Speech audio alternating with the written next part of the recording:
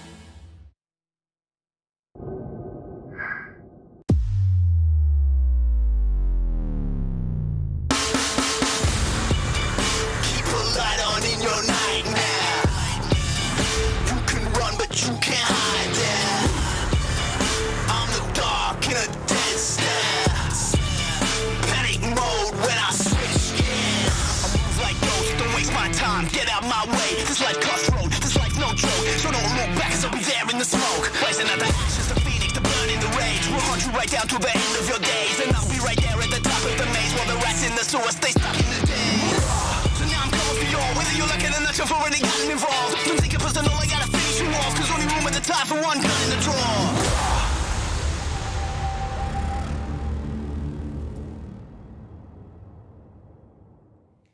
Hello and welcome to the DPC SEA with PGLs. We're about to get into a day chock full of SEA action, and this is a very, very important day for every single team which is playing today. Every single match is going to mean so much. And joining me to get into the action to help break the tension and break down these games, of course, is Black and Lizard. Gentlemen, how are we doing this morning? It was a good morning, a good breakfast. I'm ready for some dotes. Had good breakfast already? Yeah. What did you have? Oats and milk. Damn. That's a healthy boy right there. I'm still you, waiting. I have my breakfast between the game 1 and game 2 while watching. So I'm still starting up, but this series will I'll definitely take over wake then us. for now, and you can take over later. That sounds great. Okay, well, Black, as you're starting things off, obviously I think the first thing we have to talk about is, of course, the fact that we've got a new patch out. Pretty crazy, but in the last couple of weeks of the DPC, we're going to be having a patch now. It's not huge, but what are the main title points for you? I mean, for me, it's mainly, I think the biggest nerfs are definitely Puck and Bad Rider. The other nerfs are still somewhat significant, but not as big. But Puck and Bad Rider got hit really hard with Napalm, only dealing half damage to everything. What about now. Ricky? Ricky is the cheese build is pretty dead. Yeah. I don't think he's playable that way anymore. Like it's hard. It's hard. Like you need like a BKB now, like more defensive items. They reduced his the timing of trade. Yeah, they just nerfed tricks of the trade all around. And level 25, the cooldown reduction is not as big. But it's a huge patch to really bring out, like in the last week of the DPC league, you know, because those matches matter a lot, all of them now. Yeah, last week for some, obviously China is still yet to come. We have a couple of weeks there, but for most regions, it is the last week. Yeah. And there are teams that are facing relegation, like today's matches.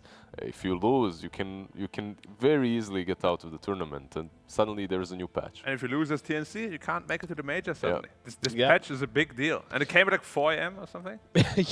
So good luck.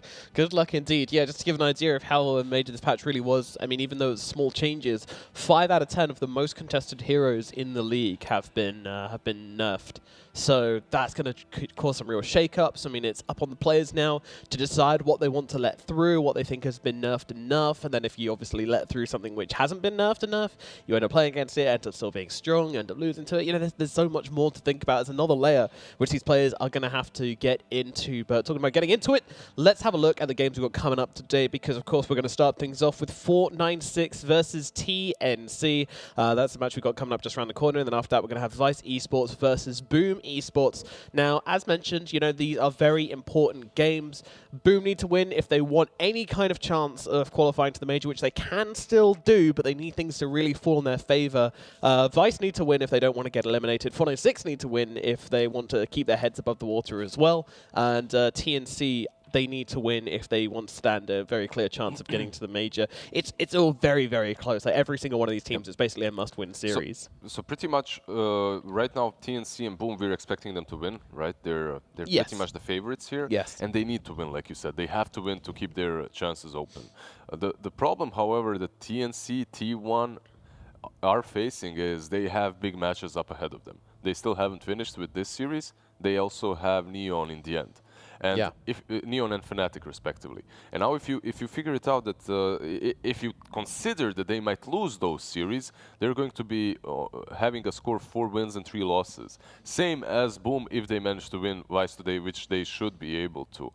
If all those things align, we will have a 3-way tie for the major. So pretty interesting. Could be a 4-way tie even. Yeah, 4-way tie. There's lots of possibilities. There's only mathematicians can get into, unfortunately. I'm not smart enough.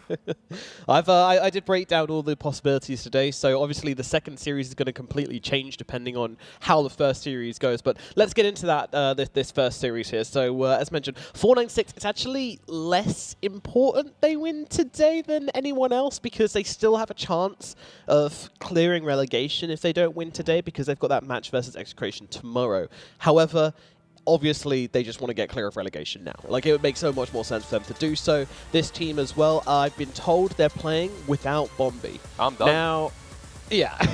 I mean, when we're looking at 496, almost every single time... What happened? We're talking about Bombi. I know. Who is in his stead? I don't think he's dead. I don't think we should be spreading that information. No, I said who is in his stead. Oh. No, not that. Not that. No. It's a little bit of a different question. Yeah. Who is in his stead? 489, I think he's called. Oh, 489. He's also a core player, though. Yeah, but I mean... he was that player 458, sorry. 458 is his name. Yeah, different. Yeah. So 458 standing in for 496. Good luck, casters. Enjoy that one. The thing is, okay, casters are going to have it very difficult, but also the players, because Bombi was their... my favorite player of that team, definitely. And he was the position 5 of the team. And the position 5 and the shining superstar, upcoming one. I wonder what happened. Was he maybe, feeling too big because of all the compliments that we were giving him, or did he maybe get poached by some of the upcoming stacks for the second season? I mean, but that wouldn't happen yet. At the end, yeah. It would probably happen in 2 weeks' time. I actually, across all regions, there are teams disbanding or not showing up for the last week, which is very sad, but also a little bit understandable considering there's a lot of time investment, a lot of time involvement. It's not only the 3 hours that you spend for the series, right? You have to prepare for the series, you have to scrim for the series, and if you see no point, if you're about to be relegated, you can kind of see the point of view of these players. That you can, and also I think you have to take into account that there's a very little turnaround time between Season 1 and Season 2, so if you do want to form a new stack, you need to get practicing now, especially when the team's going to be at the major and you're probably not going to be able to scrim against them during that time, so you want to get your scrims in as soon as possible and start making your team work. I think that's the mentality a lot of these teams are having. But let's talk a little bit about TNC. Of course, I don't want to say this match looks easy for them, but without Bombi, it also makes a huge difference to the way that TNC can draft this one as well, because obviously everyone bans out that Phoenix against Bombi. No longer needed, so they can open up a couple more bans and TNC can play how they really want to play. And if they are given the pieces, we know that this team could just be really, really dominating. But what we have seen from them is a pretty weak laning phase. Do you think they're going to be addressing that today? I mean, hopefully not today, but in the past couple of days. They need to come into this match very, very prepared, because 496, they might not have the best standings in this tournament so far, but what always made them shine so far in the tournament was their laning phase, which TNC was exploited in many, many times. So hopefully they managed to work on it, but on paper, they were the favorites for me already. Now that Bombi is not there, and they have 4 core players, they're even more of a favorite for me, This series, today's day, realistically, is a little bit of a snooze fest when it comes to predictions, right? Because we will all go for TNC, most likely all go for Boom. But I wanted to be the devil's advocate. I wanted to really go for 496 because they've taken a series off of every big team that they game off of every big team that they've played in the tournament, and they're always so close. They won early game, they won with late game scenarios like 58 minutes or 30 minutes games, so they have a different skill set available for them and to them to take different drafts against TNC, but without Bombi, there's just a missing gear. He was really a big part of their machine. But, you know, there is something from the TNC machine which might be missing as well. And that is, of course, the North, which has come to Morphling. We've seen that hero change quite a lot. Yeah, and to Shaker as well. So, you know, those two heroes which they played around quite heavily are now kind of changed a little bit. Meanwhile, a couple of the disputed heroes between these two teams, which would be Mars Disruptor and Earth Spirit, those heroes are completely untouched. So there's obviously those might get banned out instead now. Hard to tell. Really difficult to see that until we actually see the players into the game. But yeah, I mean, I think it's just going to be a case of them having to play as much as possible before this match, hopefully, and figure out which heroes are feeling good, which heroes are feeling bad, and also a case of trying to figure out who's actually playable, you know, especially out of these nerfed heroes. I mean, there were a couple of nerfs, as we said, but I don't think any of those nerfs were so big that it's like unplayable, you know? Like it's gonna feel a little bit weaker, like Puck won't be able to clear waves anymore. You might have to adjust the item build slightly, like buy 3 nil talismans to get an additional like spell amplification, you know? But they're definitely still very playable. So Okay. I don't think we're gonna see too drastic of a change. Okay. So we'll see pretty much keeping things as normal. What about the Morphling changes, though? Because Morphling changes. He still can buy the Aghanims for the cooldown of 20 seconds. I mean, when you have access the same, basically. It's pretty much the same. Except the cast range got nerfed a little bit. The problem is, what about these other heroes that he combos with, like an Earthshaker that possibly is gone? There's still an option to go for the double of Earthshaker just because of the totem damage, but obviously it's not as strong as it used to be when TNC used to play it with Raven, and honestly, I feel like not a lot of things will change in drafts in the upcoming week, and it's always like that. If a patch hits mid-tournament, teams, they don't really have a lot of time to adapt. You'd much rather play your full comfort zone, the things that you've practiced, and these nerfs, on some heroes, yeah, they are really big, like on Nyx, on OD, we've talked about it, but like Lycan, 5 seconds on Wolves. Will that stop you from picking it? Probably not. No, still very viable. Alrighty, well, let's have a look at the head-to-head comparison between the winning timings of these two teams. Oh, sorry, the winning the two teams' stats against each other overall. It's a new one for us, but nothing too surprising here. I guess kills per minute is slightly interesting that that's leading towards 496's favor. They do like to be quite aggressive in the early game, but unfortunately haven't been able to transform that into many wins, unfortunately. Any other stats here which catches your guys' eyes? Yeah, I'm surprised by the lane performance, where TNC is actually winning, even though they had very bad laning phases overall. Yeah. It's a very surprising stat for me. Had some very tricky. The difference is TNC obviously has been winning overall in the tournament, so some of those other stats are a little bit skewed in their favor. Yeah, but here we of course have the win rates over time. So you can see in these very early game, TNC haven't had any games go that early. 496 have, and they lost that game. Meanwhile, later on in the middle patch, you know, TNC obviously they have a much higher win rate throughout the entire tournament. They're always ahead. 496, so you know, in that super late game, they've had a couple of victories there as well. So maybe some options there to drag the games out and play in that super late scenario.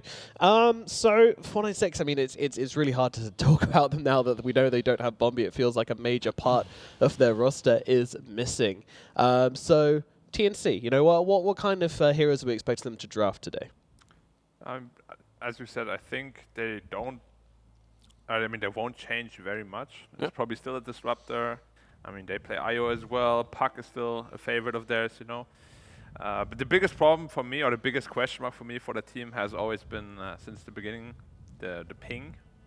Because obviously, you know, if you play with 100+ ping, Playing that Mars often is very difficult. Playing pos 5s like Tusk and stuff where you need to save really quickly, it can be very difficult. And we have seen that, Fabi's going more to those disruptors, who's just, you glimpse a guy, it's very easy to set up, it's And he's not even much taking easier to play. Aghanims from Roshan when it's available. Because he's for him. scared. They're two mobile guys, I can't catch them. Yeah. Very difficult to cast that static storm. But if you have a ping, it can be a little bit Ping difficult. problems in Dota, I just always say, you never know how much does it really impact you, It just always sounds really bad, but is it that bad? Who knows? Only the players know. Yeah. The thing is, there are some players that have been professional for way too long in a positive sense, obviously, and that kind of, you're just in this good spot in which you never have ping, you're playing lands, you adjust yourself to that, you get accommodated. Meanwhile, you have these SCA, you have these CIS players that are struggling every day, there's electricity outage, they're always playing with high ping, so from some of these players you can see the adaptation period to be a little bit lower. It's easier for them to play with ping. Yeah, and of course, I think the most relevant player this applies to is KP as well. He's playing from Australia, saying he's playing about like 120 ping. And they're still picking him the Mars, though. They're still saying, like, hey, I have a skill shot here. It's fine. You'll figure it out. And he is doing, he's still having game impact. There have been a couple of missteps, but, you can definitely forgive that a lot of the time. Positioning, maybe not so much. We've seen some interesting games from him on the Mars where he's been caught out. But I think that kind of comes down to the fact where he's not looking to be this predator who's constantly looking to make these plays happen, because he knows that unless he's got someone to help him in the actual engagements, what's the worst ping for you, Black, by the way? The worst ping? Yeah. I mean, ever? No, overall, the overall? worst situation for you to be in with bad ping. Oh, yeah. Maybe some tournament qualifiers or something. Okay, so, it was back in Dota 1 when everybody played G-Arena. We played from Europe. Tunnel me, please. We played in the Tunnel Chinese me, host. tournament. So we had 250 ping. Yeah. And obviously it was unplayable. Yeah, and we never played again. That's on a rough. Chinese tournament. But overall, Europe to US West is pretty rough. It's like 150, 160 ping. Yep.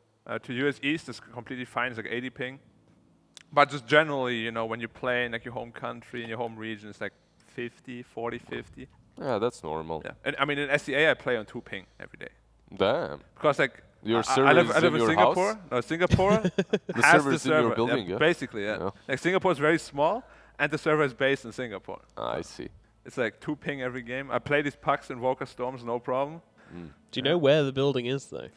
I do not. Oh, that's a Valve shame. did not want to disclose that information. Probably scared that I would go there. You could probably use that to your advantage Yeah. as well. Game's going Game badly, going bad. just pause, run down the street, lob a chair through the window. Like, And there we was go. this building?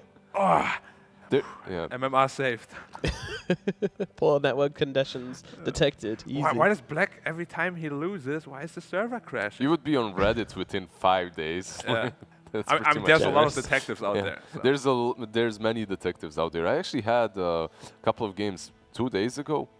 Same player against me, and suddenly he's losing. There's high ping in the game, Yeah. and then on Reddit 2 days after, I see some detective found him and he's posting his games. Yeah. It happens all the time. You Got it. can't cheat in this game, man. Like, you can't get away. You might be able to cheat, but you can't get away. Yeah, the You'll community get is too reminds- try hard. Yeah. Reminds me of the Arkosh situation as well, where they believe that they have found the carry player because certain BSJ's item slots match up perfectly with the carry player of Arkosh's item slots. And so, also, the he Reddit never streamed when they had an detectives. official game, stuff like that. Yeah, they're on the case. They got the mics off, but of course we can't confirm or deny anything over Of course here. not. But we are into the draft for game number 1 of TNC Predator versus 496 Gaming. So let's get into it. Of course, remembering that 496 are playing with a stand-in for this very important game. It says a lot. It really does say a lot. What did we say about the patch, by the way? Not going to We change said- anything? Yeah, exactly the same. We said a lot about the patch changes. We said a lot about this puck and Earthshaker being nerfed, but yeah, they just get banned out. 496, they do ban out quite a bit of puck and Kotal even before. But you have no chance to really test it, right? Like, how much does this change really impact the game? They probably don't know because they just didn't have a chance to really practice or figure it out. Yeah, but Shaker wasn't really top of the meta, the top pick before the shard, right? Like Yeah. Before the shard, that ulti just isn't what it used to be. It doesn't carry the same oomph. And now when you take away the shard because of which it was picked, yeah, it's going to be rough. It is. But at least, TNC adjusting their bans because there's no Bombi, no Winter ban, no Phoenix ban, but instead they ban Hustler's Earth Spirit, which is really strong, and Red's Nature's Prophet, which they've been doing very well with. Yeah, definitely two big comfort picks for 496 have been taken out of the draft here. The ones got left, of course, are Mars and Disruptor, and two high contestion pool heroes. Yeah, I mean, we'll have to see what they combo with that Earthshaker, because Prophet is really one of the best heroes. They can just stand alone in lane, and the Shaker can just start roaming around. A lot of these heroes even nerfed, right? Like Nature's Prophet, like you mentioned, that they banned it, but still nerfed. Disruptor, Shaker. I like Disruptor a lot versus the Mirana 4. If Mirana is 4, because you don't have to trade with her that much. One Thunderstrike, the kitty is already on like 50% HP. OD Mirana, okay. Very good against Disruptor, of course. You just Astral, and the Glimpse is nullified. And of course, didn't they combination. Ooh, no, they changed it the other way. Never mind. The other way, yeah. You don't get the Glimpse back anymore. Yeah, so you don't get the Glimpse back. So you can just save. But somehow Storm gets Glimpse back when he ults. Who knows why? Inconsistencies in Dota 2. Who knew? Well, Storm isn't banished whenever he's. Yeah, but he's also invulnerable, right? I mean, but he's not banished. It's the mechanic is banished. Sure. Shadow Demon. He's out of this world. You can't take him back if he's not even in the realm. How does Book he of is in Shadows the realm. work He's traveling in his ball lightning. How does Book of Shadows work? I'm talking about then? OD. Oh yeah. You're right. Sorry. Book of Shadows is a banished too, right? No. No. But I mean, the item literally says it's banished. Yeah, your body is there, but your spirit is in a different world. So you can't get hurt. So you can't get hurt, but you're still there. Oh, I see. Yeah, same aside Dark Willow, and she's a Shadow Realm, right? The particles are there, but they're not touchable. Let's put it that way. So you're like in an eternal realm. Getting into some theoretical physics now. Doctor Strange. So that's what everyone wants to listen to in their morning streams. Morning 496 versus TNC Predator stream. So the particle... I wonder if they're going to add quantum physics to Dota. Yeah, I mean... Ant-Man. Eventually. Dota has never been considered as one of the easier games. So I believe that quantum physics should definitely be added in the next few years. And there should be a mini game. Every time like an arrow is about to hit, it has to be like a mini game, and the Mirana has to get that mini game right, or the arrow just it's not the Schrodinger's cat, it's the Mirana's cat. Is it there? Is it not? Schrodinger's arrow. Just don't look. Don't look, and you probably hit it. You know, you don't know, but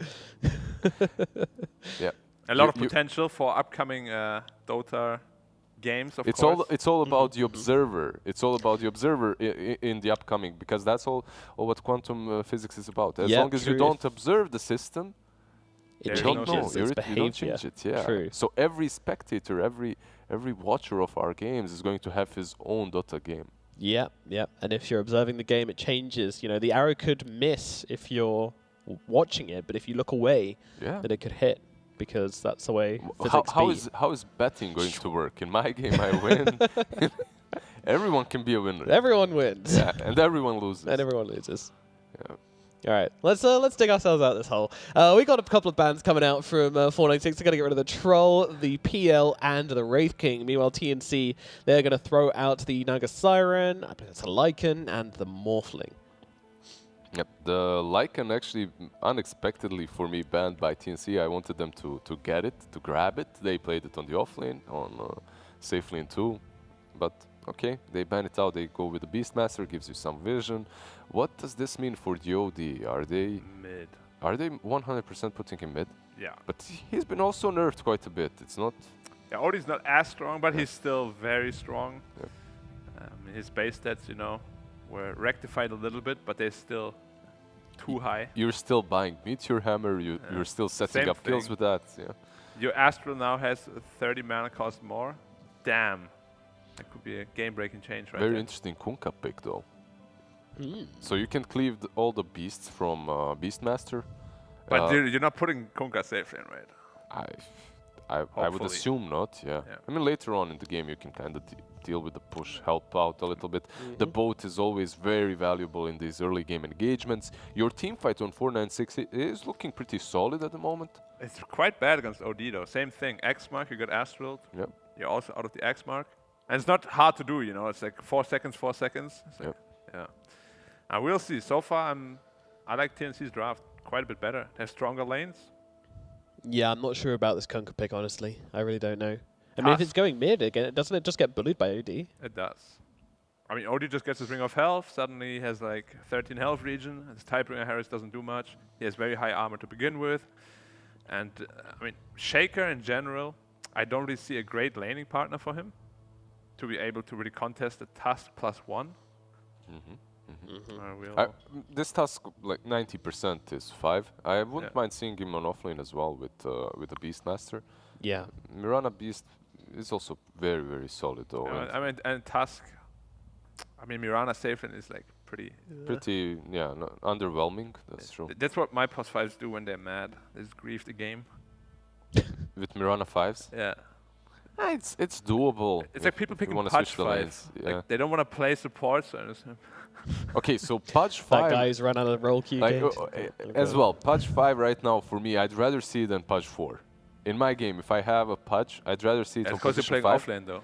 No, not only that, but because... Not only that, but the lane is better for him. Like you can actually hook someone under the tower, which is kinda alright. And also, you have a 5 Pudge. It's better to have a useless position 5 than a useless position 4. So there's also that. Diplomatic? Yeah. Diplomatic? Hustler looks pretty down today. He used to be a very cheerful guy. He lost Bombi. What He's not happened with in them the last anymore. week, His guys? friend. He's lonely. Okay, this used to... Oh, Oh, wait, look at so this that. is a core Rubik. It's a Right. mid-Rubik, maybe offlane Kunkka, possibly. Yeah, that should be it. I mean, Rubik against OD is one of the best heroes, of course, right now. You can steal that Astral. You have the better Astral. But still, like... This doesn't have to be core Rubik. They still have an option to make it a core Shaker too, but... Yeah, they could offlane the Shake, yeah. I like the core Rubik, though, you know. I'm kind of down with it. We'll see what direction they want to go in, but... It's possible, but... I mean, we'll see. Doesn't feel that great versus Tusk overall. You have this hero that gets on top of you, sets up for everyone else to follow up on the Rubik, but Black's point is really legit, and it's one of my favorite counters to the OD. Just stealing his imprisonment and using it on everyone. If you get that tags, even better. So I feel like if TNC just picks like a PA now or some sort of assassin, it's going to be so hard for 496 to play though. They don't really have any saves. Their lanes are not as strong. Kunkka Shaker doesn't strike me as great. and that's what we're seeing on the offlane, right? Kunkka Shaker. Yeah, like Possible. if it's Rubik Shaker, Yeah. it's still very awkward. Yeah, okay, so Kunkka will not do a lot there, but he will bring some utility to them, I suppose. You have the Shaker to block your creep wave or their creep wave, perhaps creep skip. You won't be pressuring on that lane, though. You shouldn't be winning it at all. Yeah. Do I would just like to see some assassin type of hero. Like, I think PA comes to mind. Rubik hates playing against PA, Disruptor hates playing against PA. Yeah. I mean, even Shaker, you know, I mean, Tusk plus PA is a super strong lane. You get the attack speed buff with the tag team. It just seems so much easier for TNC to play Dota right now. Their draft is way more straightforward, but I kind of like that 496 are trying to do something different, to try and put some snowballs out there, some curveballs out there, because it's just like we know that if the drafts kind of go 50-50 and you know we can see everything right in front of us, that roadmap is obvious. You know, 496 playing without Bombi, they're gonna get crushed. Like I don't think there's much of a chance for them if they go down that route. But if they try and shake things up a little bit, maybe this is what they need, that extra X factor. Maybe this is 458 coming in and they're just saying like, hey buddy, like, you know, we're in a rough place here. Do what you want, you know, we're in your hands. It's possible, but I don't see a good carry pick for 496. No, maybe Terrorblade or something. Mars? Or they play without carry? Also works. There's no good carry pick, so we're this just not is- going to it's a pick Kunkka one. carry. Carry, yeah. Kunkka carry, offlane Mars. They're definitely testing something else out. Maybe they've Yeah. read different sort of patch notes that we haven't. Maybe patch notes like, you know, sometimes you click the link and then you scroll somehow and you click on a patch 7.0 or something. And then you go 2 years back when Kunkka was actually good and you read those patch notes because you don't have a lot of time. Remember, patch notes came out 4 or 5 hours ago. You find yourself in a difficult position in which you get a Kunkka carry and then you realize, oh shit, So- this ain't it. It's not the patch.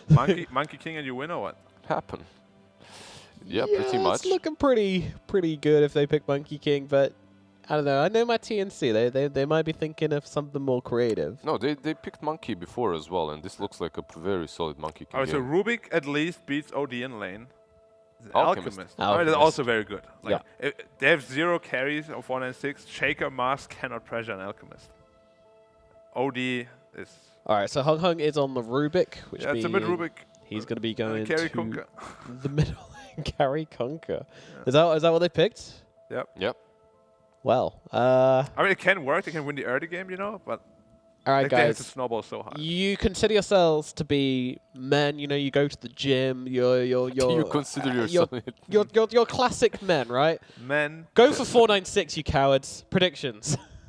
Classic man? Okay, I'm a classic man. Man. But I don't have to be stupid as well, considering the draft. We're Kind of goes hand in hand. Now Okay. we're Does smart it? classic. We're not meatheads. Like we're more. Help me out here. What are we? We're sophisticated. Sophisticated, exactly. We're Sophisticated meatheads. All right, my Exactly. sophisticated meatheads. Give me a prediction then. What are we going for? And why is it Fnatic? TNC, you mean? At TNC, sorry. Why is it Fnatic? That is what I would ask. if Okay, it's just listen. Fnatic. I'm going with TNC because my heart is broken. I'm weeping big Bombi tears. He's Big weeping. Bombi There's no tears. Bombi. I'm going with TNC. Alrighty. Black. I mean, it's a hard carry patch without hard carry. What do? I'm going TNC as well. Yeah. Damn it. All right. Well, yeah, I'm going TNC as well. Unfortunately, I don't practice what I preach, and I'm not a lunatic, so I'm voting for TNC. Let's see if any of our casters are brave enough to go against the tide. We're going to throw it over a bit, but first, have we had any of these nerfed here? I mean, OD's been nerfed. Maybe that's going to come into effect. Yeah, the OD being nerfed What also. good nerf? 1 armor, 5 movement speed. He's playing versus Rubik mid though. That will come into the effect. Rubik is good. Rubik is actually good against OD. Yeah, for like sure, the lane is definitely. not bad. You can Okay, outrange okay. him. You get all the range creeps with your bolt. And you can't get harassed as easily by the arcane orb. So the lane there is good, but the off lane seems bad. Just explain to me this Kunkka carry, Black. You like to pick heroes that are a little bit out there. I mean, it's just to counter the Beastmaster. It's really good against Beastmaster in lane.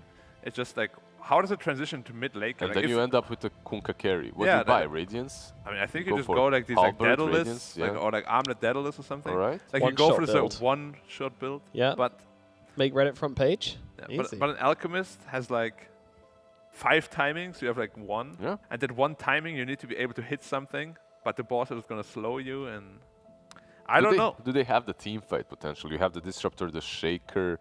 There is some options There is there. Yeah, potential. potential is there. It's just they have so much save with Snowball and Astral. I feel like all their tools But- are already countered. The scary thing for me is that it looks like TNC have pretty weak lanes, right? Like, Yeah. OD's going to struggle.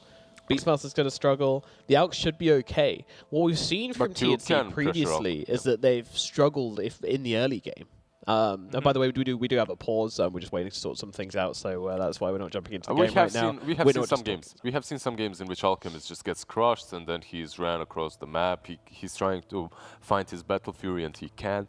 But there shouldn't be one of them, though. Because like, a Shaker Mars lane, in theory, should really not be able to pressure an Alchemist at all. Like, Alchemist task is completely fine there. Even though I said OD doesn't dominate the lane, you know, he's still going to farm. He's going to get his own farm because he will get all the range creep with the Orb, with the Astral. So he will still have his Meteor Hammer timing.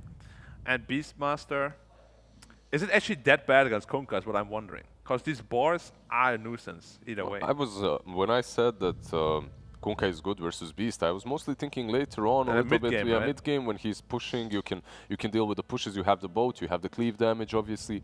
But in the laning stage itself, Beast should do fine. Like he should be all right. Yeah, like, But- the boars are strong. But They have nerfed the boars. They 30 nerfed the movement boars speed by... less.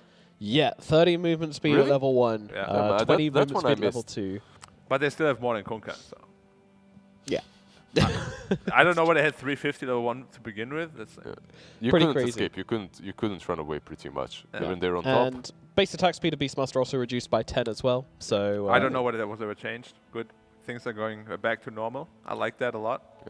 One thing that I dislike about some patching mechanics that we have in the game is when a hero gets overbuffed, let's say you get a hero that's changed, right? You buff him up and then you take away all his buffs, But then you revert him to the worst position that he was ever in, like the Bat Rider that just happened with his nerfs. Or Enchantress, it happened once. Like you take away all her damage talents, you buff her in a different way, and then you take away all those buffs, and then you end up with a creep. But previously, you already nerfed something else. Like Bad Rider, his Napalm used to do more per stack. Exactly. Now it's less per stack, and it's back to the bad state. So, so he's nerfed more than before, even. Exactly. Yeah, So are we expecting anyone to be picking Bat, or is that hero just not playable right now? Bat is, like, the only reason why he was so strong in mid lane is no matter what you put there, he's going to farm. Because every Napalm stack makes it easy to last hit. But now every Napalm stack is 3 damage. It's ridiculously low. It's very, very small. Yeah, like, poor guy. I will have to see how much it impacts him. I feel like it's so hard to play him now. All the jungle creeps take 50% less damage from Napalm as well. You can't farm Ancients anymore. It's just overall a super huge nerf. You can't jungle, you can't lane. The thing is, you aren't even going for that Blink rush build that you used to go for. You go for this BKBs now. BKB and travels aren't an option because they're going to come way too late, as you don't have the farming potential any longer. That being said, though, people always figure out something to make that hero work just because of how Lasso works. You pull him out of the team. It's always going to be a strong mechanic, useful, for sure. But just on paper right now, it looks very, very weak. Yeah, I thought we were going to see more shard action, actually, from the Bat Rider when he was popular. I was kind of interested to see if people would start playing as a 4, maybe, you know, pick up that shard. The save was really nice. We saw it happen a couple of times. But it does look like we are back into the game. So we're going to throw it straight across to the casters to get into game number 1, TNC versus 496 Gaming. Take it away, Bkyop and Lacoste. Thank you so much, Nomad. Here, game number 1, TNC 496. Our predictions, TNC? Yeah, for sure. I don't know what the 496 is trying to do with this kind of a draft. Right. They have no carry. Like, you don't have late game at all. Like, Kunkka, Mars, they don't scale. This is something that Team Secret did when they played against the Beastmaster. I remember Nisha playing safe lane Kunkka against the Beast, you know, to deal with the boars. 30 seconds. But 496, they're not Team Secret, let's be real here. So maybe they're trying to take a page out of their book, you know, see what's going to happen. Certain matchups work well. Also, they are missing their position 5 player, Bombi, who was, you know, kind of their best player, I would say. Yeah. We've talked about Bombi with such praise, even despite the fact that they're towards the bottom of the table. So, you know, we always think that Bombi is definitely a playmaker for this team. And when you lose a big key to that, you know, it's very interesting to see how a team will react. They've got a lot on their plate right now with balance change, and then you've got Bombi who's not here. It could definitely throw things for a loop, and I honestly wouldn't be surprised if TNC kind of move fast and take the game pretty quickly if they're on top, right? Yeah, like this Alchemist could just easily pop off. Yeah. We've seen it so many times. It's also Earthshaker Mars into Alchemist. Like, it's 4 melee, something we usually don't see. Just battling against each other. Like, support is pretty weak. Position 5 Tusk, I'm personally not a big fan of. Like, you can see TNC, they're playing aggressive on the bottom lane with Alchemist having a Grieval's Greed level 1. And use that Grieval's Greed, do what you can, and just obviously farm up. Seeing yourself already at only 1 NO for the moment. But I'm interested to see how Gabby does if we do see that pop off on the timing. You've got 458 on the Kunkka top. I mean, this draft looked really weird from 496. That's going to really mix me up. 458, 496. A lot of numbers. Yeah. We already know math is not our strong suit here. Not that it's addition or anything, but we'll see how 458 does. KP starting with the Wild Axis instead of getting a Boar. Boar got nerfed, movement speed from 350 to 320. So 30 movement speed less. Like, we're doing math still, you know, the easy one. If it's something more complicated, I'm just not going to do it. Yeah. I'll try to leave it to chat to do my math for me. Just like, you know, I used to do in high school. I used to let the person next to me do the math and then just cheat off their answers. Very easy way to get A's. especially when the person And to your that's right why is, you're here and not, having a real job.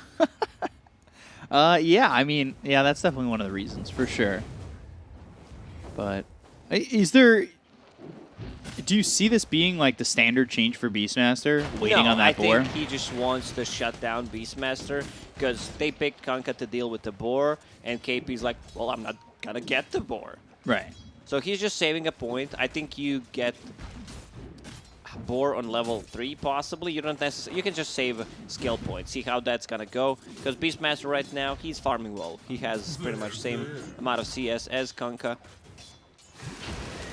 Shards out onto red. God's Rebuke, but the body blocks. Ooh, good fissure, but we'll keep him alive as the spear hits on a Febby. So they end up stopping that first blood from happening on the Mars, but that's not the first time that they have Also, been able to... That was a weird interaction. Like, ooh, Hung? Spear should connect on Fisher. That's what I thought, right? Like It's he hit before. Went over, yeah. Hung gonna mid lane. Rubik against the matchup that we did not talk about. Like, Rubik is an okay mid laner. Like, he puts a lot of pressure with the Fate Bolt. He scales with the levels. And it's a good matchup for him against the OD. He gets a better Astral, but yeah, he seems... Hustle? Ooh, first seems blood dead. onto Hung. Okay. I was afraid because, you know, Arcane Orb also got nerfed in the previous patch. Level 1. Yeah. Is now 6-second cooldown. Before it was level 4.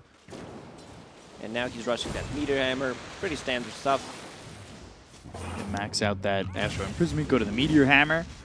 We've got X, they'll bring Tim's back, but the arrow hits onto Dat BB. Must be such a change for Dat BB in the change in position. Double damage. Yeah, you're suddenly playing position 5. Yeah. I thought I was carrying this team. No, I am carrying You this can team carry from the from 5. position 5. I mean, it's a good thing, you know, when you're playing carry, you know what your position 5 needs to do. Yeah. So you kind of understand what the role is. I don't think like the transition is too hard because you just need to think like what would my carry want me to do, and then you just do those things. Yeah, if I was in this situation, what would I want? So, you know, it's not the... We've seen some switches like this before. I believe, like, Sylar played a little bit in the 5 position. That didn't last too long the last time I saw it, though. It was only, like, Sylar was two like, games. can I play position 5 Lycan? Probably not. I'll just play carry instead. Yeah, it did go something like that. I think he played, like, Bane one game, and then it was immediately, like, they were done with it. Bounty. But TNC up 1,000 net worth, no Gabby? surprise. Gabby I think on that's the the wrong wrong side of the way. map. Spear lands, and they've got the Thunder Strike. It will be a kill for Red. Gabby found in the wrong spot. And He lost pays his for compass it. there. Like, Yeah. he was trying to pick up a bounty rune, very greedy, you know. He was going north. He was using that compass, always pointing north. And then he got Jack pushed north. Sparrow's compass. Well, we have a pirate in this game. Oh, Kunkka, eh? Yeah, so maybe he stole Kanka's. Compass. Probably.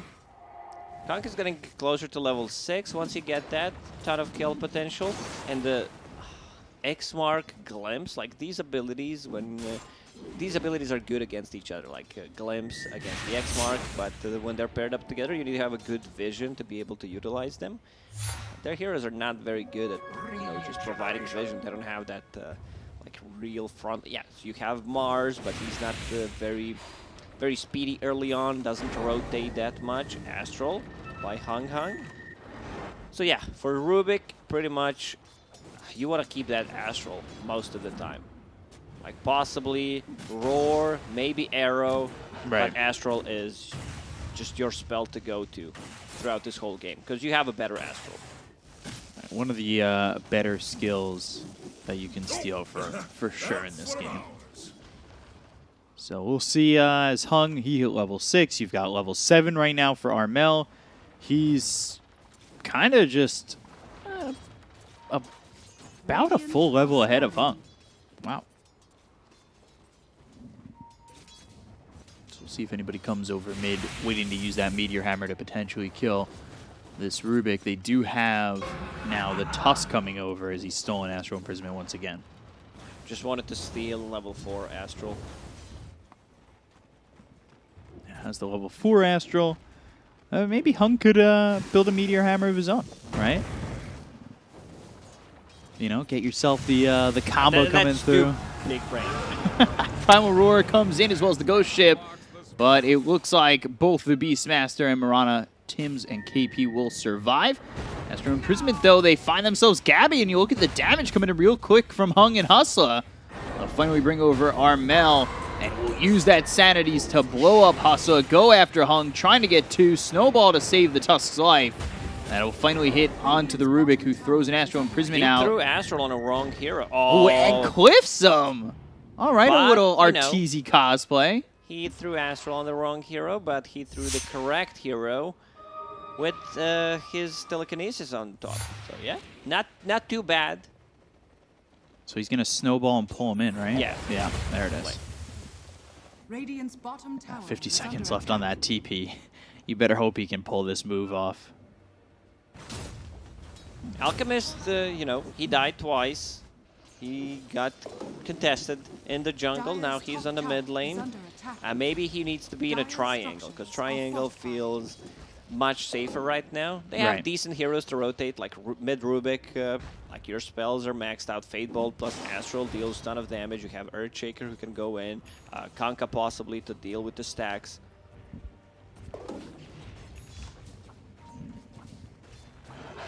So, since they've killed Alchemist twice, are you missing a timing here? Because I know Black said you've got like 5 timings as an Alchemist, but are you missing this timing by a lot? Every single time like Alchemist dies, it feels much worse than other heroes because he gets so much more gold. But they're still okay getting, you know, gonna say closer to Battle Fury, but needs 3-4 minutes not being touched in the jungle to finish it. Right. Dire are scanning. Tim's over bottom. You've got Hustler taking some experience mid. He wants to get to that level 6. Gabby's also shown up. And you can see he's only level 6, and Hustler, he's getting really close to his own level 6. Radiant's bottom tower The experience is not under attack. exactly there either for Radiant Gabby. structures are fortified. Tim's potentially waiting on throwing an arrow here. Astral Imprisonment still there for the Rubik. KP moving forward Dire's top tower is and under thinks attack. about jumping on to 4-5-8. Brought over a second in the OD, and they'll use that Meteor Hammer, put some pressure on the Tier 1 top, boars and all.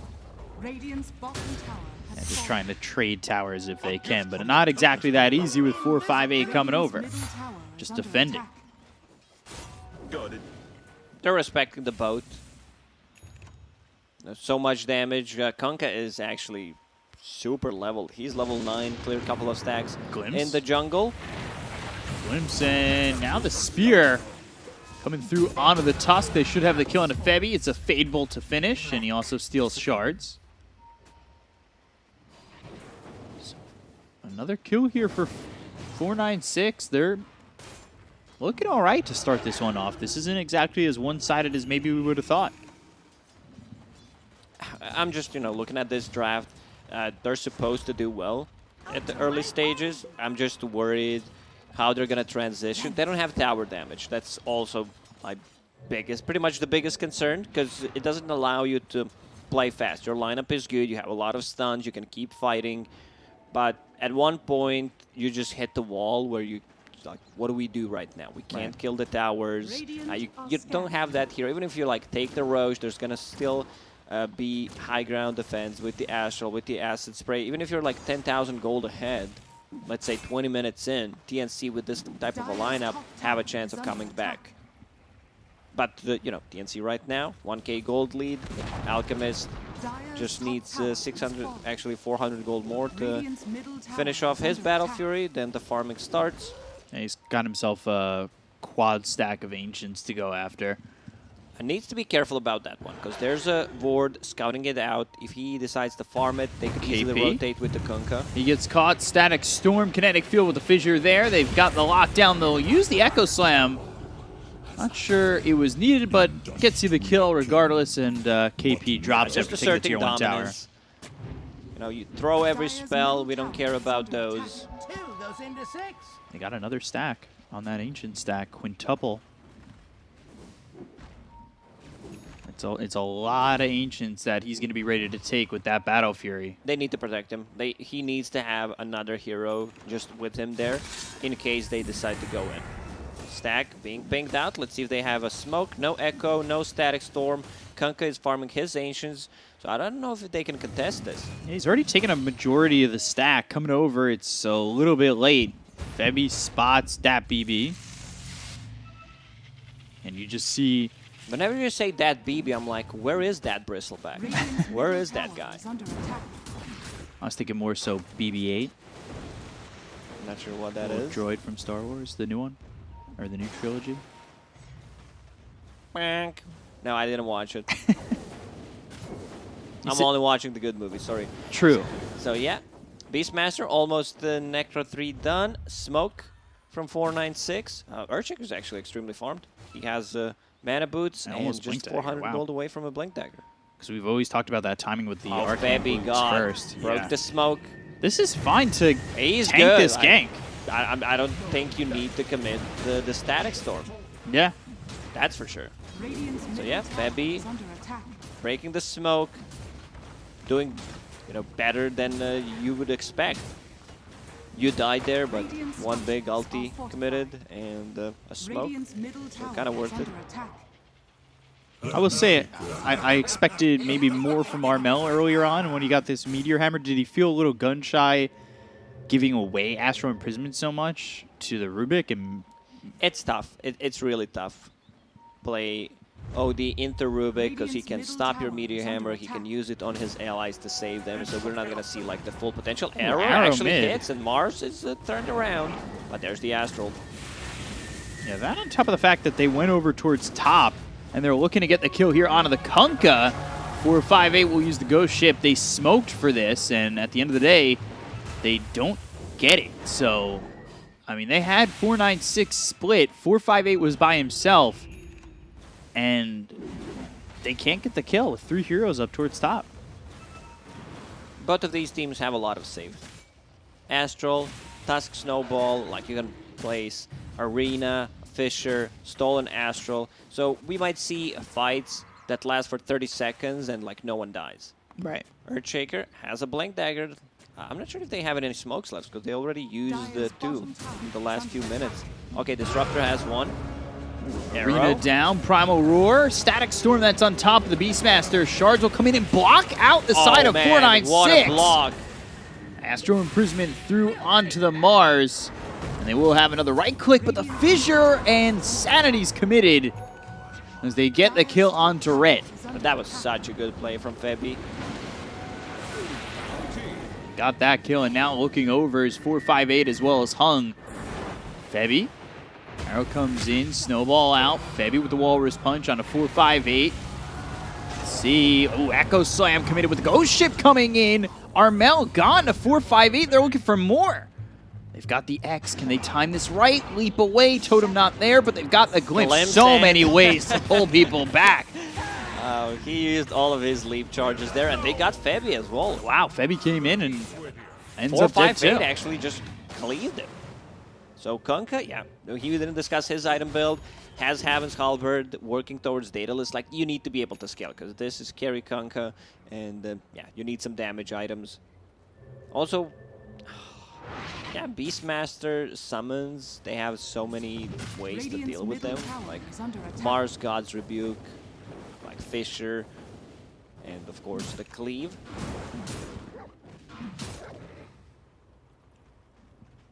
And this is, it's still a 3K lead for 496, right? Like, that's Sanity's used on Gabby from Hung. Now the Arena, they are really trying to kill this Alchemist. He's out. Torrent and the Spear.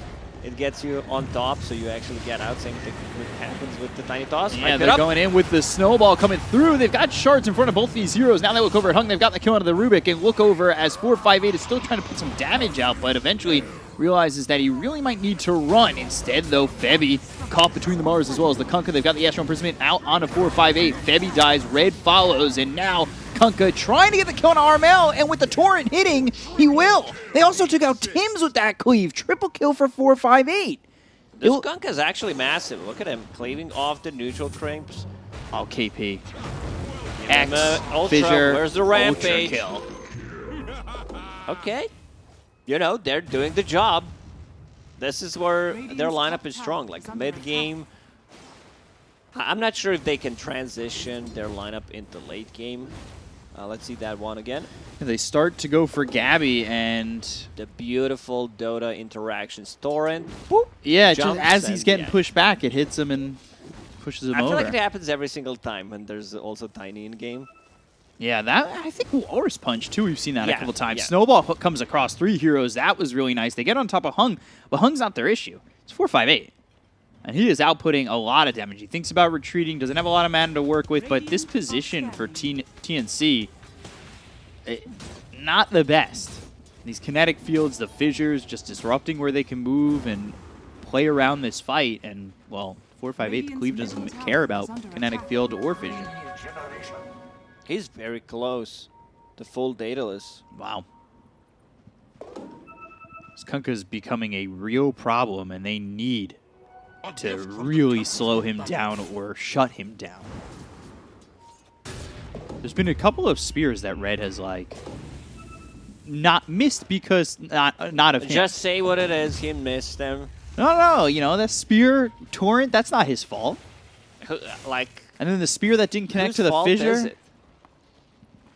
Uh, If you're Mars, who do you blame? Like, do you blame it on yourself? I don't think Do you blame say, it on like, "Man, anybody, you Kunkka, just- we're using Torrent. Are you not aware of how it interacts with my spell? you blame it on Ice Frog. Sure. Don't upset anybody on your team. He's not there to defend himself. You just blame Ice Frog. Over mid, trying to take the tier 1 mid. Radiant structures are fortified. As they'll use the glyph. Almost a BKB for Mars. And, man, Earthshaker. Hustle has so much farm. 5,300 net worth already. Aether Lens and Shard queued up. Good shards. And now the Arena. Arrow with the Walrus Punch. They've got a lot on top of the Echo Good Slam echo. comes in. Astral Imprisonment on the Gabby. The Promo Roar is going to come through onto the Earthshaker. Hustler, he's in some trouble with the BKB Papa Gabby. They'll get the kill onto the Earthshaker. Take a 1-for-1. Almost looked really good for 496. And I just think that they needed a little bit more commitment. And they might have been able to come out really on top on that. The Astral Imprisonment, though, that does save Gabby and allows him to get his BKB off. They're still defending this tier 1 tower. Okay. They're like, yeah, we should go back. No Mars Arena, no boat. I was worried for 496 that they're going to go in and maybe throw the lead. I'm calling it the lead, even though it's a 3k gold lead for TNC, but Right. it's an Alchemist lineup, so you expect them to be ahead. Yeah, it's always that misleading net worth in an Alchemist game. He's not that far, you know, Dire's 4k structures are fortified. behind Radiant's on middle Kunkka. tower has That's been okay-ish, you denied. know. That's not bad when you've got Halberd Daedalus. Like, I think you're in a good spot. And experience-wise, he's ahead by 2 levels above that Alchemist. So he's fine with that. Armel potentially looking to go in onto Hustle, Blink, as well as the Astral Imprisonment. But here are the leaps as well as the telekinesis coming in from Hung. Well, they may have got themselves a kill here on Armel. He goes in deep. The spear connects. Static Storm committed onto this OD. Astral Imprisonment, but it's looking like the end for Armel because it's Hung's Astral Imprisonment. Hong Kong doesn't need to complicate anything. Like, he was trying to steal an arrow from Mirana, which I mentioned, but having an Astral Imprisonment all the time just feels good. Yeah. Like, there aren't too many good spells you can steal from Tusk. Alchemist is kind of meh. Beastmaster possibly a Roar, but Astral just feels too good. By the way, I just want to say DatBB, he's 0-0-11. Radiant's middle tower He is knows what under the attack. carry needs, and he knows the positioning that his 5 should be playing when Dire's bottom they're tower supporting is him. under attack. Charging up a stun, Blink, that hits onto the Mars. They've got the Snowball Walrus Punch. You went up, but you don't come down. At least alive, that is, and Febby gets the kill on a red. Not bad at all. It was the Blink Dagger picked up for the Alchemist when he was working his way towards an AC. So it goes to the Blink Dagger instead. That's what allows him to close the gap. I believe that was the reveal on the Blink Dagger on the Alchemist. They're inside the pit. A lot of attack speed, minus armor. Can they contest? Like, this could easily backfire. Mars is out in 10 seconds. They just need someone to scout things out, possibly a Thoran. Earthshaker has a shard, but it got nerfed in the previous patch. It's still a very good shard. Yeah. Aftershock, it now stands for half the duration. Yeah, I think that's fine. It's still probably top tier shard. And definitely one that you still, by all accounts, go for. Top tower is under Yeah, attack. it's just so good. Yeah. Like, having an ability to stun Radiant's after bottom you tower use is under Fissure attack. is a setup for many spells. 458, he's going in. X to pull himself back if anybody were to come over and try and mess with the Kunkka. Radiant's bottom tower is under Now they're going to attack. TP towards top. KP over to the side. He's got Blink Dagger. Astral Imprisonment coming through, though. And now they've got the Static Storm. They're right and ready for KP over on the side. They're locking him down, but they don't get the kill. They look over as the BKB's been popped by Gabby going after DatBB, killing him for the first time this game. Another Astral Imprisonment from Hung from such a distance away. It is such a tough task for KP to even survive. Yeah, it's insane. The cast range with Lens and the level 15 talent. Plus you get the cast range from Arcane Supremacy.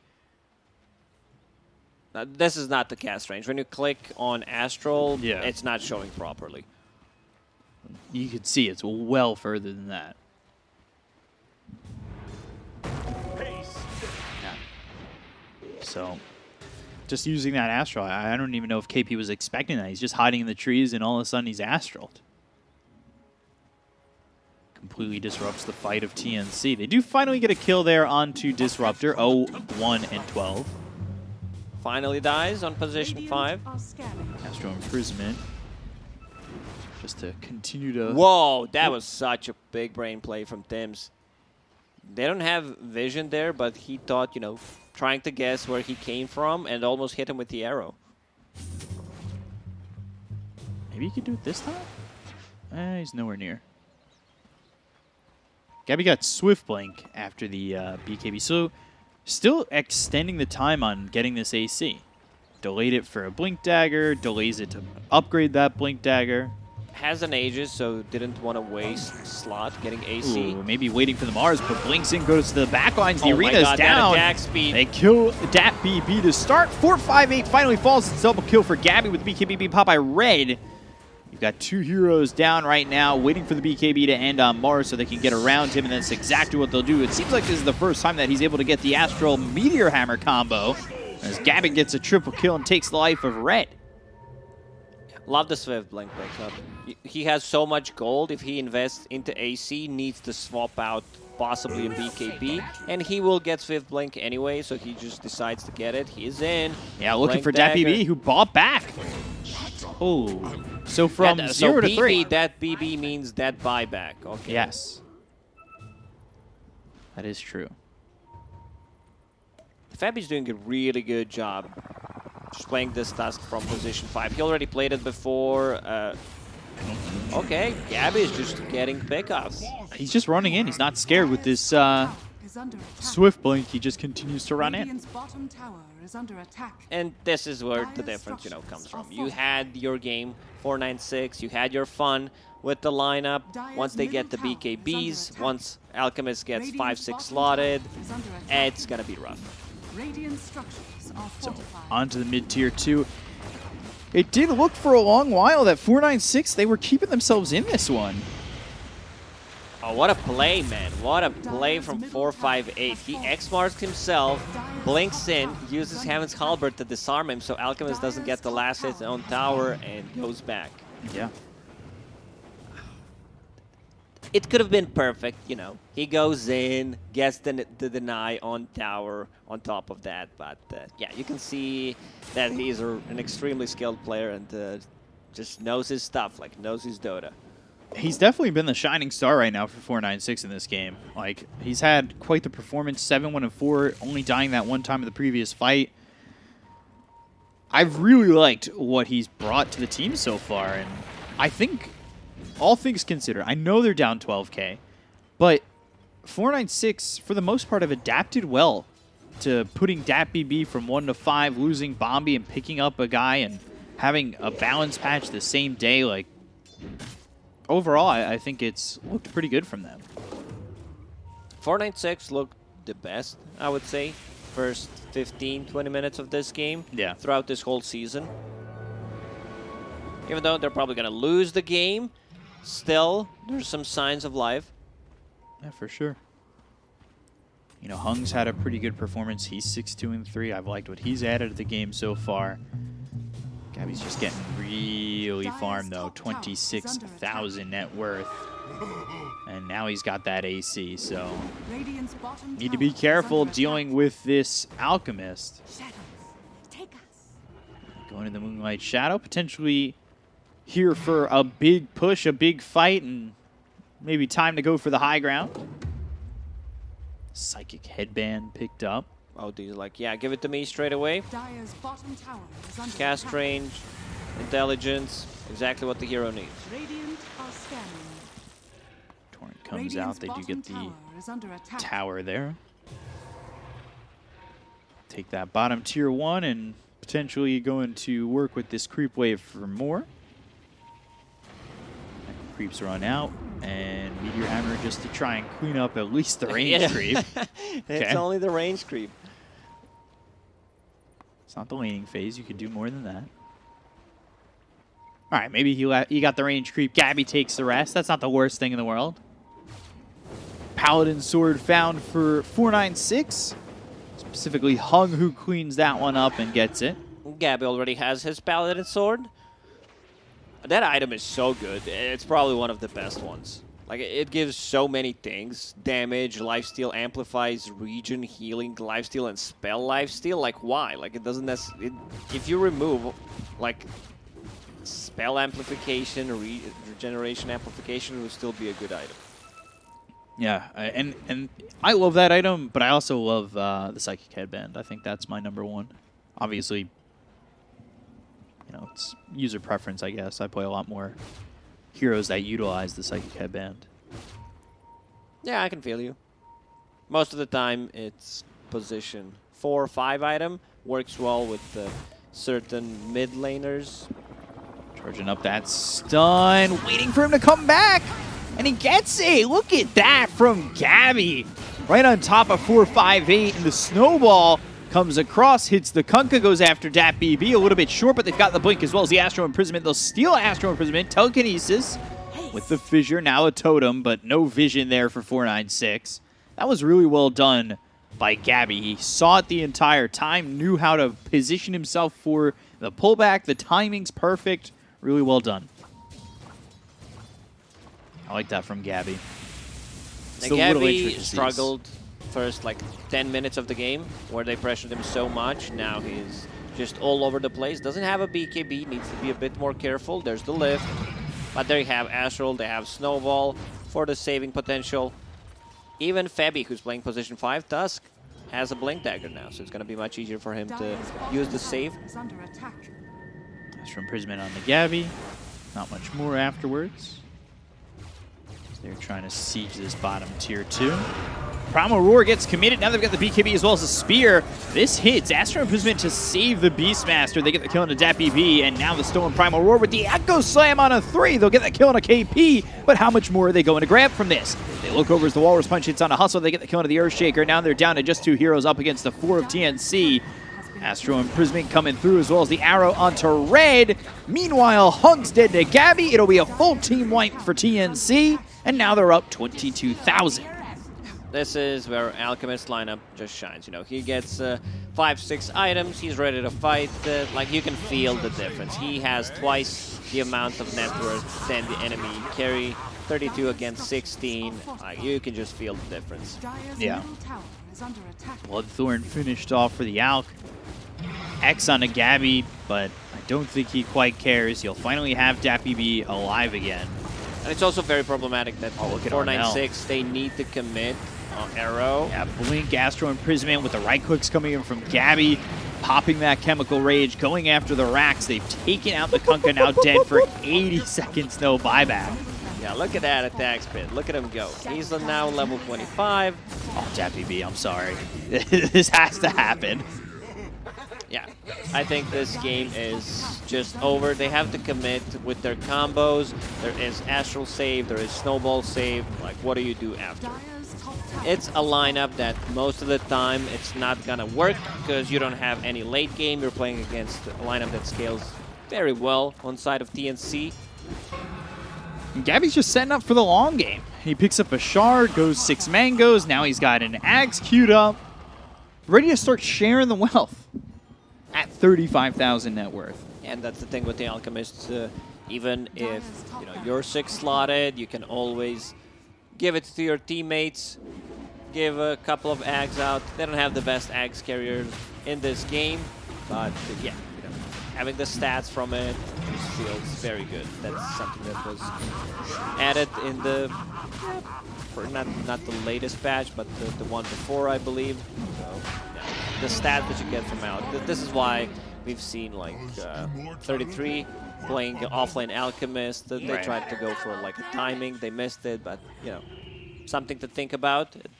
There is a possibility that we're gonna see sometimes Alchemist on the offlane. Full Bloodthorn now done on Alch. Yeah, and they find the Primal Roar that will hit and should lock down Hung long enough for them to get the kill, especially with Armel coming in. Ghost ship, but look at that. Gabby just moving forward and looking ready and right to kill some of these heroes. DD Alch hitting for a lot. I'm not even going to try and do the math. Static Storm, that comes through onto the Beastmaster as well as the Kinetic Field, so he's locked in silence. The Arena to follow this up as well as the Spear that hits onto KP. They'll get the cut on the Beastmaster, but now the Snowball follows in. Arrow splits the seams. Telekinesis dropping down Febby, and well, with that, yeah, you like can Shadow, see, like, and they'll back away. Febby's reactions are kind of delayed because of the ping he's playing on. Like that Snowball is like 1 second. Good fissure. Astro Imprisonment, Totems coming through. Arrow again, not going to land. The look over is they've got the Astro Imprisonment as well as the Snowball. That's in onto Red. Kinetic Field, but I'm not sure that's going to stop them. Echo Slam still doesn't feel like enough. And there's the Sanities. Drops on a Hustler. They'll get the kill on the 2s. They'll take out Red. Walrus Punch on to 4-5-8. Looks so good in the early game, but it's not going to look good here. This is where you call it. Like your Kunkka died. When it's time, B-Cup. It looks like that moment. You need a voice pack, dude. Just a little animation. Look at this. I don't think I've ever seen anyone having this much attack speed. I think he's hitting more than he's swinging. It feels like it. Get the kill there on the DPC. Take of the Disruptor, Walrus Punch, Silence, and the Snowball coming in onto Hung. What was it? Boop, boop, boop. Get the kill onto the Rubik, and they call GG. Yeah, so game 1 goes to TNC. We kind of thought that from the beginning. 496, I want to say they did for 65% of the game put up a good fight. They did, but in the end, like, strategic aspect, what do you do after you're done with the laning stage? How do I transition, like, any kind of lead that we can possibly build into something? It's just not there. It's very hard, you can keep fighting, but if the enemy team's like, will defend the high ground, it's still going to be problematic for this kind of a lineup that 496 had. Yeah, so TNC take game number 1. Everything's important for both these teams, especially TNC. They have to win out, and it's a whole mess of things that they have to do, that every team has to do here. And well, to break that part down for you as well as the game, we've got a panel for you. Very handsome guys. Back over to you. Yeah, Gabby, he protect, he attack, but most importantly, he slap on that Alchemist. What a performance from him and the rest of TNC as they wipe the floor with poor old 496. I mean, it wasn't unexpected. They come up to the game without their full roster. They draft something a little bit interesting. We were having a bit of a conversation, though.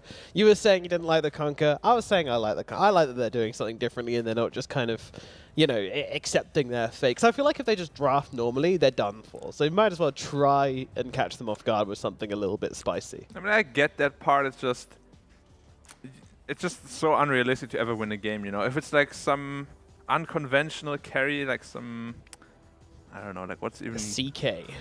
something like that can like scale into the late game and give you like a chance at winning, you know. But Kunkka is like my least favorite carry like ever, probably. This is Like if I'd rather this have a carry is- Lion. If this is 2014, Bombi left, Attacker joined the team, then I can see this Kunkka carry working out. But it's 2021 right now. Yeah, it's Yeah, it doesn't. Yeah, Kunkka as a carry isn't truly the best option, even though it did look good at the beginning. Yeah, but that's to be almost old. But that's to be expected. Don't be tricked by that. You're playing with always 5 versus 4, and you have an active midder and an active safe laner. You have Kunkka that's able to make plays. You have Rubik that's able to make plays. Because of that, 496 looked really, really solid in those early engagements. They even had an ultra kill on that Kunkka, but it doesn't matter eventually as this beast of an alchemist shows up with the Swift Blink. He literally went Battle Fury SNY Swift Blink. And that's it. A BKB Swift Blink. The team fights were ridiculously strong for him. He jumps in and the pick-offs afterwards. Jumps in, eliminates any single target. I mean, just not much to say about this game, honestly. Like, very cookie cutter, you know, Alchemist gameplay. He farms for like 15-20 minutes. Yeah, he's not even excited. He's just like, yeah, work's done. Another day at the office. Definitely what it felt like for TNC here as they did kind of dismantle poor old 496. Not much to be done and not much to be said about that game. So why don't we set our sights and actually before we set our sights, of course, we have to have our who would you give MVP to? I mean, I think we know who it's going to. But It's who going to Gabby. Is it 100%, Gabby? Of course. Yeah. Wow, Of okay. course. Unexpected. Nah, I mean, How can you not expect that? he did his job well, Yeah. except I didn't expect his laning phase to crumble as much as it did. I didn't expect him to die to a Mars Shaker. He was caught out behind the tower like twice, which is not something you 1.1k expect. GPM, by the way. Yeah, he is. Okay. He Alright, he Gabby. almost killed the Mars, I think. He went ham. Yeah, Mars at one point survives with the first aggression that happened on that lane was actually Tusk and Alk going on the Mars. Mars survives with like 5 HP, which allows him to reset and then do a couple of good things. Alchemist obviously caught in the jungle later as well. Had to relegate himself all the way to the triangle, which was a good thing because he had a juicy stack of ancients waiting for Yeah, him. 5 stack. Yeah, which made him recover really nicely. Yep. Yummy, yummy creeps in my tummy. Gets him nice and full up and puts him on course for an excellent performance in this game at number 1. Do you think 496 need to ban out the Alchemist, or is it just a case of making sure they don't have that hole? I mean, was there a hole in their draft with which this Alchemist abused? I mean, I feel like as even like a PA, or honestly, any hard carry would just pretty much do the same thing. Sorry. You're right, mate. Alchemist is a very extreme case. Has something in my throat there suddenly. I don't know what that was. All right, mate? Yeah, I was talking about Alchemist and something. Make you feel But sick. maybe I should not talk about it here anymore. Yeah. Yep. Yeah. But yeah, it's like a very extreme case, obviously, where he abused that hole even more than other heroes would. Because you give him 5-10 minutes of space, which you can easily do because they have no tower pressure on 496's side. And yeah, they abused it perfectly. He came online. Game was over. All right. Last question, Lizard. What do you think about 458's performance and that B's performance as well on the Pos 5? Swapping it around a bit. Yeah, 458 definitely looking a bit more comfortable, but he is a seasoned carry player in the region, right? So because of that, he looks all right, even on an unconventional pick. Meanwhile, that BB, you know, I liked him more on a core position. This looks a little bit shaky from him. Buying to be back, expected, dying though. back. Is to be expected, of course, because you're Started used out to... okay, but went downhill very, very It quickly. looks like me as Pos 5. What am I doing? I don't know. Yeah, Well, it's there we hard. go. Game number 1 goes the way of TNC. Can 496 pull a miracle out of the bag and turn around this game number 2? We'll find out after this break.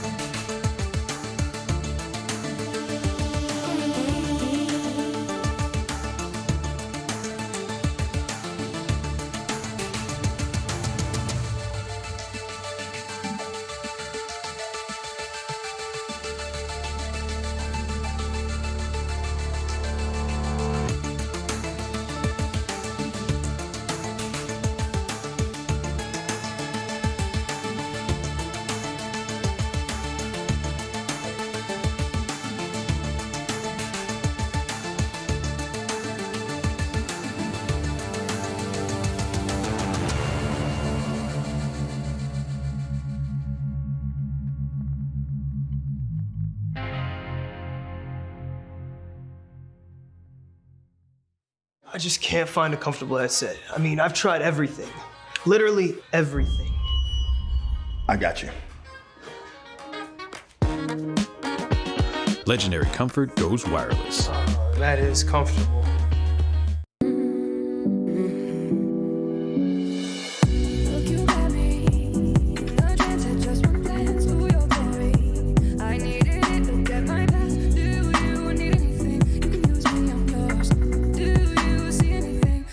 Change of range.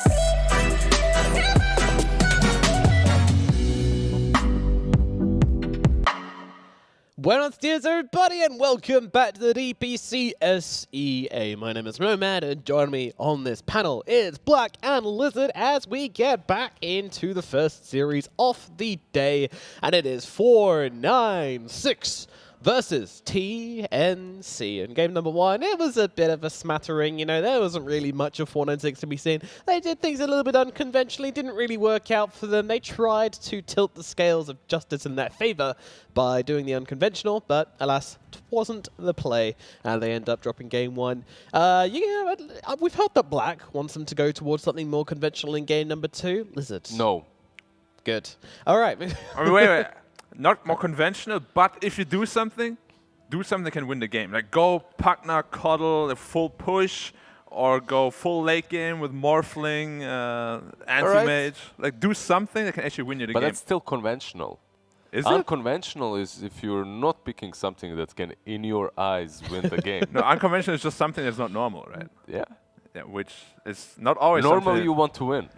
I mean, okay. I mean, if you play to not win, then maybe Dota's not the right game for you. Normally you want to be comfortable as well, which is why you should get a secret lab chair, because you'll always be comfortable in a secret lab chair. Those things are the epitome of comfort in the gaming chair mechanism. world. Multi-tilt mechanism to and 4D armrests as well, you know. So isn't it annoying when you're there on your chair and you're like, oh god, I can't like get my elbows where I want them. I wish you I know, could they're tilt up right here now a or little down bit. here, Like want to be around here. You can customize the whole damn thing with Secret Lab. It works as a workout machine as well. Like he just showed, you can work on those abs by moving it back and forth. Yeah. Not their advertised use, and we do not recommend it legally. But if you want to, go for it. You know, but just don't. You know, if you break you're brave yourself. enough.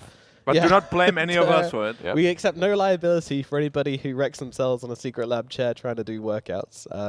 That is your own risk. But yeah, get yourself a secret lab chair if you want. Guys, game number 2. I don't know. Like I feel like it's just such a. Well, what do you think even mentality is in the 496 camp? Just like we tried Go Good, didn't work. Let's try something else. Let's try carry Skyrav next game. Carry maybe look. I could blame them for trying the Skunka on the safe lane, but I will not, because yesterday we have seen jungling Huskar. We have seen. But they can win games though. I believe anything can win games. But at least it can push buildings. You just need to Black. You're like a closed box made out of metal. You need to set yourself free, my friend. I did that. Like you can't play on your stream these lions mid, these oracles mid, and then talk like this about Kunkka safe lane. But I only do that when I have a carry that can hit buildings. Otherwise, I'm gonna pick a partner because I want to win. I can't fault that logic, even though all I see is losses and red pages on his profile. What? No, that's not true. That's not true. It's all right. I dispute that. No, I'm talking to you now. How's it going? All right. I mean, I've given up on Dota at this point. I've lost so many games. So how do I win? How do I win? You don't lose. Damn, didn't think about that. I mean, I don't know. Dota is just, you know, you feel like you're winning 99% of the time, and suddenly you lost. Yeah. And you don't even know why. It's like, huh? Why? What about some real life advice? So, give me even though none of us are single, there might be some single people watching this. I want to hear your advice for all those single people out there. Yeah. Okay, so on my stream I get asked a lot, right? Like, Do you? yeah, like how? I mean, I'm sure that makes total sense. You being such It's like, what is like the number one advice you would give me? I think I'm a very shy guy, whatever. I always say you need the number one importance, and you can probably confirm. Secret lab chair. Yes. Other than that, we're not talking about equipment. We're talking about personality here, right? Confidence. A woman, even like me, you know, I'm 3, 4 out of 10. But because of my confidence, I look like an 8. That's 8, bro. In my eyes, you're a 10. Thank you. You're a But only because shining I'm confident, right? No. No. That's what you think. That's your secret. You know how... Secret sauce? Yeah, that's your secret sauce. That's your secret ingredient. That's your... It's your secret lab. Yeah, secret lab. Secret lab sauce. Secret lab sauce. It's just that one crazy drink that makes you think that way, that makes you think you're powerful. My love but potion. yeah, your potion, but it's not actually the potion. The True. confidence True. only comes then afterwards. I think there's a difference between false confidence and confidence to be yourself. You know? Sure, sure. But I mean, you need to be confident with your own self before you can even like other people. But a lot of right? people hear like, oh, I need to be confident, and then like puff out their chest and go. Yeah, not like walk into a bar and go, ooh, just slam a chair over a table. And be like, why won't look girls at touch my me? arms. Why won't men touch me? You know, like both sides of the coin as well. So. By the way, you can't fake anything for sure. To all the people in the chat watching Dota stream and hearing nerds talk about your confidence and how you should pick, get. But it's how you win games like this as well. You need that confidence, you know. Just go in and pick, conquer, carry. Yeah. It's the same theory, but you need to have confidence in yourself to play that conquer, carry, and win the game. But he picked it and he did not win the game. No. So it's false confidence. So now they need to come up. They can't lose that confidence. It was false confidence, though. That's why. It was false It confidence. was false yeah. confidence because if you he was saw really confident, he would have created much more. at the beginning it worked. Like early game it worked, but when they could see through Yeah, the then you start crumbling. You're like, it's not me. It's like, I'm not creating anymore. you can't adopt these fake personalities. You need can to for a go- while, Yeah. That's why every successful streamer is never a fake personality. They're always themselves. Never. No. Yes. Yes. I see. Well, we've done some profound exploration of the human psyche in this segment. But let's talk a little bit more about the Dota. Which heroes do you think you want to see buffed next? You know, because we've had the nerf patch. Maybe we got a buff patch on the horizon. Or who do you want to see coming back into play? I can start this. I want to see Skywrath back. We haven't seen that hero in so long. But that's so it's such a delicate hero. If you buff him a little bit too much, he's very overwhelming. delicate. He's a delicate bird. Yeah. Very, very Like he delicate. just as a deals so delicate much damage. person, You know? I relate. What would you buff? Because he deals so much damage already. What was his shard? I can't even remember what his shard Just is. buff his damage even more. Make Minus him- 50% status Make him even resistance stronger. That's 50% stats. on the silence. Yeah. On silence. Oh, see, that's not great for him. It's really good. Like you jump into silence the guy, you hex him. He's hexed for over 5 seconds. Now, Skywrath is in a position in which if you really play the hero a lot, you can make him work in games. Versus Pro with save. Save He's does like, it. you Yeah, need to true, snowball, true. right? You need to snowball. You get the fast 8 toes, you keep killing. Yeah. There are definitely better options on 4. That's the issue. He's this delicate creature played on position 4. You don't really want that. You want a brawler.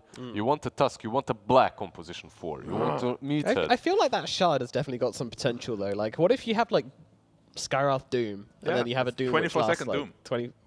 Jesus. That's Lots of good combos. Lots of good combos. What are some other ones? I mean, my favorite, as you said, is Doom, or just yourself. If you just, as I said, silence hex. Yeah, He's hex. just hexed for Hex over always 5 good. seconds. Oh, what about Shaman with Shackle? Shaman Shackle's probably your how long is Forever. that? Yeah, the Forever. whole game. Like you 10.5 actually, seconds? when you start the next game, you're still shackled in the shackled. fountain. So it's. And that's not all. You can find the ceremonial rope. It's another 10%. 60% star. Then you're shackled in the real life as well. Yeah. You can't And your take chair, The you're shackles like, come out the screen. You're unless like, oh, you no. have secret lab chair. Then you're fine. Then you're fine. Or a HyperX headset, in which case it'll protect Reflected, yeah. So Yeah. wait, the chair gives you status resistance. IRL. Is yes. that the lore? IRL, yeah. Is that the IRL? Yeah, Yeah. exactly. So if you you're ever can't stunned check in them real out. life, for example, someone gives you some really shocking news, you'll be able to process it much better. Yeah. I'm Yeah, pregnant. because you're like, comfortable. eh? Okay. Yeah. You're in a secret lab chain. All right. That's fine. Cool. Cool. All right, 496 opening Spirit up Breaker. with a Spirit Breaker. Spirit Speaking, Breaker. speaking of status resistance, Yep. there you go. How much is it? 70%? Max level? Something like that. Maximum amount of status resistance 80. Was it Kappa. 80? I actually don't know. I think it's like 80. I just don't cast spells on him. When he You has don't because Just you ignore can't. him. You cast the spell on him, he just shakes wasted. it off. it. Yeah. Endurance run. A pretty cool approach to the game from 496 with their opening because, yeah, this is unconventional. This is what we wanted. This is pure aggression as well. Coming out from your first pick, if you pair it up well with something, you can perhaps dominate the mid game. However, Oracle is such a good answer to it from TNC because it also shuts down the Darkseer possibility with the Spirit Breaker. And it purchased the Bulldoze as well, which is like his best tool. Brewmaster. Brewmaster, yes. So kind of balancing the ingredients here. They've got the Spirit Breaker to give them that single target stun, the annoyance factor, the the discombobulation factor, and then you've got the Brewmaster for Discombobulate them, yes. further discombobulation with the split and a bit of team fight in there as well. I kind of like what they're doing here. That's a good answer to Oracle generally because you just have that Storm Panda run in Invis and you up the Oracle. He's out of the fight. It's just a weird opening. They definitely lack a lot of damage right now. Weird opening, and considering this is usually played on supports, you have your position 4 and 5 being Spirit Breaker and a Brewmaster, which does not really look that great.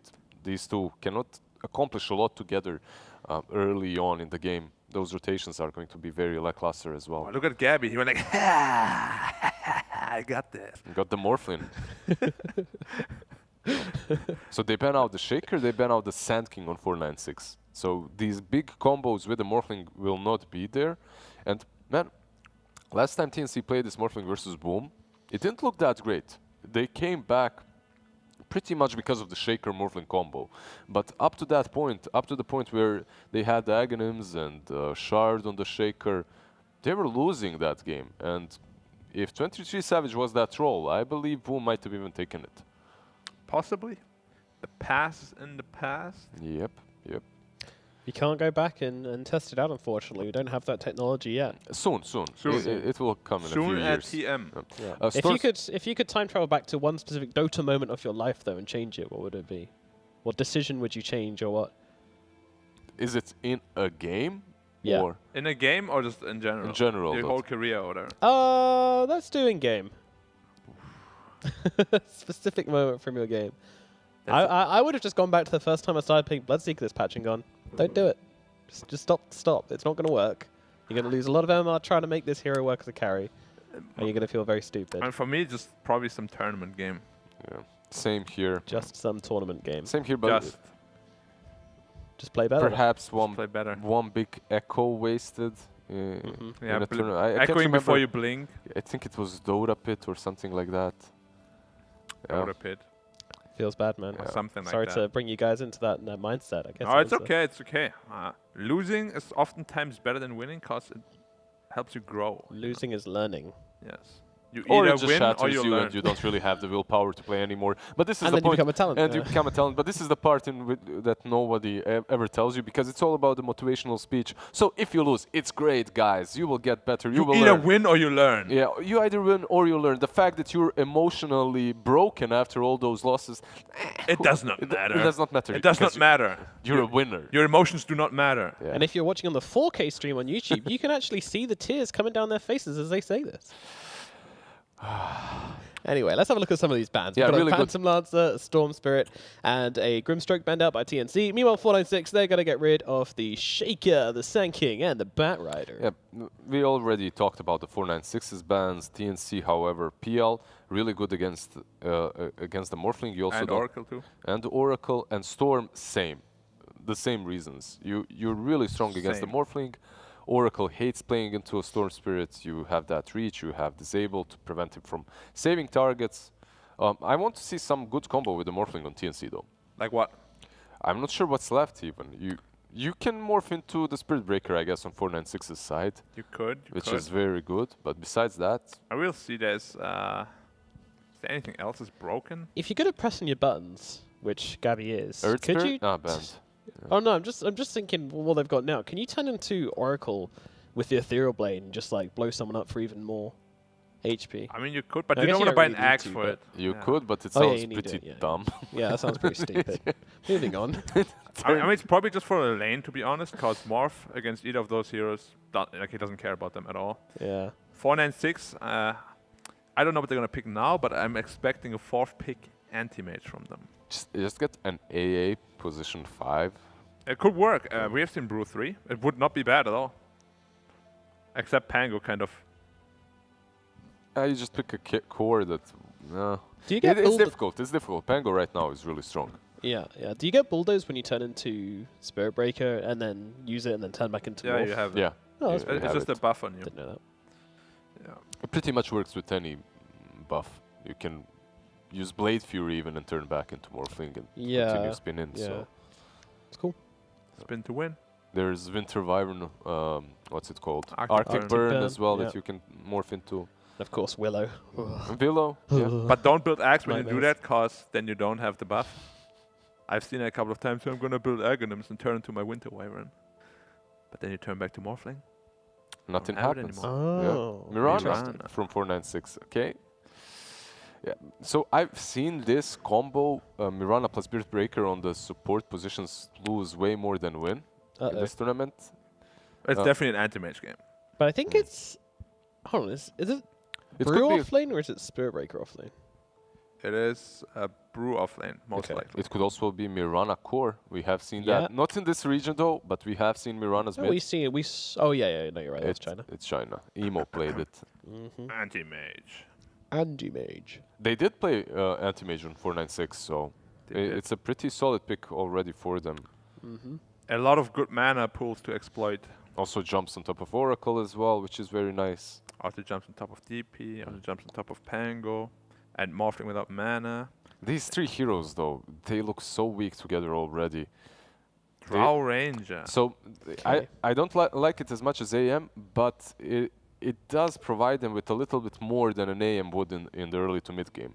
These three heroes, when you look at them, Spirit Breaker, Mirana, Panda, what are they going to do? Absolutely nothing after the laning stage. You don't have the damage.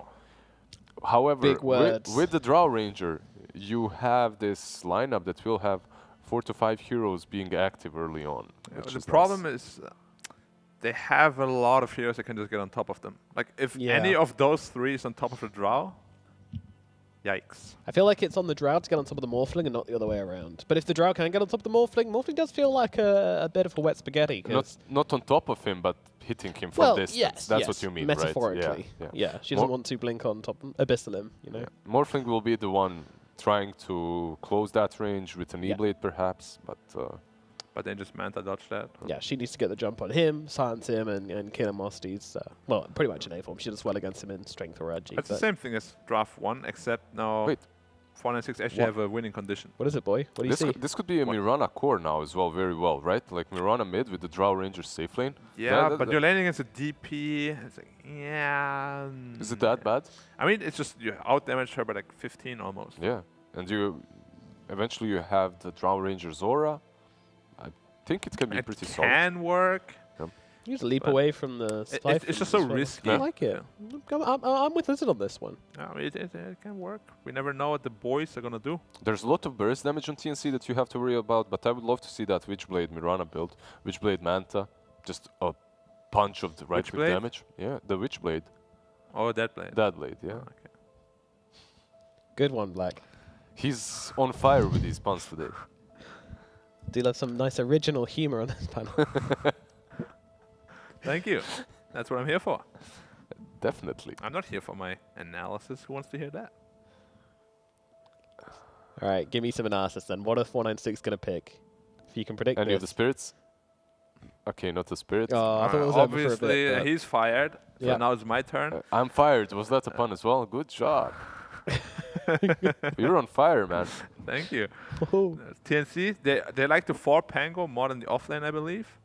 What's good against like a Drow Ranger to pressure him in lane? Like a... Like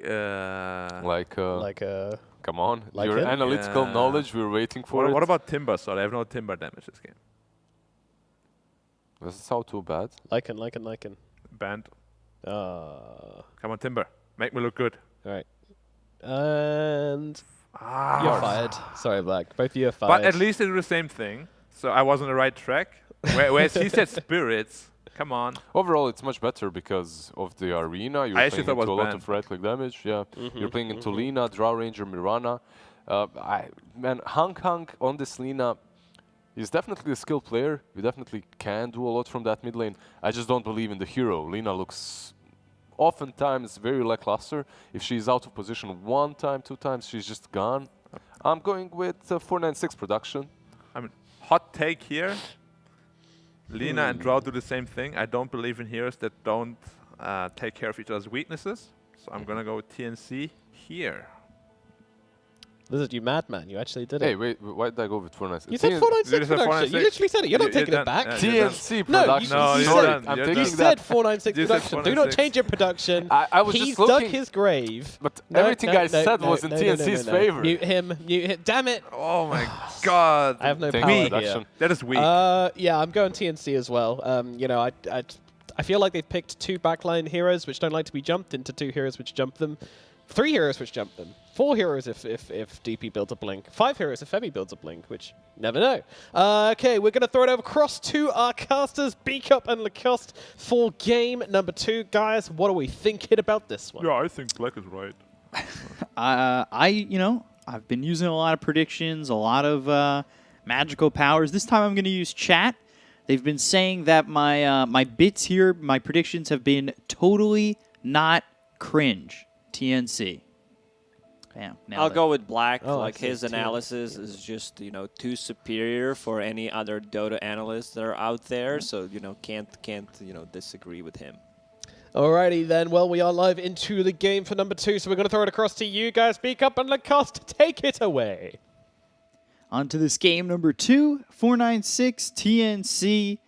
Big for both teams, but TNC looking much stronger in game number 1, so we'll see where it goes into game number 2 if maybe we see TNC kind of wrap it up and take the series pretty quickly and potentially take this game pretty quickly. But 496, there were points in the first game where they looked really good. Thought those first 15 to 20 minutes, they looked like a much better team than they had looked in the previous games of the DPC. And, there was a lot of hope in my eyes watching this team as, it started to come together, but eventually you're up against that Alchemist, and it did ultimately fall apart. Yeah, this game, they have some late game. Drow Ranger, Brewmaster, like even Lina can scale. I'm a bit worried because the lineup looks rather squishy. You have like Drow, Lina, Mirana. These heroes don't like to get jumped. And especially Lina. I've said this so many times, Beakup. I talked about mid Lina. I'll always try to find something positive, but it always surprises me. Somehow, Lina, most of the time, just ends up losing on a mid lane. It's very hard to itemize. Like, if you want to get like Boots of Travel to get the more out of the map, your team's not doing well, it backfires. You get a Yule Scepter, you use it offensively, you set up a stun, suddenly Mars is in your face, you're dead. I'll hold that thought. Let's see if they can get anything. Nah, there's just too much armor coming out from the tier 2 tower. And regeneration, so he's good. Yeah, easy peasy, easy escape, and I agree with you on that Lina thought. We've seen it so many times. Lina dies 2-3 times, and then the game's just kind of over for that hero, and it's a lot of pressure to play that Lina, knowing that like you slip up 1 or 2 times, and that's it. Like you don't get much more than that. It's a little tough. And especially like we see Lina going like 5-6-0, 15 minutes in. Yeah. Then she dies twice, and you feel like, yeah, Lina's not having a game anymore. Also, why is Brewmaster on top holding a Sven sword? What is that? Did it kill him? Did he borrow it? What? Like this thing is huge. You're giving away Netflix spoilers. Yeah, I watched the anime. It's gonna be good. Trust me, guys. Yeah. There's this one scene where Brewmaster and Sven. Never mind. I don't want to. They walk into a bar. Brewmaster, he spends most of the time in a bar anyway. Sven gets drunk, and Brewmaster just steals his sword. Yeah, wins it off a bet of playing rock, paper, scissors. It's a great episode. Don't miss it. So yeah, I mean, that sword's massive. Jesus. 4-5-8. see how he does this game. You know, I thought he had a great performance with that Kunkka. It just, at the end of the day, it wasn't enough. You know, his team around him started That's to crumble. how I feel after every single pub I lose. Like, great performance by me. I did everything almost perfect, but, you know, it's either the rest of the picks, rest of the team, a bit of unluck. Hung getting pressured again. Spirit Siphon coming through. And a little Crypt Swarm action for you, Hung, as Armel gets first blood. Just kind of walks him down, knew he had the kill, especially when Hung turned around. Radiant's middle tower is Hung under tried attack. to maybe deter him with a Dragon Slave, but Armel not faced. That should not happen. Like, that Prophet should not be able to kill Lina in the mid lane. Like, you picked it to counter that Prophet, Outranger, have burst damage, nuker. Like, something that that Prophet doesn't like to play into. Yeah. Hung now on the high ground. No to still go points in after Armel. stun yet. Not a lot of mana for Armel, but the right clicks with the Spirit Siphon, the man fight. Okay, Lina's game's done. Like, this is just over. She TP'd back. Now you're walking back to mid lane. That's, man. Yeah, I mean, try and go knuckles to knuckles on that one, and That Prophet already, like, you don't have a point in stun, so that's the problem. Like, you can't really just go uphill, try to man up, see what's going to happen, because there is, like, Armel was, I don't even have to dodge, because there's nothing to dodge. I'm not going to dodge Dragon Slave. So once you come back to the lane, that Prophet's going to be level 5, and oh my god, they even TP in to refill the bottle from that Prophet. yeah, Tim's died to the Spirit Breaker, and now you've got the refill on the bottom. He did that on purpose. You know, just refill the bottle. We see that quite often. You know, it might sound stupid to a casual viewer, but something that players do. Not necessarily feed, but if you get like a trade kill to refill the bottle, it's worth it. Lina even used smoke to run down a mid lane faster, that extra bit of a movement speed. But I'm not sure what the plan here is. Like, you need someone to gank. You have one of the better, like, gankers, Spirit Breaker, but it's still hard because that Prophet has, like, 2 points in Spirit Siphon. She's going to be level 6 at 4 minutes, which is pretty insane. Get that level 6, use Exorcism to just try and take the tier 1 tower, then what do you do as Alina? I don't think there's any answer when you start to lose your spots on the map where you can farm reliably. Armel, yeah, he's level 6. 4 minutes, 30 seconds, level 6. Man, Hung is only level 4. Tim's is sitting nearby, too. He's only level 2, but it feels like they do want to make a move. KP bottom, taking a lot of right clicks, stat PB. Not much he could do to add to that one. Charge on cooldown for another 5 seconds. The rest of the team is probably, bro, you have to hung in there. You know, they all feel the pain. You know, when your mid laner is getting this dumpstered, everyone is like, yeah, you know, we're going to have a rough game. Yeah, you could definitely feel it around the sides of 496. We'll see if they can start to bring this one back. It's not that they're down by a lot of net worth either, but it's only 5 minutes into the game. Like, I don't expect them to be down 2-3K. Like, it's just not time enough. But, you know, things can really start to spiral out of control if they're not careful, especially with Armel sitting here level 6. Like, you've got the ability to put the pressure on, siege creep, exorcism, move forward. You've got Febby to protect you, as well as this Pangolier. Go for the tier 1 tower mid. Close down the map. Whoever shows up is just straight up dead. Lina's level 5. There's not enough burst damage to take out the Dead Prophet. Dead Prophet just hit level 7. BB comes in, Hustler. His arrow's on cooldown for 6 seconds. They'll go on to the Spirit Breaker. You come over, you try to defend. Well, now you're just giving up lives. Hung trying to TP away. You can see how much damage he took so quickly. There's now Exorcism back onto the tier 1 tower. And it may not be Exorcism that kills the tower, but it definitely puts the pressure on, and, well, they've got another kill out of it. Actually, TP's back mid. Considering how bad mid lane went, it's less than 1k gold lead, so like the side lanes are doing well. 31 CS on a Drow Ranger. She just hit levels 6 power treads. You know, she's farmed, and it's very hard to be in the lane where Drow Ranger is right now. Leaps away, charge in from DapBB. Febby and Tim's just trying to deal with this Spirit Breaker. Almost got a kill on the Mirana there. Exorcism up in 75 seconds. But yeah, Armel working with an Arcane Rune. Take a look up top. Gabby, Red, just back and forth. You can see Gabby leading the net worth over this Brew by a little bit. And actually down 100 gold to the Drought. So it's not the most open lane for the Morphling at the moment. Royal Joey, that's always a good one to have, but both teams get it. Balance. Balance in all things. It's something that Morphling like really wants to have. Extra HP regen, extra mana regen. Once you get like, let's say you play Storm Turret, you get the Jelly plus Arcane Ring. You know your game can't get better than that. Tim's fine. Oh, Spear that connects. SB is gonna die probably. Okay, they fall back. They do not want to fully commit. Mars still not level 6. I thought he was 6. No, it's almost 8 minutes. Primal split, and they've got the stun. They stop Gabby's TP. They're going to continue with a charge. He's in a lot of trouble with 458 making the rotation. Stun him again, and, well, Gabby's dead to 458. Good rotation, good use of the Primal split. This is what you want to see from the first split. Like, you want to get stuff done, and you get the best possible kill in the game. You kill Morphling. Now you're going to put some pressure on the tower.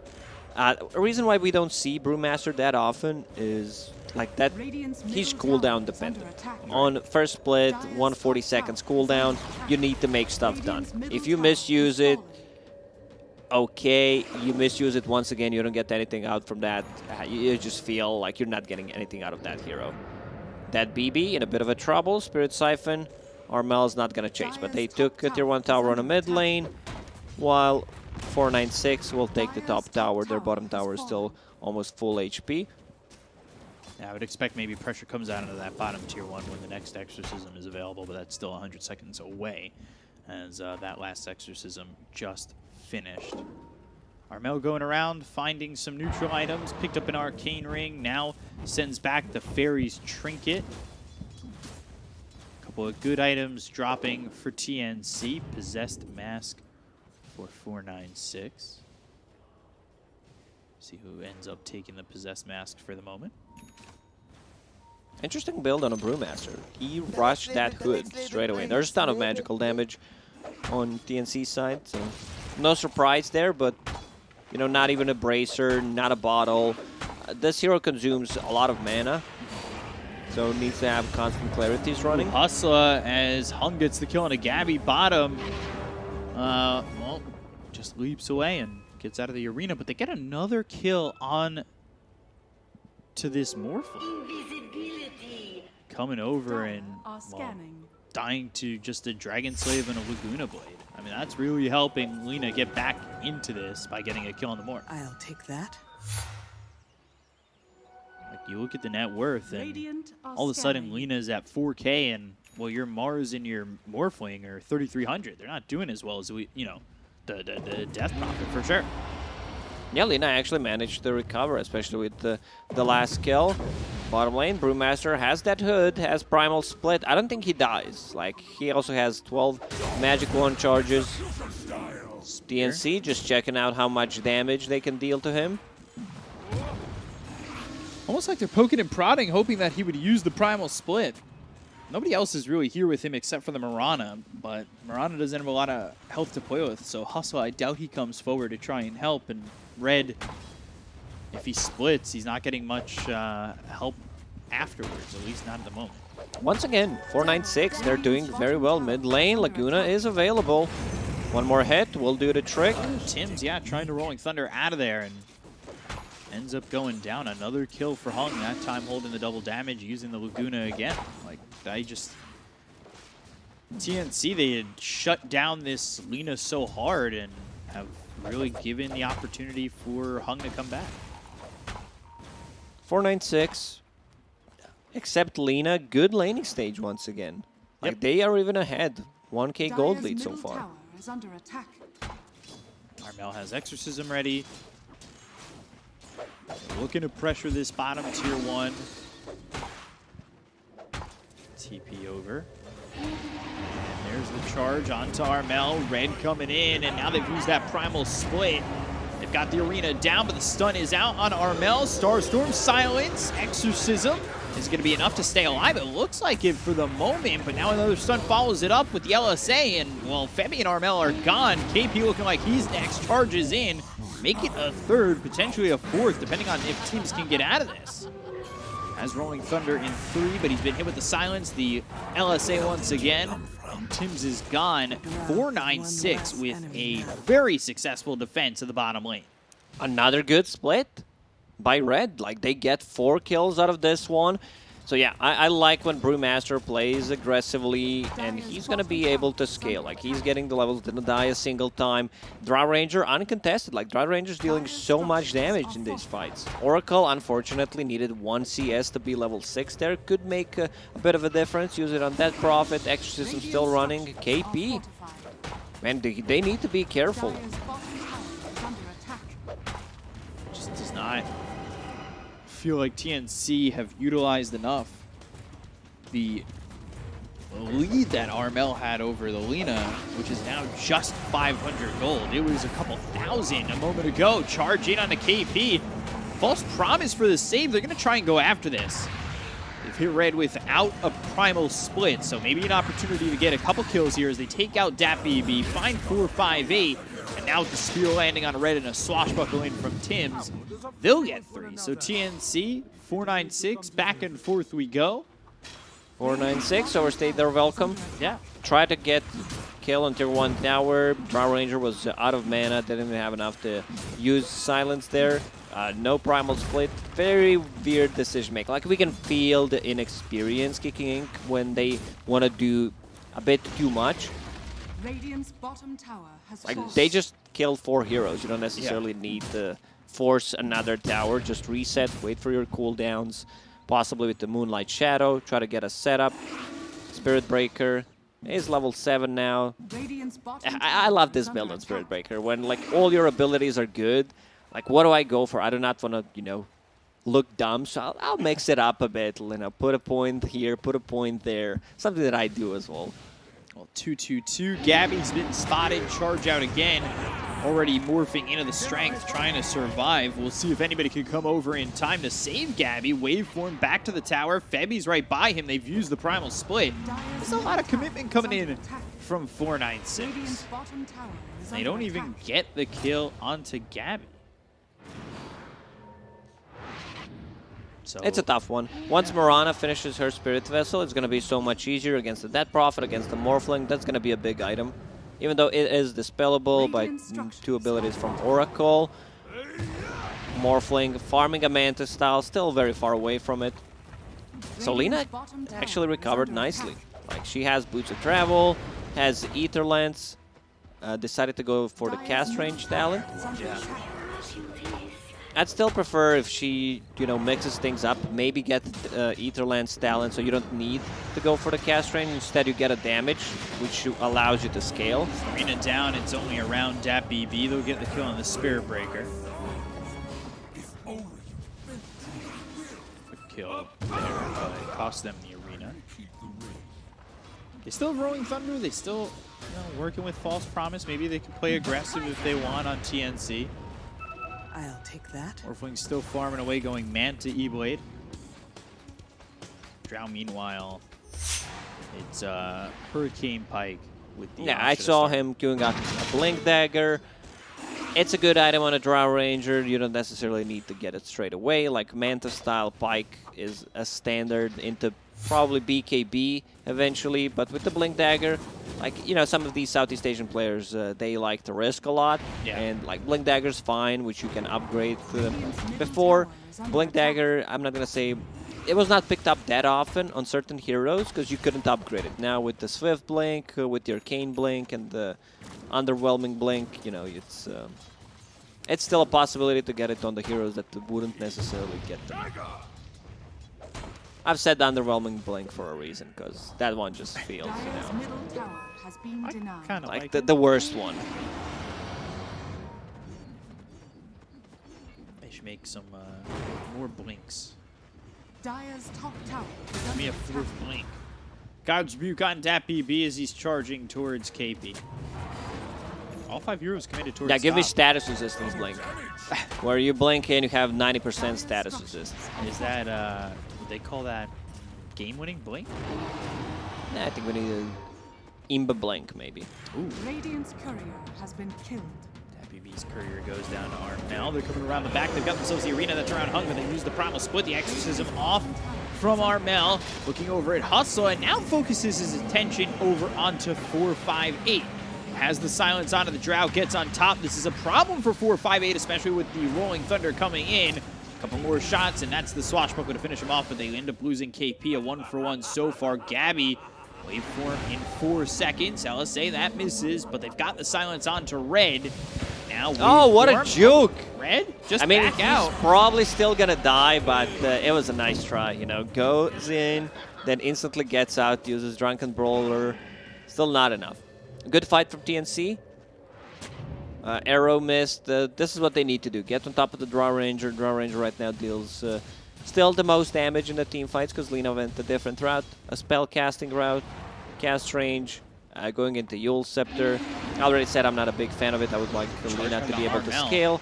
Immediately stopped with the Mules, and, well, DPB charges into death.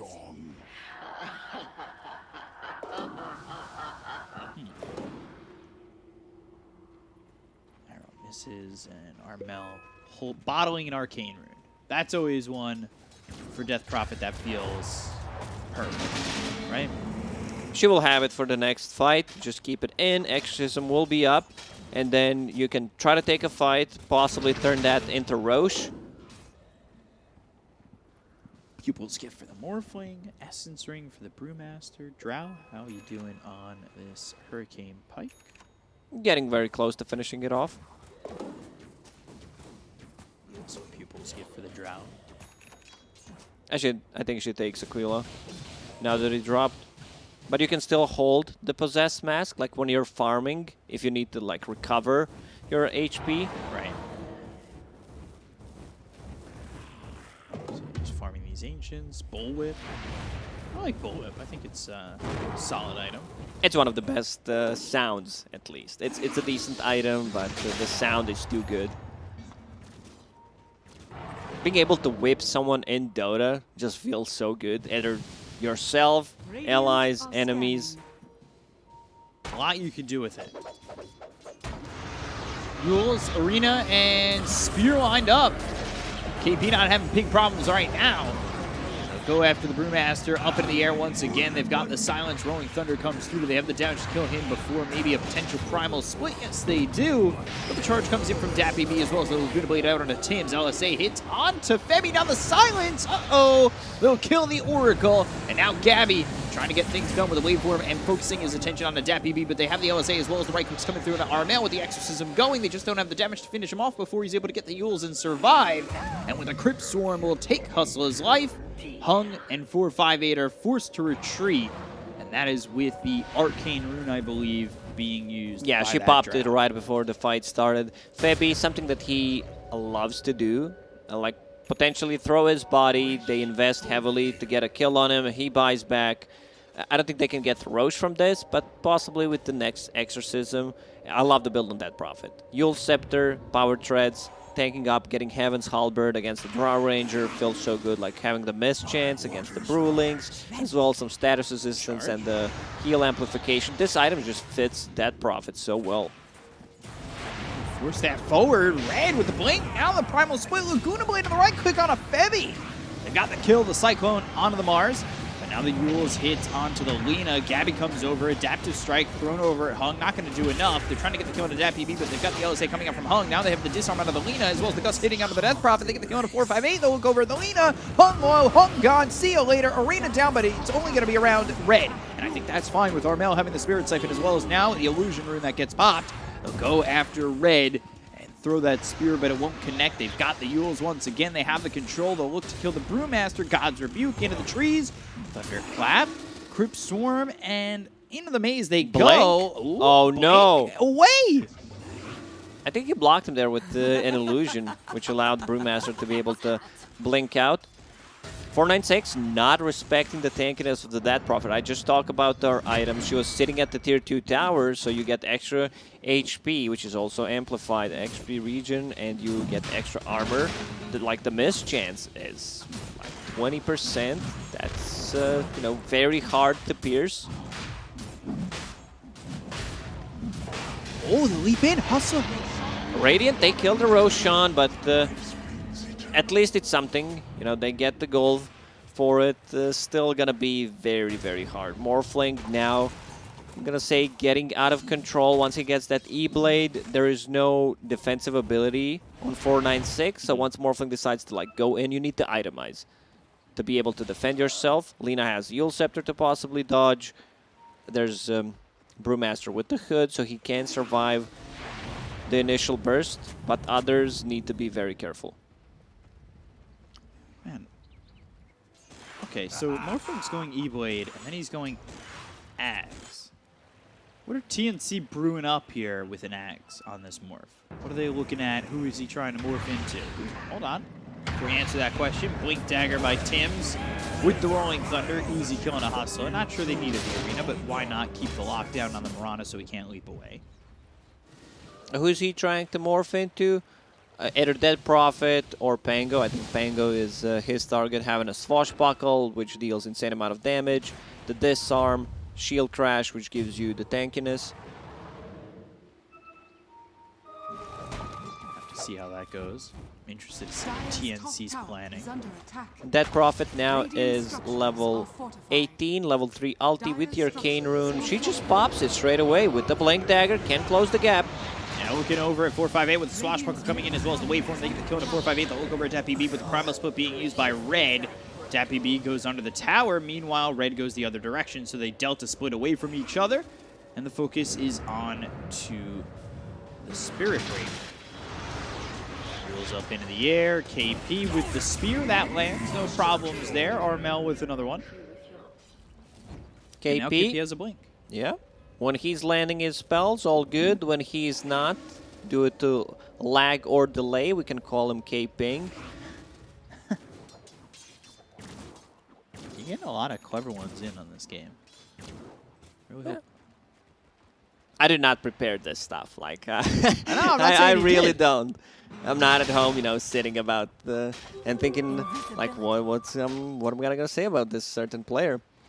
But yeah, now he has the Yule Scepter, Blink Dagger, much easier to set things up.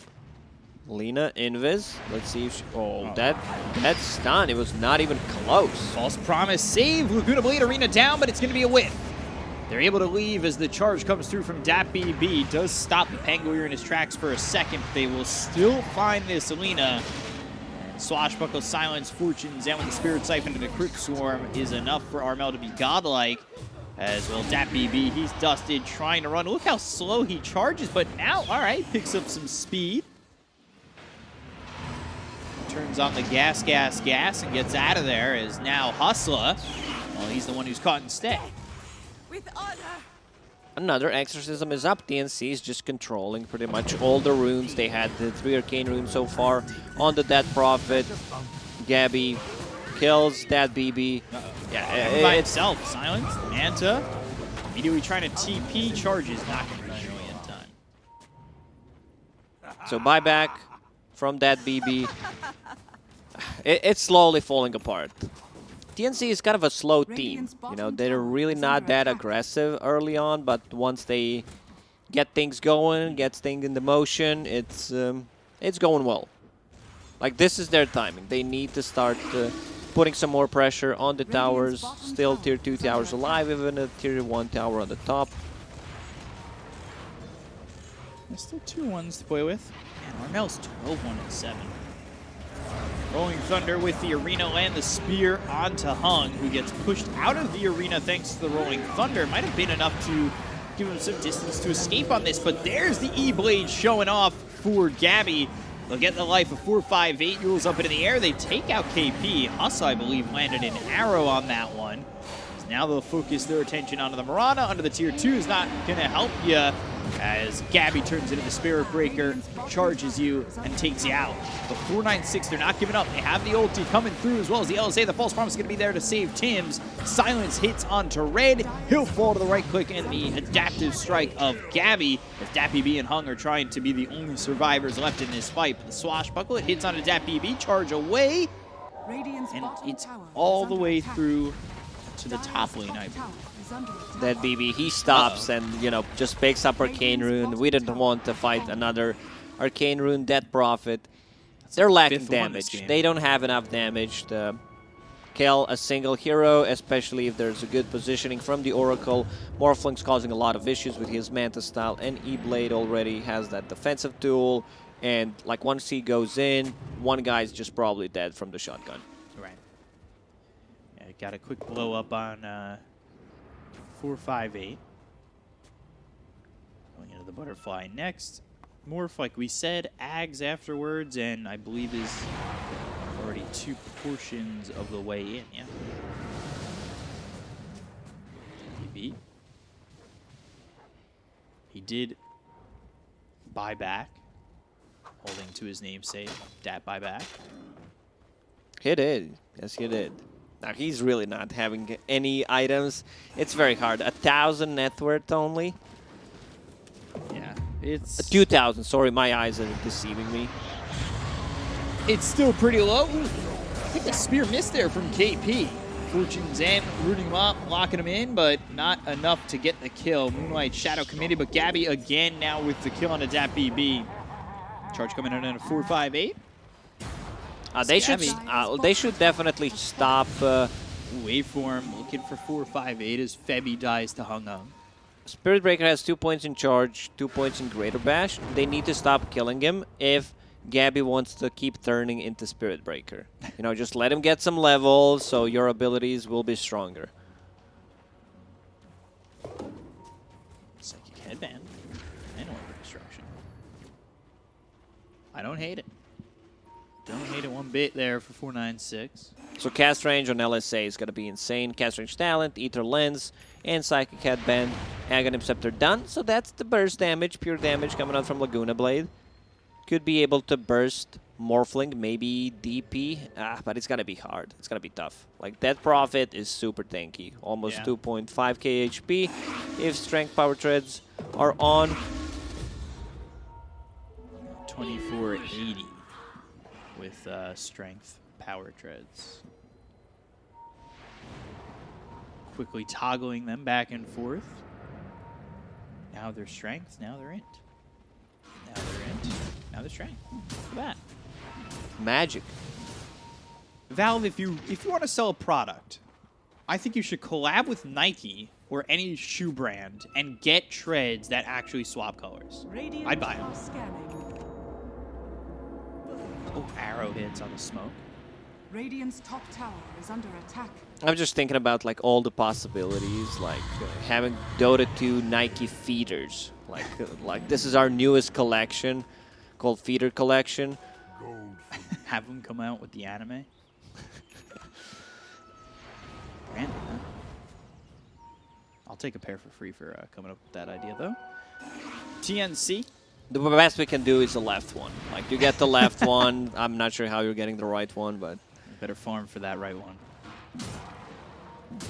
Red looking like he wants to make a move. Actually, the whole team looks like they want to make a move. By the way, Brew going for that Axe. Only 1,000 gold away from that. Not too far off. Radiant's middle tower is under attack. Come around with the smoke. A little bit of a backstab, but they think so as KP and Armel. They were still smoked. Thunderclap finding KP. Primal split. Charge came in as the Cyclone was there. KP throws the arena. Looking like he's going to die first. Bash him from DPB. They get the kill to KP. It's the Hurricane Pike onto Armel, but he's silenced, in trouble, and probably dead. He'll fall just like his brethren Hung. While Hustle and DPB will try to run away from the situation as the arrow heavy. He's got a blink dagger. Ain't going to be that easy to hit an arrow on an Oracle. double kill there for Armel, taking out Hustla. Looking maybe towards Roche, but that's not up for another minute and 10. They only managed to kill one hero. I'm not sure if Febby didn't want to use False Promise or it was on the edge, very close to, just trying to save his teammate. Yeah, this game just feels like 496. They're out of the options. You can see like these desperation smokes trying to make stuff happen. You need to go for Oracle, but then again, there's going to be some kind of a counter reaction to that, like a Yule Scepter possibly, disarm, silence. You need to be very, very careful how you approach a fight. Right. Now being down by 12K, this is so much experience. That was like 25,000. This is not looking that great for 496. All right, 458's going to commit to that TP. Swashbuckle, Rolling Thunder, and Pangoliers' Blink is on cooldown. Charge, stopping him for a second. They've got the silence onto the Mirana. Now the Primal Split from the high ground. Looking to blade used on Tim. Swashbuckle, Arena, nicely placed, as well as the charge coming in with the spear hitting the Arena. They get the kill on a 458. False Promise saves Tim's. Hung, you're trying to run, but you're getting bounced back by the Arena. That's not how this works. You can't just walk out. Once you're a contestant, you're in there for good. And now you're gone.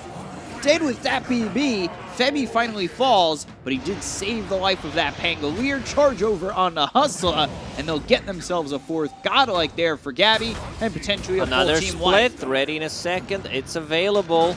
And he gets it off, but is he going to get away? They've got one Panda. Looking with two Pandas left. Ooh. Stun on the... Remember, he can turn into Panda and just blink away. You don't necessarily need to be in Earth mode. Yeah, that's what he does. Because that's what Aghanim Scepter gives you. TNC understanding what they need to do in these fights is just top-notch. They go on Drow Ranger every single time. There is no real counterplay. They don't have any saving abilities. They don't have any saving items. Force Staff on the Drow Ranger. I mean, Pike. There's no Glimmer Cape, so once they get the jump, Drow Ranger's just straight up dead. Cheese there, guys. Lincoln's picked up for Gabby. Red wants to go for this shard. He's also got AC queued. I really, really want to see the shard. Sure. You get that extra Bruling that has a disarm. I don't know. I don't think it's going to matter, but yeah, seeing new stuff in Dota and professional games makes my heart warm. Febby. This combo, we've seen it so many times. That arrow couldn't be blowing up KP, but he gets the cheese. With 20 health remaining, gets the cheese off 458. You don't have a cheese, so there's no luxury item that's going to make it so you get all your health back for you. Well, Gabby will also get the kill on the Hung, take out this Lina. KP falls, but two are gone again on 496. Hustler, he'll TP away. Dat BB not so fortunate as Gabby gets a double kill. He's beyond godlike, right on top of the Brewmaster. Now, Brewmaster's just having fun. They were dancing. He understands. I'm dead. Nothing I can do about it. Another DP with Arcane Rune, level 26. I don't know. 496, they had their fun in their laning stage. 10-15 minutes of the game, same what happened in game number 1. Yeah. Now it just feels completely done. Cheese eaten by Mars, kept him alive, but still died in the end. Aegis available on Morphling. I think this is where the game ends. Man, just coming through and destroying Hustla. And now the charge in from Dat BB, but that is not the proper spot to be in. Show Crash right on top. Crypt Swarm with the adaptive strike. They'll get the kill on a Dat BB, and well, they've got 458 alive again. Maybe they'll make an attempt to try and when you said they salvage have something. 4-5, I thought you were gonna say 4-5 second to decide if they're gonna call it right now. No, I mean they do, but at the same time, they're not gonna call it just yet. This Hung just gets obliterated by Gabby. There's the another exorcism. Man, these Arcane Runes actually destroying 496. There's been about 8 or 9 it's really disgusting. The arena's down, the GG's called, the 2-0's there for TNC, and the totally not cringe prediction. Yeah, TNC is just a better, more experienced team. Pretty much everyone expected this kind of a result. What you don't expect is your mid laner getting as dumpstered as it happened. You know, you just straight up die, TP back, die again. Lina's game was kind of over. He managed to recover nicely, but still feels very bad. You know, just overall like drafting issues that 496 has, something that they need to work on. Yeah, we'll see what happens as 496 grow as a team and, you know, use these experiences to learn from and see what they can do differently, maybe where they can mesh a little bit better, or even just finding themselves a little bit more and more with the way they draft, the way they play. But we'll see. TNC, on the other hand, they still have life. And, well, they've got one more matchup remaining. But to break down this matchup is, of course, the handsome panel. Back over to you guys. Sure, why not? Yeah, indeed, that was TNC taking the series 2-0. Pretty good stuff from them and proving that, you know, just about any hero seems to be able to work with this Morphling, you know, that Morphling Spirit Breaker combo. We mentioned it, but that was good. I like that. Yeah, not really a combo if they're picking the Spirit Breaker, but if you're morphing into the enemy hero and you make it work a little bit better, then sure, why not? Overall, it wasn't truly only on the Morphling. Armel, this Dead Prophet was a beast during the game, just going in, killing off the Lina all by his lonesome. On the mid lane as well, man, what happened? Lina matchup versus DP, that was always Lina favored. Yeah, it still is. It still is. You would pick Lina into the Dead Prophet and then you die once, not buy back, TP back and then die again. Whew! Yeah, and despite all that, 496 actually again managed to put up a fight until like 25 minutes or so, and then they just fell apart again just like in game one, simply because of the draft again. It's too easy to reach the back line once you're there. Lina is just running away from the DP, Drow is running away from the DP. There's just no damage coming. Yeah, here you can see anymore. Both of them actually going ham attacking that Prophet, but the moment the Yules is there, Morphling follows up, you have the Mars following up, and you can't really continue hitting her. Armel survives, takes an objective, easy game. But overall for 496 you can definitely see the skill. The skill is there, the potential is there, but the experience really isn't. It's lacking. There's some pitfalls they keep getting caught out by. I want to ask about the Death Prophet. Was it a lack of control or a lack of damage which was allowing her to just get away with whatever she wanted this game? They have a lot of control, but you have Oracle with the Dead Prophet. Oracle, it's just an amazing Mars, combo, yeah. There's a Pangolier. It's not as easy as you lock down and kill him.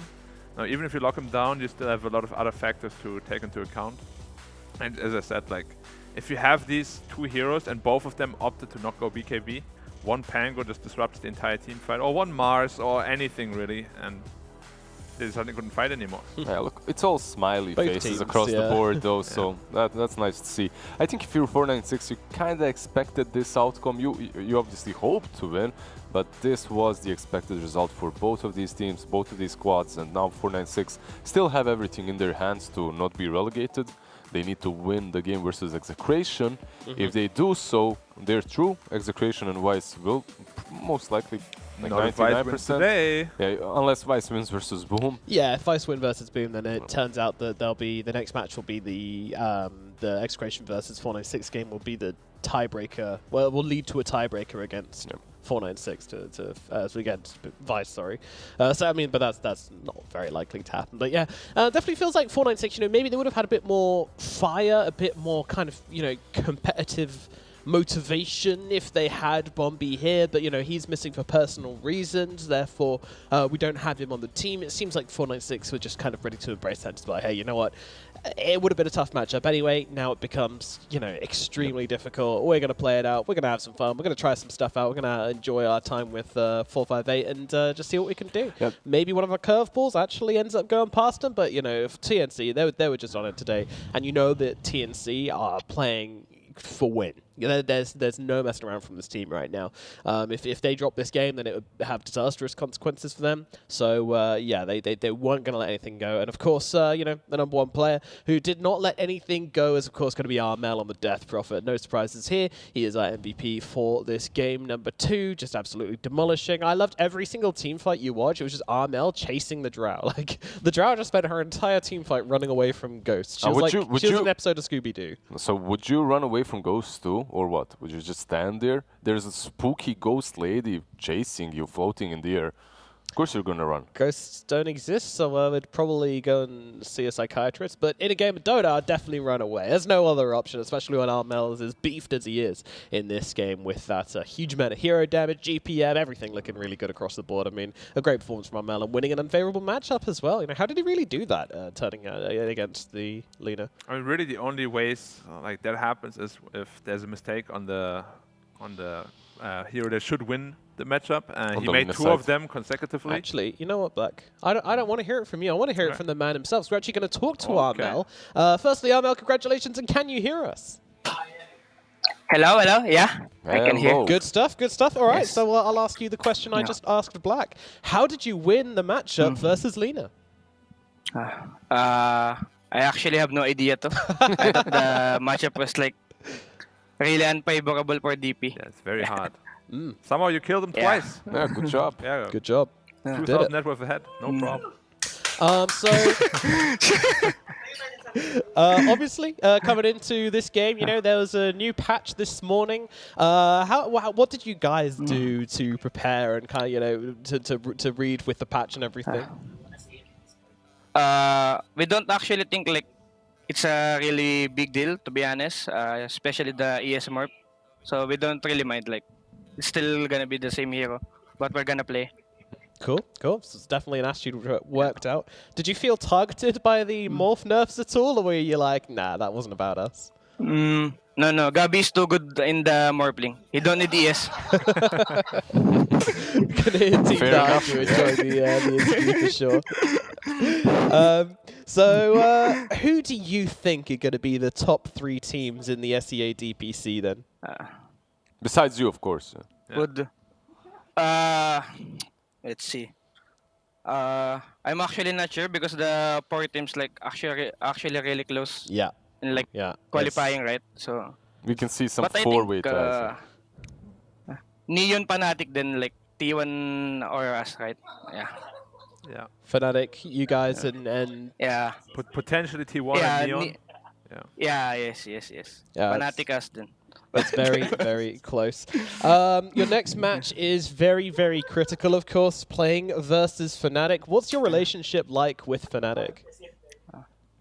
Yeah, like kinda really looking forward for that match. Like we're training really hard these days. Like like we're like kind of rivals, so yeah. We're gonna do our best against those guys. Forever. Yeah, absolutely. Is it like a friendly rivalship, or is there going to be, you know, a little bit of flame in that match? Maybe friendly. I'm not sure. Like a bit of both. A bit of it's both. just like half. Well, yeah, half. All right. Well, I think that's just about it from us. Any questions for you guys? You're all good? Yeah. You know, like I usually have a lot of questions, but I'm losing a lot. I'm depressed a little bit. Can you help me? What do you do when you lose a lot of pubs? Is there some? How do you adapt to that?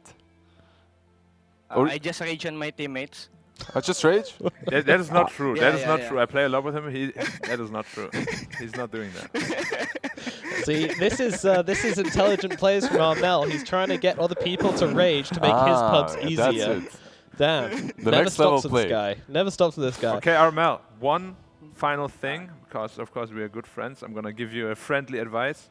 Try some Lion mid. Lion mid. Yeah. Okay, I'll talk to you about it later on Steam. I'll give you some details. Okay, give me some tip, okay? Yeah, will do. Damn, there's some behind-the-scenes negotiations going on between talent and player. Very interesting stuff. Alrighty, Armel, thank you very much for coming to talk to us. It's a pleasure to talk to you. Congratulations on your win, and we wish you the best of luck in your series versus Fnatic next week. Yeah, congratulations. Alright. Congrats.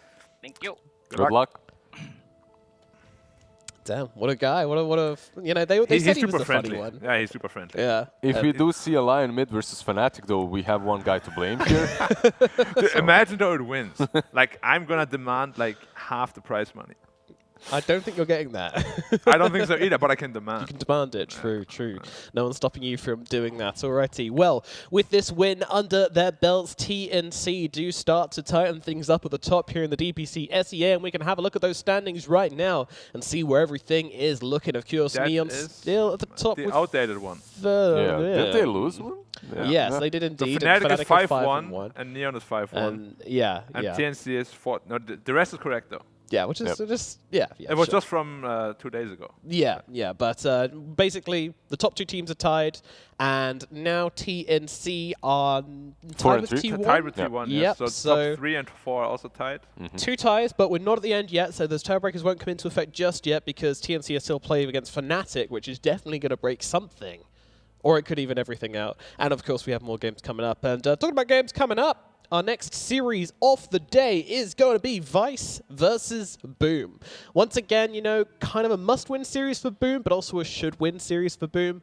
It's very unlikely that they get knocked out. Vice, meanwhile, they also need to win this one. If they lose it, they're relegated. So, yeah, both teams in a very sticky situation. Quick predictions for the series before we throw it over to a break, guys. Let's just give it to Black because he's not going to be on the panel. What do you think? I think Mikoto and 23 Savage is a pretty beastly combo. We haven't seen much from it, but from what we have seen, super good.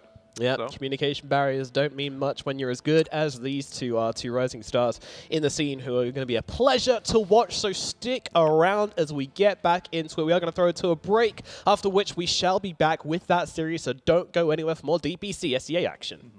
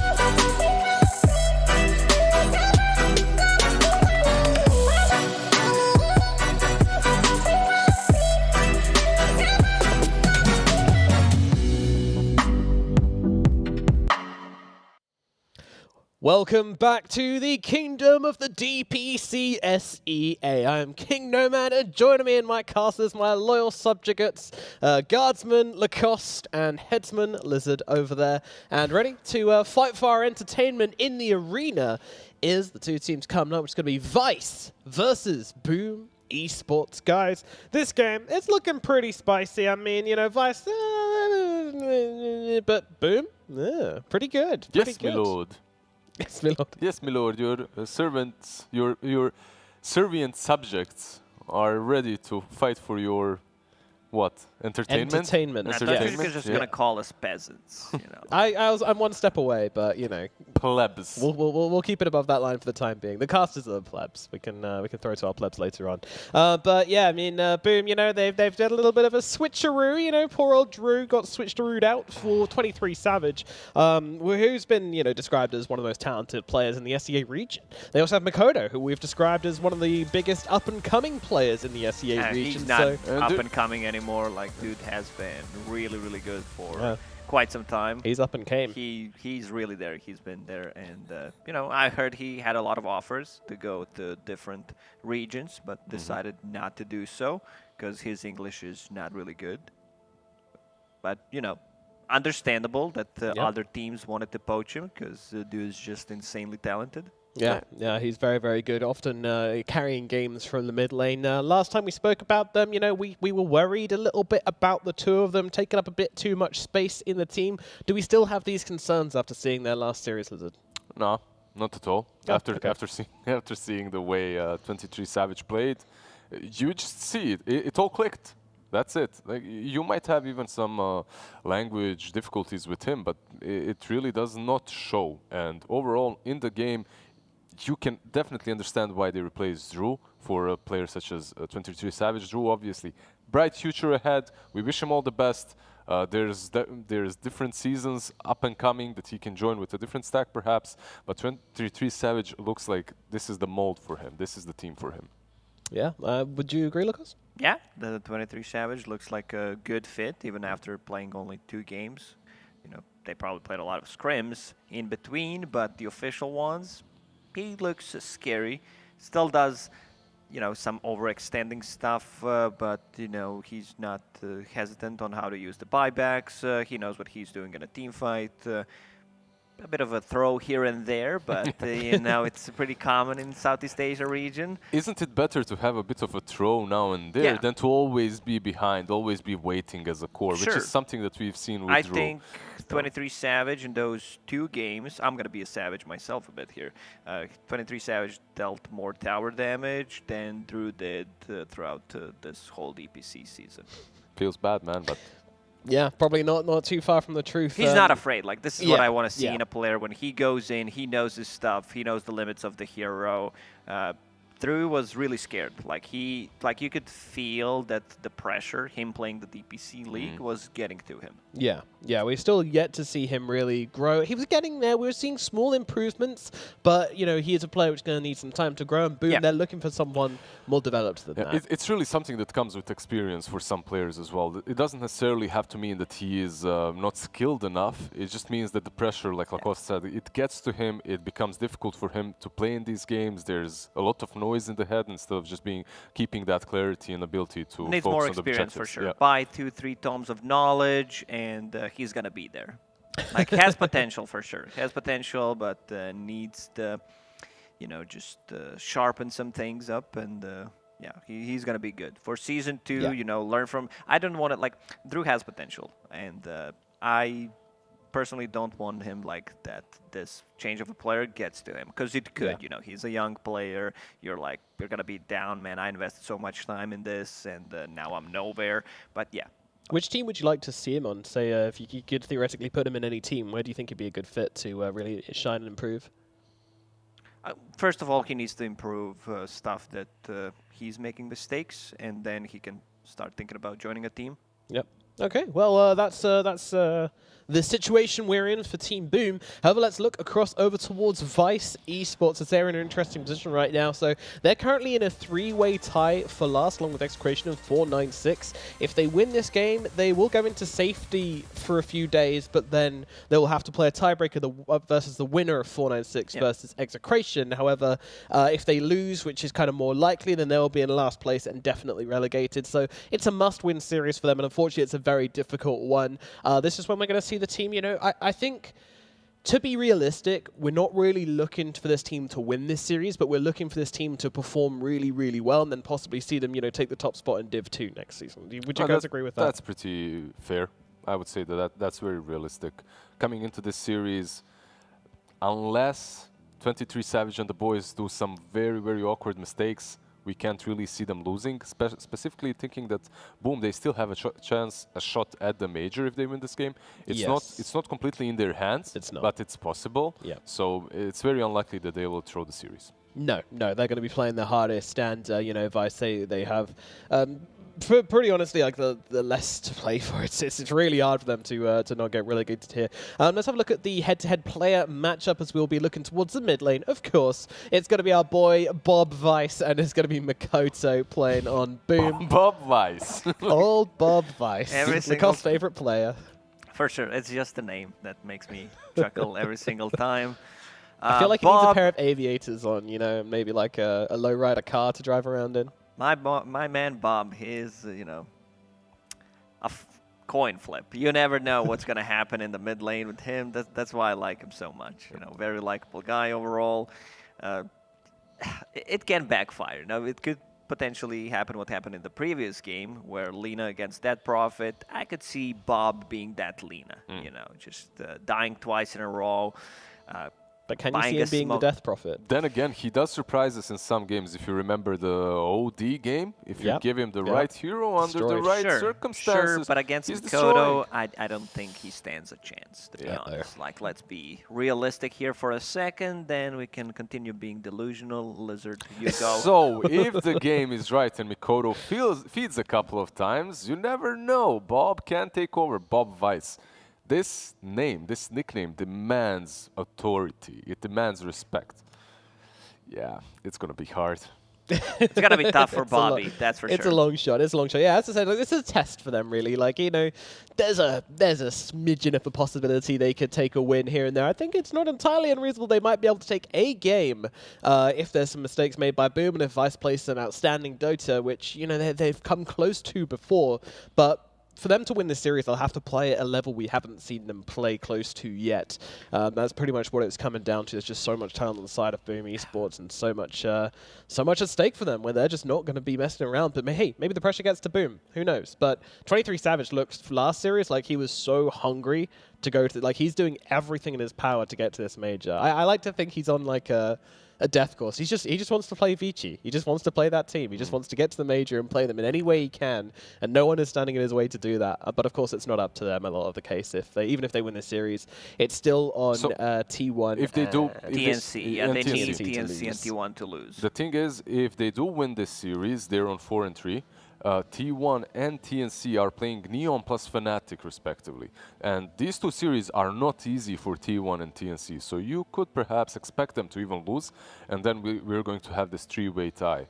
Either way, the last week of the tournament will be extremely interesting because we'll either see those top 3-way ties or the middle pack. So we'll see some tiebreakers. It's going to be hype. There's going to be some tiebreakers for sure. We just need to decide, you know, which ones. One thing I noticed about my notes when I do the prep for Vice, every single time they play, I have one less, like I always write good and bad things. I have one less good thing? Yeah, one less good thing to say every single time they play. Oh. You know? Like in the end, I was running out of options. Let's see what they can do. One thing I dislike about the team is that they're like counterpicking themselves. Last series they played, they picked Storm Spirit and Ricky into Puck. They lost that game in 15 minutes against T1. I'm sorry. One of the negatives is they counterpick themselves. A very small one. They really do, though. Yeah. They really do. All right. Yeah, I mean, my notes are an absolute mess, by the way, because I was trying to figure out all the different permutations. So, like, if 496 win, if 496 lose, if TNC win, TNC lose, and all different. And I've just got like pages and pages. I'm just looking at this today and thinking, when did I ever expect me to be just like reading out my... So, guys, you know, let's take 15 minutes to have a look at how everything can go down. Can you remember, if you scroll back through all your notes, the first hero that Boom played in the first series, was it perhaps the Bounty Hunter? Yes, Yeah. it was. And that's Still where rings a bell. Yeah, that's where we started hating on the hero, because from that point onwards, for a couple of weeks, I would say 4 weeks, Bounty Hunter did not win a single match. Like, look at this opening. This is something that doesn't happen. Like, I watch pretty much all other regions when I'm not asleep. So I don't think I've ever seen this before. Like, Phantom Lancer, Bounty Hunter opener. The PL on its own, being first phased, is not that great. Yeah, but versus Mirana and the Beastmaster, it does make sense. It's a really good hero versus the Beast in the lane. Versus the Mirana, you're not really that pressured too there. But you are giving them a chance to counter pick you in the next 2. Yeah, this hero can't be flexed. Like, you cannot play this hero at any other position than position 1. Maybe a mid in like certain situations, but it's still gonna be like a carry position while you're gonna have like a safe. It's carry, like 100%. So can't be flexed. This is something that I don't like to see when you have this like set in stone pick. We're gonna do this, especially in the first phase. So you're giving them a lot of chance. Are they making a statement here? Is that what it is? Could be. Yeah, I feel like that's the case. Like, because you can't really, when you go into those tiebreakers. This is all considering they win this series.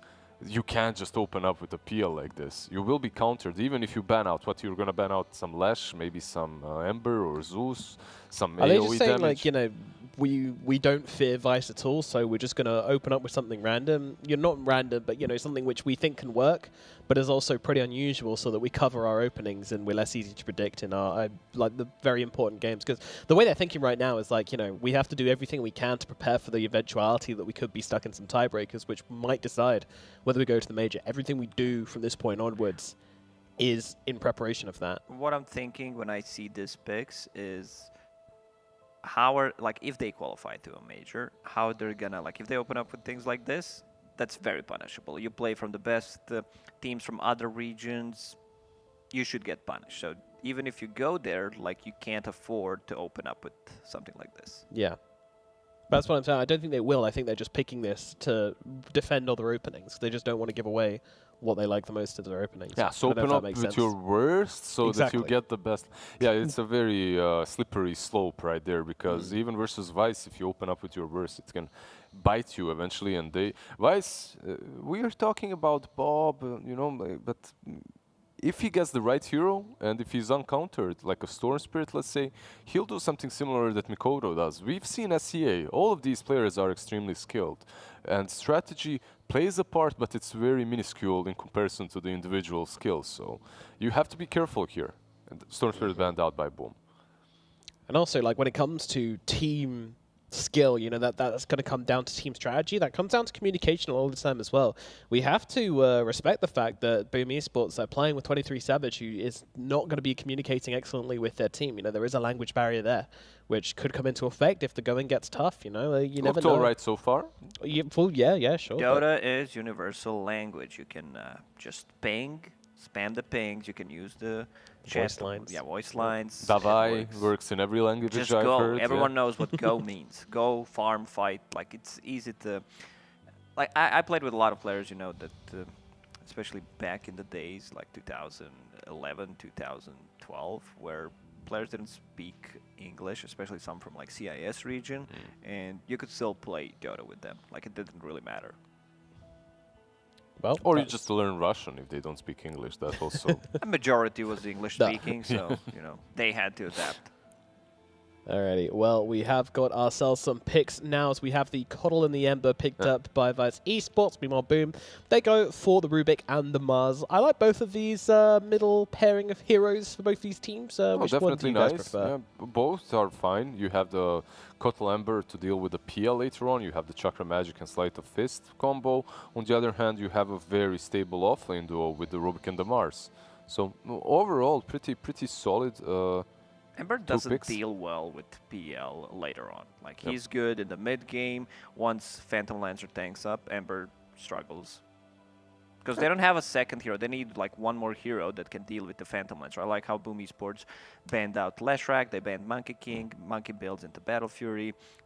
Leshrac is just the best possible counter for Phantom Lancer because you kill illusions and this is where the most damage comes from. So. It's about the build as well. In the natural progression on the Ember with the Maelstrom possibility into Shivas, you're just making his life way, way harder later on. You're not going to kill him on your own, but he won't have a completely My free game. problem is who kills Phantom Lancer in this game. Unless it's Ember Spirit, like he's not afraid of Keeper of the Light, Batrider and Mirana. These heroes don't do well with him. You need a position 1 that will have a good matchup. So scaling AoE damage. Possibly Ricky. Ricky got nerfed pretty hard. It's still a possibility. Like the thing is, we saw that. Like the last time we played it, the last time we saw PL, we saw the Ricky, and it didn't answer it at all. Yep. You're correct. I still think because Phantom Lancer was staying 4 or 5k gold ahead of Ricky. True, we did get there, but yeah.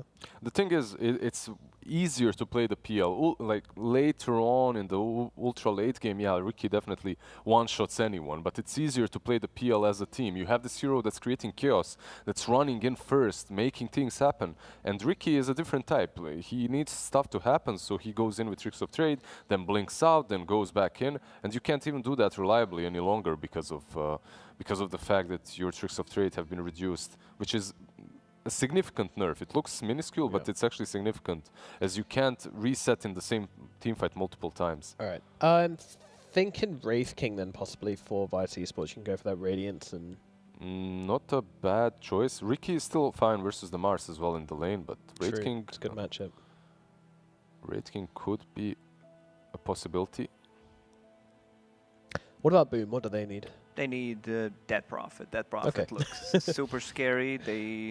Their damage is pretty limited. It's just chip damage.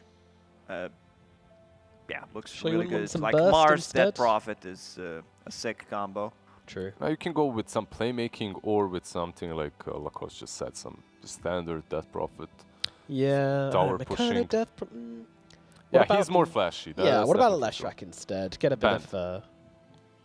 Yeah. Oh yeah, they banned just it. Just unban Leshrac. Just if you ban it, it's not banned for you, right? Yeah. Gotta imagine. Okay, so Boom, this makes a lot of sense. Their last ban is the Troll. It's like Wraith King, Troll, and Ricky. Those are the ones that are left in the pool that would deal well with the PL. Ricky and Wraith King both nerfed a little bit, so Troll could have been all right. All right. What else is there here versus PL? What about Sven? Like, why don't we bring back this hero? Vice. Okay. DK. Not bad, actually. Interesting idea. I like it. So they're putting Dragonite on a mid lane, and they will have Ember Coddle safe lane. A lot of spam. Like this hero, these two heroes are very obnoxious to play against in the laning stage. You know what I like? What do you like? I like... What did I say before? Maybe Razor, possibly. Razor doesn't sound too bad. Dead Prophet also sounds good. And the one hero that's completely forgotten, but could work here, is Necro. I just love Necro. Every time, I swear, dude. You always get a way to plug your Necro. Because they don't have, like... they have Spirit Vessel Carrier for Mirana. It's going to take a while. But against Dragonite, against the Ember Spirit, it just works really, really well. Even though it's slow. It's slow. Yeah, Phantom Lancer Necro is a bit slow. But Viper even perhaps for them would be alright. Still out of the question? There you go. No, he's not. No, he's not. Woo! All right. We'll see how well he does fare though, because he's been nerfed like super hard. But it's Mikoto bad. He'll be playing. I believe that's Ember Spirit mid lane still. They were practicing too hard. You know, didn't even notice that there was a patch change. Batrider feels like. When you read the patch notes, you know, deals less damage, 50%. Yeah. It doesn't sound that much, but it actually is. We will see. Let's hear those predictions then. I don't necessarily like the Batrider last pick that much. I think this Dragonite Ember can deal with the PL, but I'll still go with Boom. I believe in 23 Savage. I think this PL will just buy that heart and eventually carry the game. I don't think they have the answer. Dragonite has that built-up cleave once he hits level 12, but I don't think that's enough. I just don't feel it's enough, so I'll go with Boom. Phantom Lancer is the king of this game. No, Tempted. man. I'm tempted, guys. I really am tempted. I actually like Vice's draft a lot. I think they've got some good answers here, and I think the possibility of Batrider being nerfed. Let me just remind you, Nomad. Yeah. 0-2 against 496, 0-2 against TNC, 0-2 against Fnatic, Neon, T1, and they beat Execration. But you do you. Yeah, I'm going to go Boom. Let's bring it into our casters as we have our two commentary duo of B-Cup and Black taking it away. Guys, what do we think? What do we think? You can go first. I can go first. Yeah. Okay, I think... what do I think? You go first. I thought that I closed my eyes and I saw the name Boom. Simple as that. Very not- easy divination there. I'm not gonna lie, I had like a really good paragraph prepared, but I forgot the two team names. But I'm gonna go with Boom. We'll let you get into that one in game then. B-Cup and Black take it away for game number 1 of Boom versus Vice. I don't know how I forgot those two team names right away. Well, he But just gave them to you. Boom against Vice, Yeah. game number 1. I'm gonna go with blank, Boom, man. of Sometimes course. it happens. I don't know. Like today also, I said Alchemist. Suddenly I had something in my throat. I went like, ah! I don't know what happened. It But yeah, happens. I'm gonna go with Boom simply because Oh, God, hide. it's Do you want to wait on that sentence? Because he didn't even notice. He Yeah, hit, I like, just 3 walked times. up to the high ground, and, well, now he's first blood. So, DK has Bob will stun get though. Not something he wants early on. Because especially when you're laning with a Coddle, you want that brief fire. So it's not terrible for Hyde. I mean, he would have lived if he just ran away right away. But if he just went back down the stairs, I think he's fine. he got hit like 3 times before he reacted. Maybe he was Yeah. tapped out, changing his music or something. Sometimes But you for me, click the and main you reason tap why I out. went for Boom is I just believe a lot in 23 Savage as a carry player. I Right. feel like he's really the guy that can take over games and will take over games if given the chance to. And he outclicks the Beastmaster. Wow. And they immediately pause. He's like, FPS drop. I would have gotten the rune, but I lagged. I'm sorry, guys. I thought they were just going to call GG. Right there. But yeah, 23 Savage for me, one of the best carry players in SEA. Probably him and Raven are the top 2. Ooh. Really? After all you've seen so far, you're still going to put 23 Savage at the top? Yeah. I like 23 Savage. Okay. He's also my friend, so maybe I'm a bit biased, but It, sounds like he might be, just a little bit. 23 Savage is a beast. He's just a carry player that, like if you're looking to close out games, he's the kind of guy you're looking at. Like he's very bold in the way he's playing. Like, he jumps the back lines, no problem. He will give opportunities for a team if he has to do it. So you think his difference maker is the confidence? Yeah, for sure. Okay. I mean, a lot of carry players can farm, but what do they do with the farm? Right, That's right. always the big difference maker. Well, that's why they brought him in. That's the big difference maker that separates him from Drew, is the confidence that he had. And we saw it in the first series that he played with this team that they went up to high ground no problem. He had a huge lead and he used it. Yeah, he jumped the back lines, as he should. But I have not seen this new Batrider in action. On paper, it sounds like a massive nerf. Half damage to everything except heroes. We'll see how much it slows down his game. I would imagine by quite a bit. Jungling is quite difficult now. You can't farm ancient stacks anymore, even with 10 stacks. Wow.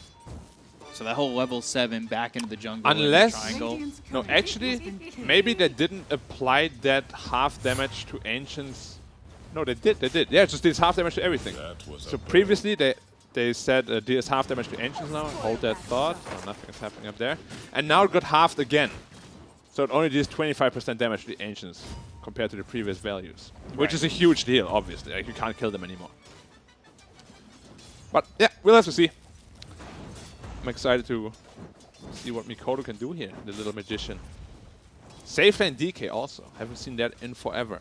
One of the better heroes against Phantom Lancer. You can itemize into either Radiance or Mjolnir. Your splash is always going to be good against the PL. And it's a pretty good answer to him. I mean, this is the first episode of the anime right now, right? It is. Safe lane Dragonite, you've got a Mirana playing with him. Yeah, I mean, Luna is missing, Invoker is missing, but other That's than why that... this is the first episode. You don't introduce those characters until after. But here you see the problem already. He has the stun level 1 that he had to skill. It just Yeah. feels so bad to have that in the lane. Like you're with a Coddle, you want to spam the Brief Fire off cooldown. But now you're just sitting there at full mana the entire time because the stun is useless in that lane. Yeah, and usually you'll see DKs, especially when they go mid, they'll sometimes even skip Dragon Tail until much later. Yeah, it's definitely... Like, he really sabotaged himself there with the first blood. Yeah. Of course, it's the first blood, though, you know, you don't want to give that away. But, I mean, I don't think they were... Even if Hyde leaves on that, he gets away. He would, I mean, I would not skill stun personally. Yeah. Because, I think he could have been especially okay with this lane. Fire getting the kill, too. Yeah. I mean, I don't know. It's an interesting decision. But especially with this lane, you know, it seems very... Like a little bit of self-sabotage there. Yeah. But of course, you know, heat of the moment, first blood in your reach. You always want to grab it. You don't want to... A lot of people would have probably done the same. Yeah, for sure. So Makoto up against Bob. We've talked about Bob quite a bit in his past games with Vice. And, you know, we talked about Makoto, playmaker, always trying to be a highlight reel. Check the level 2. That could result in arrow. Arrow. Serum chains. Arrow comes in, and, well, that's going to be another kill for Vice. And they take out Makoto. Good rotation by the Mirana. Very well done. And with the change to Batrider, it's certainly not as easy to come back, right? Yeah, you gotta win your lane. Yeah. Yeah, for sure. You can still farm jungle stacks, it's just a lot slower. And Ember was always, you know, a pretty good matchup into the Batrider. So they probably thought... I think they thought that DK was middle, to be honest, because DK is pretty weak against Batrider. But Ember is not a bad matchup at all. I mean, Ember, especially, like I said, again and again, if you get a rotation to come in, it always feels like you can make something happen, especially if that Mirana comes over. Yeah. That being said, though, the off lane and safe lane from Boom are completely free farming, sitting at 22, 24 respectively. Doing very well for themselves. And they haven't gotten quite a kill onto the DK, but they've certainly put the pressure on. If they find Zenki here, that will be quite nice for them. FBZ needed 2 shots there. He used to heal himself. Yeah. Still a very good trade for Boom, obviously. Like, forcing him to spend a lot of regen. Yeah, he got like 30 health from that self. Yeah. Not very valuable. Actually, Soul Ring picked up on the Mars. Usually we see a bottle. Soul Ring is not very popular anymore since it doesn't give health regen. I've seen a lot of the mid and off lane bottle pickups from Southeast Asia, and we've actually seen it trickle into China too, where it's been pretty popular. Yeah, it's just one of the best sustained items, especially with the runes that come out in minute 5. So I guess we'll see if he does end up going for a bit of a different round overall. 5-minute bounty runes, 2 apiece. Outclicked again. Nobody picking up a bottled bounty rune. Yeah, Timmy Koto struggling quite a bit here, sitting at 17 CS. He's a full level behind Bob. Triple Remnant, this is maybe? A big problem. Flame Break, the damage on a Bob, he might actually be the one who falls. Tower doing a lot of damage. Slight has a Remnant over mid, trying to TP out. Does it burn him out in the well? Arrow? No, it doesn't. The arrow hits on a Makoto. I thought he had a kill there if he triple randomed him. Yeah. Little bit scary, of course. Janata attack. Kezcute's in trouble now. I keep calling it Shekel. Searing Chains, of course. Kezcute What a taken damage! out by Bob. Finally the damage, and now he's on a killing spree. He's gotten all 3 these first 3 kills for the side of Vice. Yeah, he's doing very well for himself. You can see the net worth 1,000 ahead of the Batrider. Rune spawning soon. No lasso available. Now still sitting just level 5. And that Arcane Rune is top. He has no bottle yet on Ember though, so doesn't hurt too much to give that one away. Sending the illusions after the boar. Yeah, PL still completely free farming. Another blast! Ooh, God, the Illuminate and the Remnant! Makoto!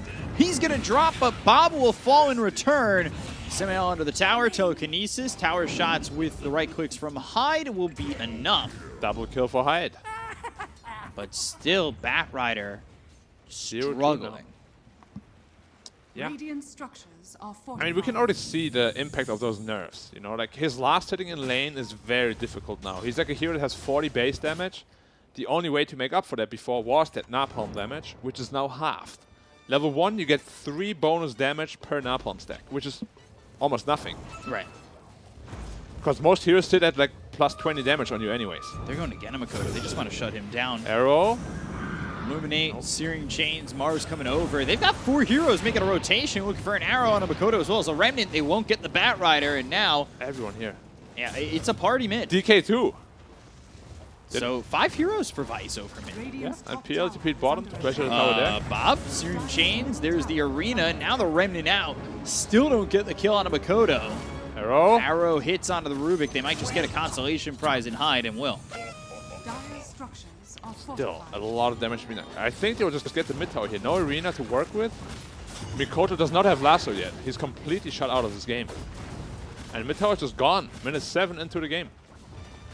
Puts a lot of pressure onto the triangle of Boom. Which, like we said, for the Bat Rider, it's so tough for him to recover. Yeah. He's trying to find a thing. There's just no damage. Do you see this? Actually, just no damage. So this game now just falls heavily on 23 Savage. Yep. They're stealing his decks as well. Chakra Magic on cooldown. There it is. Oh, he got it! Got RNG! the Searing Chains gets the RNG. Bob getting away with quite a bit of RNG. That was, like, what, 4 creeps? And he gets the hero and the range creep. Perfect. It's going for Midas on PL, because he has complete free farm. Yeah. Do I like that? It's very greedy. The diffusal first could, you know, just pressure Radiant a lot more. But if he gets away with it, he's going to snowball out of control really fast. Well, I guess the question is, if you're looking to utilize this Midas, can Vice Spear hits onto the Mirana, and they should have a kill on a semi-out with the Fade Bolt of Hide. Yep, an easy tower bottom. I guess the question becomes, can Vice take advantage of the aggression that they're using so far, and do they really take buildings quick enough? Do they pressure you enough for that Midas to hurt you? The way this game is going right now, PL seems to be the only problem they'll have. Yeah. So they need to really itemize. Ember Spirit, go Maelstrom into BKB. I want to see a Dragon Knight go either Radiance or Maelstrom himself into BKB and just deal with the problem that is inevitable, you know? Because this Bat Rider is really shut down right now. He has no game. Mars, sitting pretty much in the same boat. He doesn't have the best game either. This PL needs to be itemized for, because your heroes don't naturally count it. There's the Midas. Yep. Pretty early Midas. He can't even farm a single stack. I feel so bad for Mikoto. It was, yeah, Trent's Midas, so not the slowest combination of items. But you've also got a Midas sub Palos. Like, yep. They both hit Midas at pretty much the same time. Yeah, but of course, 1,000 more gold for the PL. He has been free farming the entire game pretty much. Yeah. And he didn't rotate. Difference is that PL's got treads. He doesn't even have boots yet. Yeah, he's getting boots delivered now. And he lost his courier just now, I think. Palos did. I don't know if his boots did get delivered or not. No, they didn't. Can't even get them. Oh, at least they didn't die on the courier. Not that that makes a difference. Well, you know, you can go back to base, pick them up. Yeah, but it's a huge amount of time lost. And without those boots, you don't farm very fast either. So that courier kill is actually pretty big. And Coddle is not level 6 yet to recall him either. So there's not really any comfortable way. I mean, you're giving away that smoke. Like, if you're putting all your summons there. Wait, They're trying to steal the stack, yeah. Searing Chains, Primal Roar, Arrow in, Makoto dead. Again? Once again. He's just level 6. He can't do anything, and he doesn't have Lasso. He went without it. All right, this game will be all on 23, the way it's going right now. Wait, he's level 8. Okay, he's holding a point. So Makoto level 8, 313 holding a skill. Oh, I'm sorry. Yeah. I thought he is not 6 yet with that lasso. He just didn't skill it yet, huh? Yeah, he's been skipping it. Interesting. Especially with the Bounty Hunter, that's kind of what you want, right? But He he's not can even level still- 6 himself yet. Yeah, Bounty Hunter now has track available. They can have an influx of gold, potentially. Yeah, Breathe Fire, Flame Break, Dragon Tail coming in onto Makoto. They should be able to get a kill onto Palos. Yeah. Not a track kill, though. They have a track, though, onto Onryu. Bob comes over. They won't be able to secure that track on the Beastmaster. Yeah, FBZ running away from the Necros. Shackle on the bat, but no follow-up. Just constantly landing the chains. This PL is getting really big. Midas Hood Threats, minute 11. Like, he could become a legitimate single target problem. Or, like, single problem for the side of Vice. Yeah, and they're not itemizing to deal with him. He's going Yule Scepter first on Ember. Not a big fan. Oh, they want to kill Kezcute, and now he's got the mana to get Invis. Dust. Oh, but they have Dust. He really wanted Arrow. to turn on Onryu. Dust, half duration. He wants to go for it. 2 Onryu's seconds left. positioning. Oh, I'm about to roar. Oh. And he's out. Top lane, they're going for Makoto once again. They've got the Dragon Tail, 3 heroes here. Bat Rider Easy just kill. cannot catch a break. Yes, he just bought his recipe for travels, I believe. He did. Very late travels. Chains on height, last coming through. Oh, God. This combination is brutal. You get the double searing chains, the double sleight of fist. It's so much damage. Yeah. Playing their cards very well, but gold lead still in favor of Boom. All on the back of the PL. Itemizing into Radiance on DK, big fan of that. I would just love it if Ember went for Maelstrom himself. PL, can he sniff it out? Or they blocked their Ancient Camp too. Ooh. Slowing down the defusal. Quite a bit. They're smoked up. They might be able to catch him here. Checkle. I think this is not a tough kill if you're able to get him by himself. Searing Chains, Arrow comes in, and now another Searing Chains with the Remnants forward. They still cannot kill this man. Arena Spear, that all lands onto the Ember. Can they get this one? Bob Lowe, Remnant with the Into sleight the of fist, arena. Searing Chains, and wow, still surviving. They still have the track on him. Maybe they can get around and find this kill on a Bob, but Flame Guard stun onto FBZ. Illuminate Spear on the side. Bob, he's getting away with so much. TP's away while he's tracked. He'll get out, and now Samael and Zanki, they'll find themselves Kezcute. He's in trouble. Hit by that Illuminate with the Blinding Light pushing him back into it. Yep, and DK we saw at the same time going down to the Bad Rider, so Mikoto getting a solo kill there on the carry of the enemy. Very important kill to pick up for him. And you can just see, the lack of damage is very obvious here. Yeah. Oh, and he is going into a Maelstrom now after seeing that. Very, very good by Mr. Bobos. Recalling in Palace. Onryu here down bottom, and they'll get the tower. Yep. PL needs another 1,000 gold for defusal. He's going to be really, really strong then. They Yeah. don't have Maelstrom yet. They don't have Radiance yet. You can already see how hard it is for them to kill him. Now, Yep. if he's got Diffusal, might be able to do a little bit more. Stole in the Starfall. Starstorm. Not the biggest deal, especially considering his low level. Going just tier 1 to tier 2. Wow. Yeah, it's very hard for Dire to really fight right now. They have a Bounty Hunter who can't really team fight at all. No Lasso on Bad Rider, who also doesn't really have any items. Really. He's very poor on that Bad Rider. And of course, no Diffusal Blade yet either. He's not where you expected a Bat Rider to be in. Yeah. I mean, he's definitely feeling the nerf. The nerf hammer is big, for sure. Half damage on everything is brutal. Basically, it brings them back to like a couple of years ago. Yeah. Where people itemized, you know, just blink, force staff, pull someone out of there. Of course, the playstyle is vastly different now. Diffusal, 100 gold. Yep. Once that's online, they do have a Maelstrom now. So at least they have some sort of AoE damage to deal with it. Flame Guard only level 2. So that doesn't really help too much either. Starstorm only level 2. Smoke up again. Radiant's top tower is under attack. It's still very tough to fight into this Ember with the Sleight of Fist. Searing Chain, we see it. And they Chakra find Magic. Hyde. Telekinesis, Illuminate again. Zanki's got another kill. He's 4-0 and 5. Lasso and Ember. Lasso onto the Ember, but the Blinding Light pushing them away. And now Bob, well, he's just in onto Makoto, who pops an Illusion Room, trying to make something happen. Shuriken tossed and hitting onto the Mirana. They've got the Spear. They'll get the kill. That's a track kill for them. And now they're starting to pull away for the rest. Kezcute continuing to try and track these heroes, but they find themselves 23 Savage. They'll get the kill into the Phantom Lancer. They'll take him out of this exchange. And with that, Boom are forced to retreat. The real PL got caught out by the Beastmaster, gets a roar on him. Super well done. And now with all that damage, the new items they picked up, they do have the damage to kill the PL very easily if he's singled out like that. With the Necronomicons, DK stun, everything. Super well done by Vice. They're definitely outplaying my expectations here. And I did not think that they'd be able to just take every outer tower like this. And now it's a tier 2 gone. Yeah. Minute 17. Super early. Which now gives them access to the shrine. And we can see this weakness of the bounty hunter. Like, it just doesn't do anything. Part of 1 kill, 0 track kills so far. Yeah, I got one. Well, no, I think the Mirana was a track kill. Oh, it was? In that last fight, and that was the only one. Oh yeah, but he doesn't get assists for track kill. That's true. That is true. Necro 3 picked up on Beast, going straight into the BKB. I wouldn't mind seeing an Aghanims later on him as well, just to deal with that PL.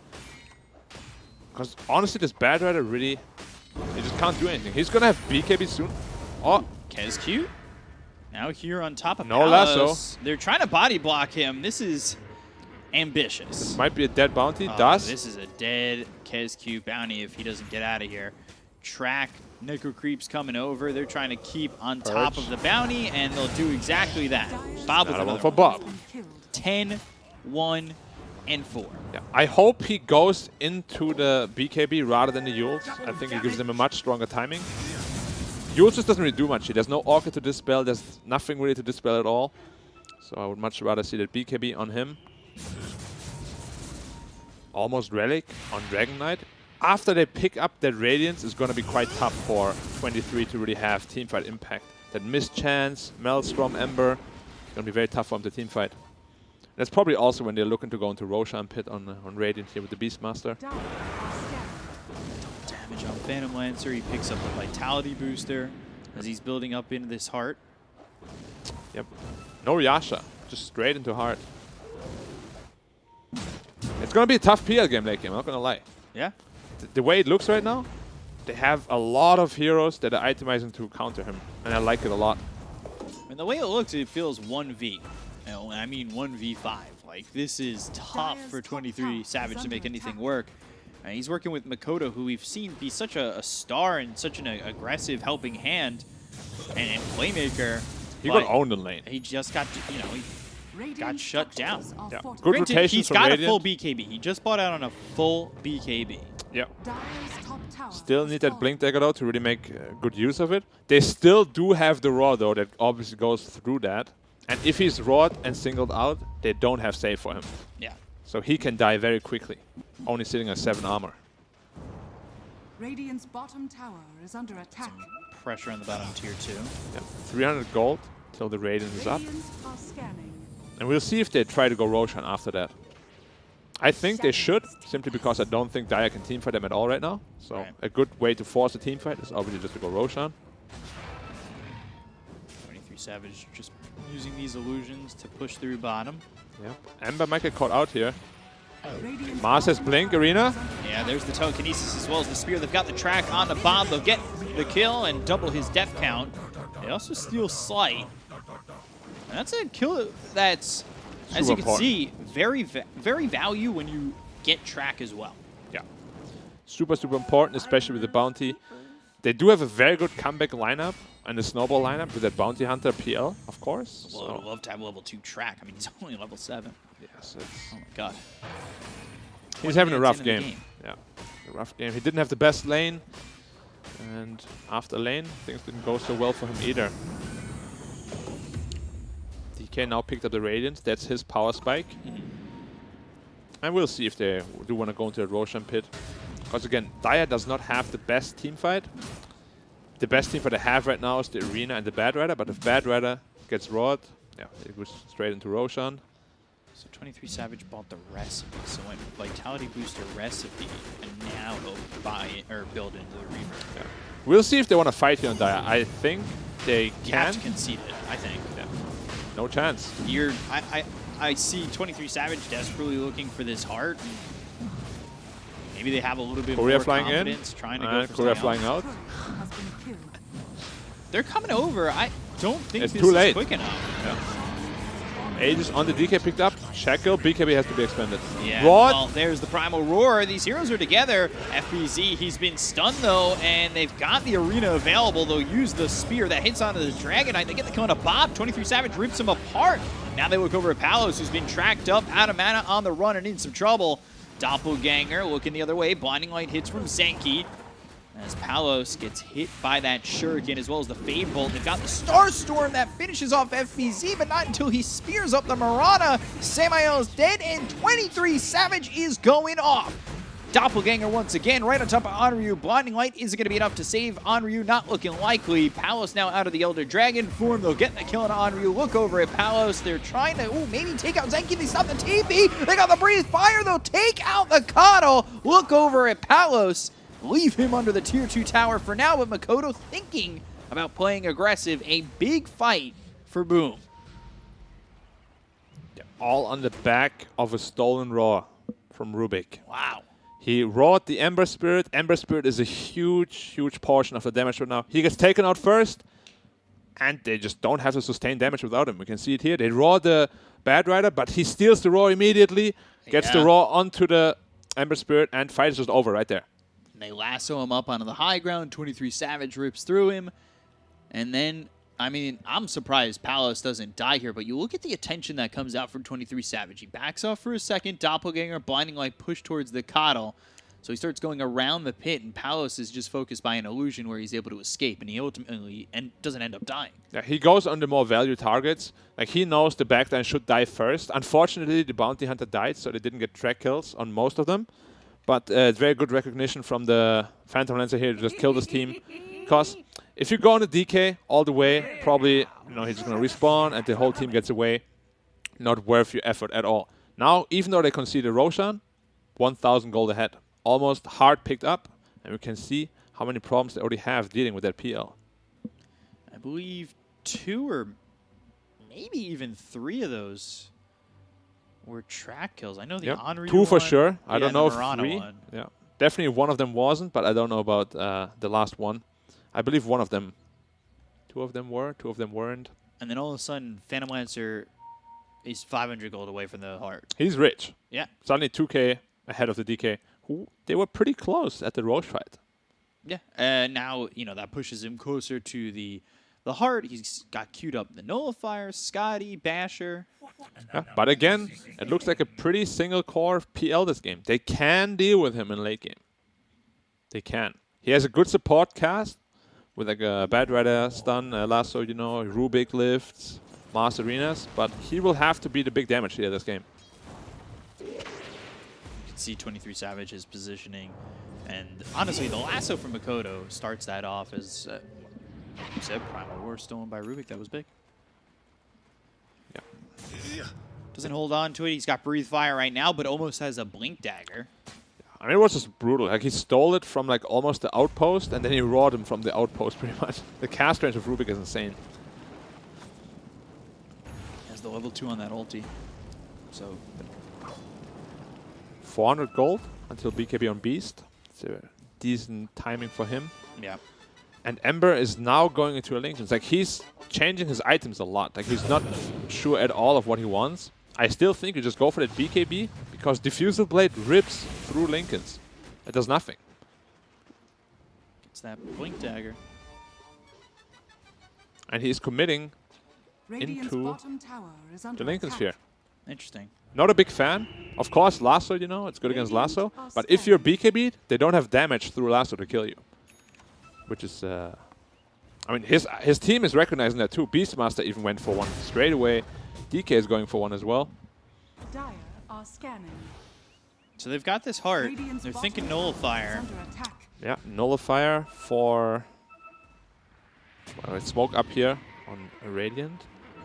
Ooh, they're coming over, and well, Onryu, who used the Primal Roar, coming in on a Kez Q. They do take out the Bounty Hunter pretty quickly. He'll pop the BKB. On the other side of the fight, they got themselves the kill on a hide, so they're taking the Rubik as well as this Bounty Hunter. They've gotten through both supports. It's 23 Savage as well as Makoto focus their attention on a Semi-On. They'll get the kill there, but now it's 4 around 1. 23 Savage in a lot of trouble. Needs to be careful. Makoto comes in and gets the lasso onto the Beastmaster. 23 Savage goes after Zenki and wants this Coddle dead. No blinding lights, no way to help, no way to get the Chakra Magic onto Bob and give him those double sights, those double searing chains. They also finish off Onryu. That's 3 heroes dead on the side of Vice. They'll look over at Palos. Bob, Palos trying to fight, going after 23 Savage. He's got the heart, he's got the Doppelganger, trying to run Palos with the Dragon Tail available in just a second, but slowed up by the Diffusal Blade. So Palos still trying to catch up to him. He does have a Blink Dagger in 7 seconds. Doppelganger still getting him Mirana some dipping distance. Mars low, so can't exactly jump in and feel comfortable. Sleight of Fist, but he does jump in. He goes to the Blink Dagger as well as the Spear. That locks up Bob for a second. They might end up losing FBZ. They will. But is it worth it enough to get 23 Savage into the backlines and get the kill on a Bob as well as Palos? They'll only right now get Samael, but they find Palos for a second who's out of mana. So Samael, he drops. That's a track kill. They look over Palos and Bob once again. Bob with the Flame Guard running and the track on him. So they know exactly where he is. Searing Chains comes through. Hyde is with them, and well, Sleight of Fist, Fable comes in, Bob on the run. They've rooted up this PL. Can they finally kill this Ember?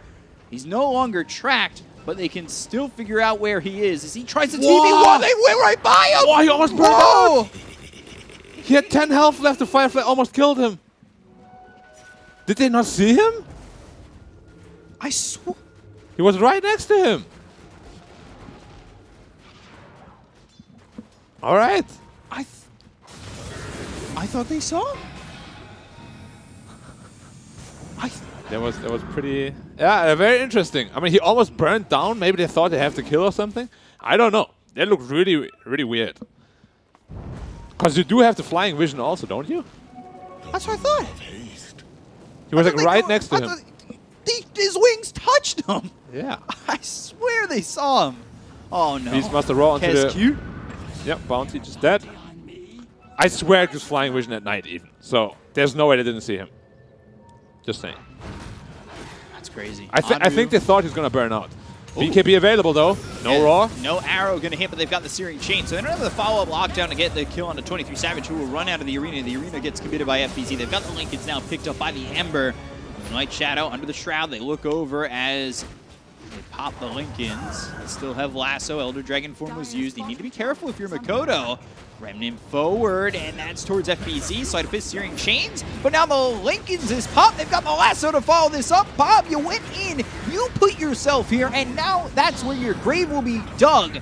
They get the kill on FBZ. They'll return a 1-for-1. They'll buy back on the Mars. They'll get the kill on a Hind, and now it's going to be another dead on the side of Boom. They look over though at Honor, who no longer has the BKB. 23 Savage has a double kill as he looks over at Palace, but they've got the Dragon Tail. Samael following it up with an arrow that hits on FBZ because he doppelgangered. They get the kill on a Palace as well as Samael, but they will survive on the Mars. Man, 23 Savage letting his Mars be a pin cushion to all the arrows. Finally, a Shuriken toss on a Zanki. They're going to continue to chase on the Kato, look for the full team wipe, and eventually finish it off.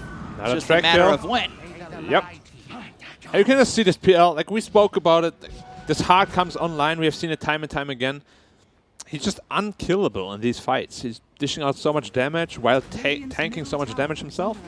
You just cannot deal with him. Yeah, at all. Really struggled to find any answer to 23 Savage. Yeah, and Bob completely putting himself out of position. I mean, he did that to himself, as he said. Like, he jumped in there. He wanted that fight. Maybe the communication wasn't there because his team wasn't immediately with him. I mean, they also aren't as mobile as him. Maybe he was, like, underestimating, you know, how mobile they are with their Blink Dagger on a DK or whatever, but he got taken out immediately. And as I said, he's a huge portion of their damage. If he dies early, this PL is free to do whatever he wants. Yeah. He was full health the entire fight, basically. They can't hold him down. Now Basher picked up on PL. 1,000 more gold until Abyssal Blade is online. They keep blocking the ancient camps with the sentry ward. Very cute. Slowing down the PL by quite a bit. But still rich. 18K. Still 18K. Yeah. Getting all these kills, track kills. Now there's super good. Yep. Arrow comes in. Ooh. Almost hit him. Almost hit 23 Savage. They're near the outpost of the Dire. And they'll know this in just a second. Yeah. This DK needs BKB 100 gold away from it. And then probably he needs a Mjolnir. So they're coming over. There's the Blink as well as the Lasso that comes through on a Zanki. And Anaru turns for a second, but then turns back around. Not a track kill. They need to get this outpost back before the 30-minute mark. No problem. Got plenty of time. 30 seconds. They're good. Yep. Now DK up. I mean, has his BKB up. So good pickup for him. Bob going to an Agam Scepter. I like it. It's good. I just don't like the Lincolns. Yeah. Initiation on Blink Bad of the Dragon Tail Rider. looking for Makoto. FBZ, he's hiding in the Roche pit for a moment, maybe looking for the positioning to come in as well as Blink into an arena. But his Blink gets put on cooldown with the Sleight of Fist that comes through. Now the arena's going to land on a 2 with BKB Popeye Onryu. They use the Primal Roar to lock up this Mars. Now Sleight of Fist once again. They pop the Link is on to Bob. Ooh, he rolls up into the air. He avoids the arrow. They look over at Palace, who has his BKB going for just a couple seconds longer. We'll see how long he's going to last once that BKB runs out, as the side of Vice are starting to try and get out of this one. Bob's kind of left by himself as 23 Savage goes after Palos. They've tracked up this Dragon Knight. The arrow comes in, but it's hidden by an illusion. So they get the kill to Palos, and they'll look over towards the rest as FBZ gets taken out here by Onryu. The Remnant's back, but is it far enough away? Doppelganger thinking about moving in, but there is a Tier 2 tower and a Tier 1 tower that still stands mid, and they can take what they've got and take out the Tier 1 tower as well. At least they got the Mars kill, who bought back, so he's dead for a long time. But if you're this DK, you cannot jump the backline. You need to protect your supports from the PL. It's going to be a lot tougher with an Abyssal Blade on the PL now. Yeah, but he's just running in and causing so much problems in the backline. They need both the Ember and the DK on top of him. Like, you just don't have the room to jump the backline. Even though you want to, you just cannot do it. Because if you do, this PL will just completely wreck your lineup. He's already doing that. He is. And they just have to address him. Like, I feel like they're just ignoring him too much. Like, it's obviously hard to kill him, you know, but he's the biggest problem. The other kills do not matter as much. And he's getting to this point where he's just unstoppable. Winkins? Yep. Abyssal Blade's still online. 3.4k max health. Like 100 health region. Hood. He might be at the point now where he is not killable anymore. Like, they might have missed their timing on the Radiant. Radiant structures are fortified. Roshan is up. They're doing a smoke. Sneak. They can Roche try play. this. They know, though. They know. Dire knows. Yeah, Boomer bottom, but now Dust on a Bounty Hunter. Force Staff avoiding the arrow, but the Sleight of Fist here in Chains comes in onto this Bounty. They get the Cone to Kescute. They're going to throw it down the arena that's around Bob as well as Palos. Palos has that BKB available. Bob maybe looking for an opportunity to jump in. They'll focus their attention on the Samael for just a second as 23 Savage only has about half his mana pool available as they'll pop the Linkins out of Bob. And now, do they go in? Makoto sitting low health, but he does have a double damage as well as the Blink and the Lasso ready to go. The Spear doesn't connect, but Bob's sitting really low. Makoto may be looking for an opportunity to Blink as well as the Lasso, and he does! He goes on to Onryu! The Shuriken Toss is going to pop the Linkins of Bob. They'll get the Kona Onryu. They'll take the Beastmaster. He does have buyback, might be forced to use it, and will. So now, he'll come back into the fight, but boom. They're a little bit worse for wear. The question is, do they want to go in on this? Is 23 Savage? Yeah, he says yes. Samael, he'll end up dead. He's not going to have buyback. He's dead for 47 seconds. The Sleight of Fist, Searing Chains comes in onto the Rubik as well as the Bounty Hunter. They look over as the Spear lands and connects. Down goes Bob. He's got buyback. You've already used the buyback onto the Beastmaster, but he gets caught again.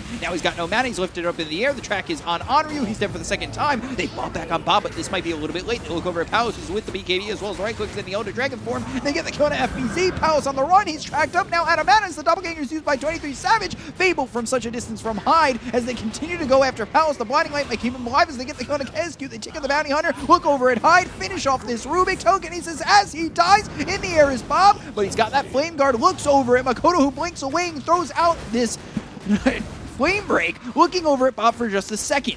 Bob using that wand to try and survive, but it's not looking likely. He's already bought back. He's dead for 100 seconds now, and wow, this could just be Boom going for Roche afterwards. They are down 3 heroes, though, so it might be some time.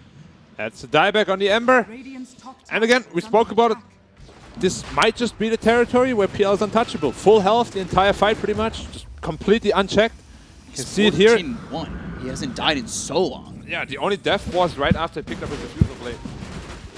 Look over as Beastmaster gets hit by that lasso. I mean, there's a lot going on in this fight that just overwhelmed the side of Vice. And 23 Savage, this is the difference between him and Drew, in my opinion, is look at where he's at. Drew would never be that far in that fight, and 23 Savage just goes out. He jumps the window and just wants to go in on everybody. Yeah, I mean, he's definitely, you know, someone you can depend on to close out a game. He's showed it multiple times. He's doing very well for himself. And at this point, there's just no answers for Radiant. Yeah. There's no answers to him.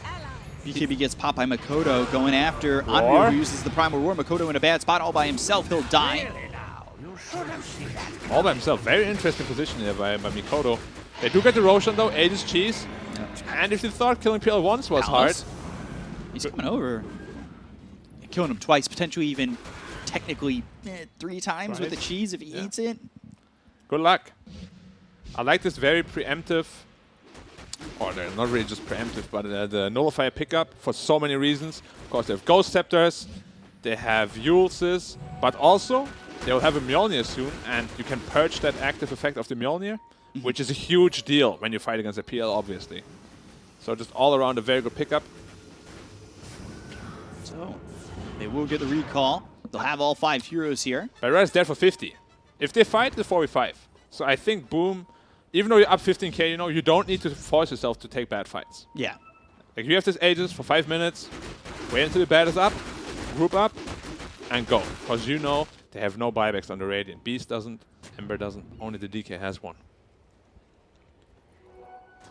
And so how do they deal with this PL? They need, realistically, another 15 minutes, and they need at least 2 or 3 more items that are really effective against them. Mjolnir, maybe multiple, Axe on Beastmaster possibly. Just, they need to go all in into the PL counter basket now. Still alive. They can deal with the rest just fine. If that basket's full, can they even kill PL? They can. Like, minute 50, 60, PL is not as scary as he is now. That's asking for a lot of time. Yeah, but it's gonna be a big ask, you know. Like, they had their timing. I feel like they mis-itemized a little bit and misfocused the heroes in team fights. And now it's just PL's out of control. Yeah. At this point, well and truly out of control. Pushing in top. He wants that Axe still. Yep. Dire's top tower is under Now he's going attack. for the Mjolnir. He's got 4,300 gold. And 23 Savage. Like we said, he had all this queued up a long time ago. Now Scotty, as well as, I would say, a Bloodthorn coming out. Yeah. Feels like his quick buy is always full. Yeah. And always with a new item there. Okay. Trying to do a Mirana ult play on the top lane. Potentially catching out Mikoto here. But he's just TPing away. To the outpost. This TP coming all the way around the back. The tower's taking a lot of damage. Interesting spot. Yellow glyph. Yeah. They know what's up for sure. 100%.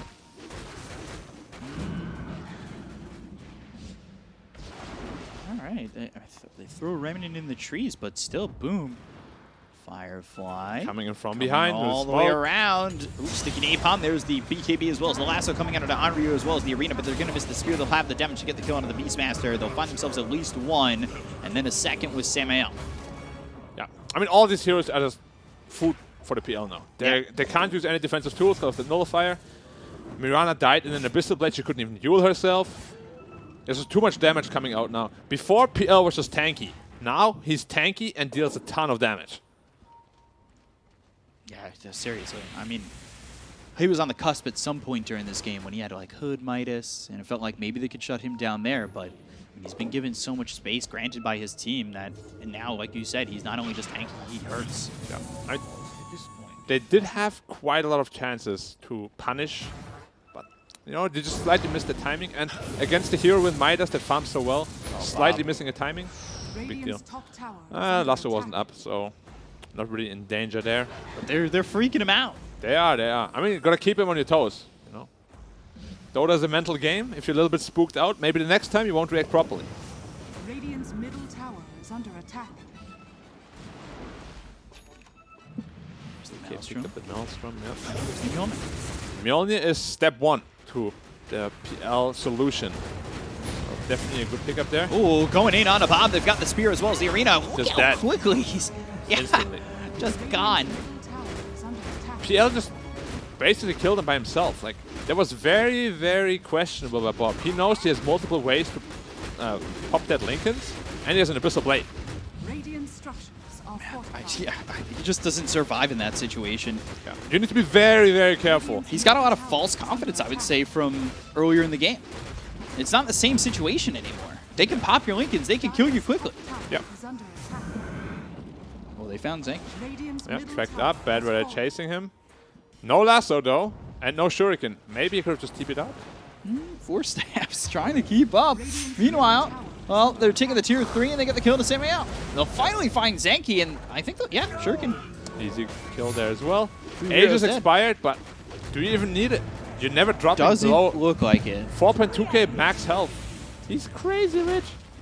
What's his health region at? 120, I believe I saw. Radiant's middle tower has fallen. Brutal, absolutely brutal. Yeah. And that's with Hood as well. So you take way less damage from all that spell damage as well. You got HP region from the Nullifier too. Ooh, Lasso coming in. That's on a Zenki. They'll catch themselves. The Kato, Nullifier, and the right clicks are enough. Makoto gets the kill. Dead for 88, no buyback. Yep, just brought back into the game. And really now it's just all about hitting the barracks. Like, they can't stop me. Now lift, spear. Yeah, spear with the arena. That's going to latch Bob. Bob hit with the Abyssal afterwards. He's just chain locked down. Pals with the BKB trying to get a kill here elsewhere. As FBZ, I believe he eats the cheese. They get the kill into Samael. Once again, they've got 3 heroes dead without buyback. They look over at the Beastmaster. Pals trying to do this 1v the world. He gets the kill to Makoto, but gets hit by the spear, latched onto what used to be a shrine. And, well, everybody gone on Vice. And that will be the GG call for Vice as Boom take game number 1 on the back of 23 Savage. He really kept them in this and then just got overwhelmingly strong where Vice had no answer. Believe it or not, he lost 500 health in the last fight. Amazing effort. I mean, there's just nothing you can do at that point. Like, in the mid-game, they did have the timing to punish that PL. They did not use it properly. He itemized very well, and they just could not stop him. After that hard, he had one more item. Done. Deal's done. And you can really see 23 Savages in a class of its own. Yeah, very strong. You know, you rated him in the top 2, so he's trying to prove to you that he can do this. And because he definitely needs to prove that to me. Yeah, I mean, he is doing a great job. And, well, now Boom have a 1-0 lead over Vice. We'll hear what the panel has to say as they break it down. Back over to you guys. Yeah, I mean, Vice, they showed promise. They showed a bit of fire. And they certainly aren't our respect in this first game. But in the end, it is, of course, Boom which take the victory. Guys, what do you think about this game? 23 Savage, man. You can feel the difference between him and Drew. The way he carried this game is just insane. His itemization, getting a hand of Midas, Hood, Diffusal Blade. I still can't believe they did not see him there. Like, it's something that boggles me. Like, I look at that smile. Like, what? I was just like, what? How did that happen? But yeah, to go back to 23 Savage, he was taking up pretty much every single spell. Once he got that heart, he understands the limits of the hero. He knows what he needs to do. Jumps in, burns mana on Dragon Knight, kills the support first, reset multiple times. Like the chase, when they were chasing him, he was still like very vulnerable. Uses Phantom Rush on the neutral camps to get away from them. Heart region kicking in, then he resets once again, comes back, baiting BKBs. Just like one of the best PL performances I have seen in a very long time. Yep. I'm usually one of those silver lining guys. What's the opposite of that, Nomad? Is there an opposite saying? The Dark Stormy Center. The Dark Stormy Center for Vice for me is that, man, they had everything they needed to take this game and take it away, take it home, win it. The itemization was pretty much all right. I've seen Ember go for that use, but then he cancelled. He built into the Maelstrom with the Kotl. They had so much potential. The early Radiance was there, early Rosh. And then Bob, my man, it looked solid up to that point, but from that point onwards, it all fell apart. Like, they had options, they had ways of winning this game, but in the pit, after they take the rush, first he gets roared by Stolen Roar, then pulled to the high ground, but that's also his positioning. There's no reason you should be next to that cliff. After that, his team decides to fight, he has buyback, he doesn't buy back and Remnant in with an Ember. That's also a very big mistake. If you buy back there, you take the fight, you might not lose the Aegis on Dragon Knight, you might not lose any heroes there, and everything is a little bit easier. Plus, so many times he's a little bit too deep, a little bit too much out of position. After the Maelstrom, he Q duels, then this Linkens. There's just a lot of problems. Then Radiance into Mjolnir, I can understand it, but AC makes your game so much better versus the Phantom Lancer too. They had ways, they had options, they had early game impact, early game lead. They just weren't able to just convert that into game-winning situations. Yeah, I mean, it does feel a shame to say that as well, because we didn't expect Vice to do well in this series at all, and they certainly did coming out the fight. You know, what was Boom's downfall in the early point of this game that allowed Vice to get away with that awesome start? Yeah, I mean, this Phantom Lancer, he was just taking over. You can see the nerfs on the Batrider where the hero doesn't feel that great. Like, maybe you read the patch notes, you don't think it's that much of a different hero, but he is like he doesn't deal damage to creeps. You know, it's very hard to farm, but yeah, overall 23 Savage. He's like, trust me, guys, I can carry this, and he did in the end. However, Vice, they played one of the best Dota I've seen from them. That's for sure. Like the itemization, movement around the map, executing their spells, chains into arrow. Keeper of the Light was playing really well with the Ember Spirit. Just overall good performance. Much better than I expected. Yeah. Until like they had tools to win this game. They just missed the timing. They had to kill PL. This is where the threat was coming from. They itemized to kill PL. Didn't manage to do so, but yeah, strongest performance from Byte so far. Yep, and for MVP for this game, we are going to be going with... Who could it possibly be? Hyde. What? Gets wrecked. Yeah. All right, some of those. That roar steal next to the pit. Oh, come on, man. Killing off Ember there was game-changing, really. Up to that point, they were struggling. PL had some items, but they still could lose after killing off Ember. Still, though, Ember didn't buy back. That's on him. Hyde, my man, a couple of good steals, but this is 23 Savage. If 23 Savage played with 4 bots, he would still win this game, considering how good he was playing. All right, that's high praise indeed. But I mean, from what we saw, it's hard to negotiate that fact. He did have a stonker of a game, but you know, it's all about the support sometimes, and the supports are always got to be there to prop up your big guys at the front, the backstage, the supporting cast. I'll have to talk with production. Like, all right. Not right now, but after we're done. Get up and leave. Yeah, no. But someone's getting fired, you know. Oh dear. And it's not me. Oh dear. Wow. Okay, big words. I don't know where you're getting this jurisdiction from, but... Beppa's, his chair is shaking right now a little bit. I think he's the other one that chooses the predictions. So chat, well, let's if hope. you have some kind words, you can add Beppa's on Twitter. Send him some love, #DPCSEA, so we can all see that. Farewell messages. Yeah, it's been a pleasure. It's been a pleasure. One last ride. Hopefully, if he is shaking his chair, then it'll be a secret lab chair, because that thing will not fall apart, because they're made of excellent quality materials and a comfortable sit all around. Secret Lab with the gaming chair of choice if you're looking for one, and they are the sponsors of the DPC SEA. We're now going to throw it over to a break, after which we shall be back with the second game of the series, so stick around, and we'll see you soon.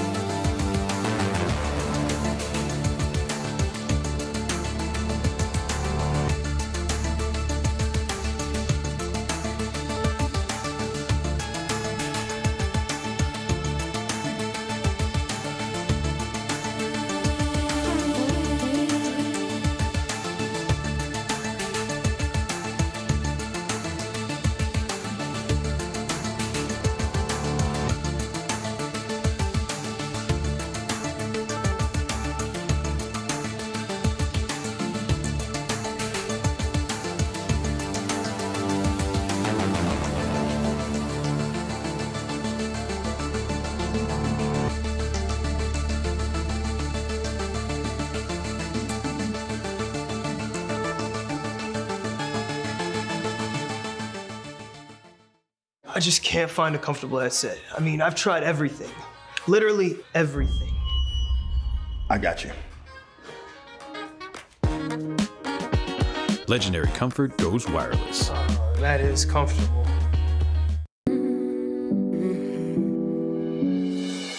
Look, you got me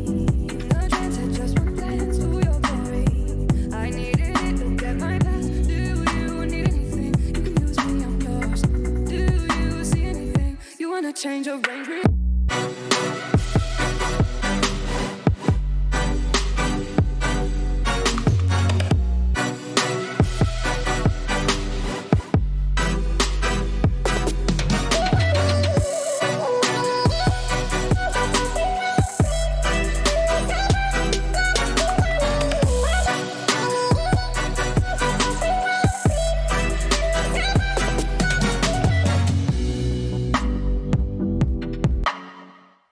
Howdy, folks, and welcome back to the SEA DPC. We are here in our town. I'm Sheriff Nomad, and joining me is old Longfinger Lacoste and Longfinger Lizard, also Speedy Lizard. There we go. Sure. Well, I did not think that through. I didn't prepare for that in the slightest, and it went as you would expect. Yeah, not really the longest fingers, just normal ones, standard ones. Good for gaming though, because they're faster. Reflexes are yeah, fast. If you have long fingers, like you probably have trouble with gaming, right? Yeah, and with firing a gun if you were a cowboy, because fingers it's too hard long. to you might not be able to reach the. Oh no, might overreach the trick. Anyway, game number 2 is now on the cards, and Vice Esports, they've shown that they can do it, but it's unlikely they're going to get this kind of start again.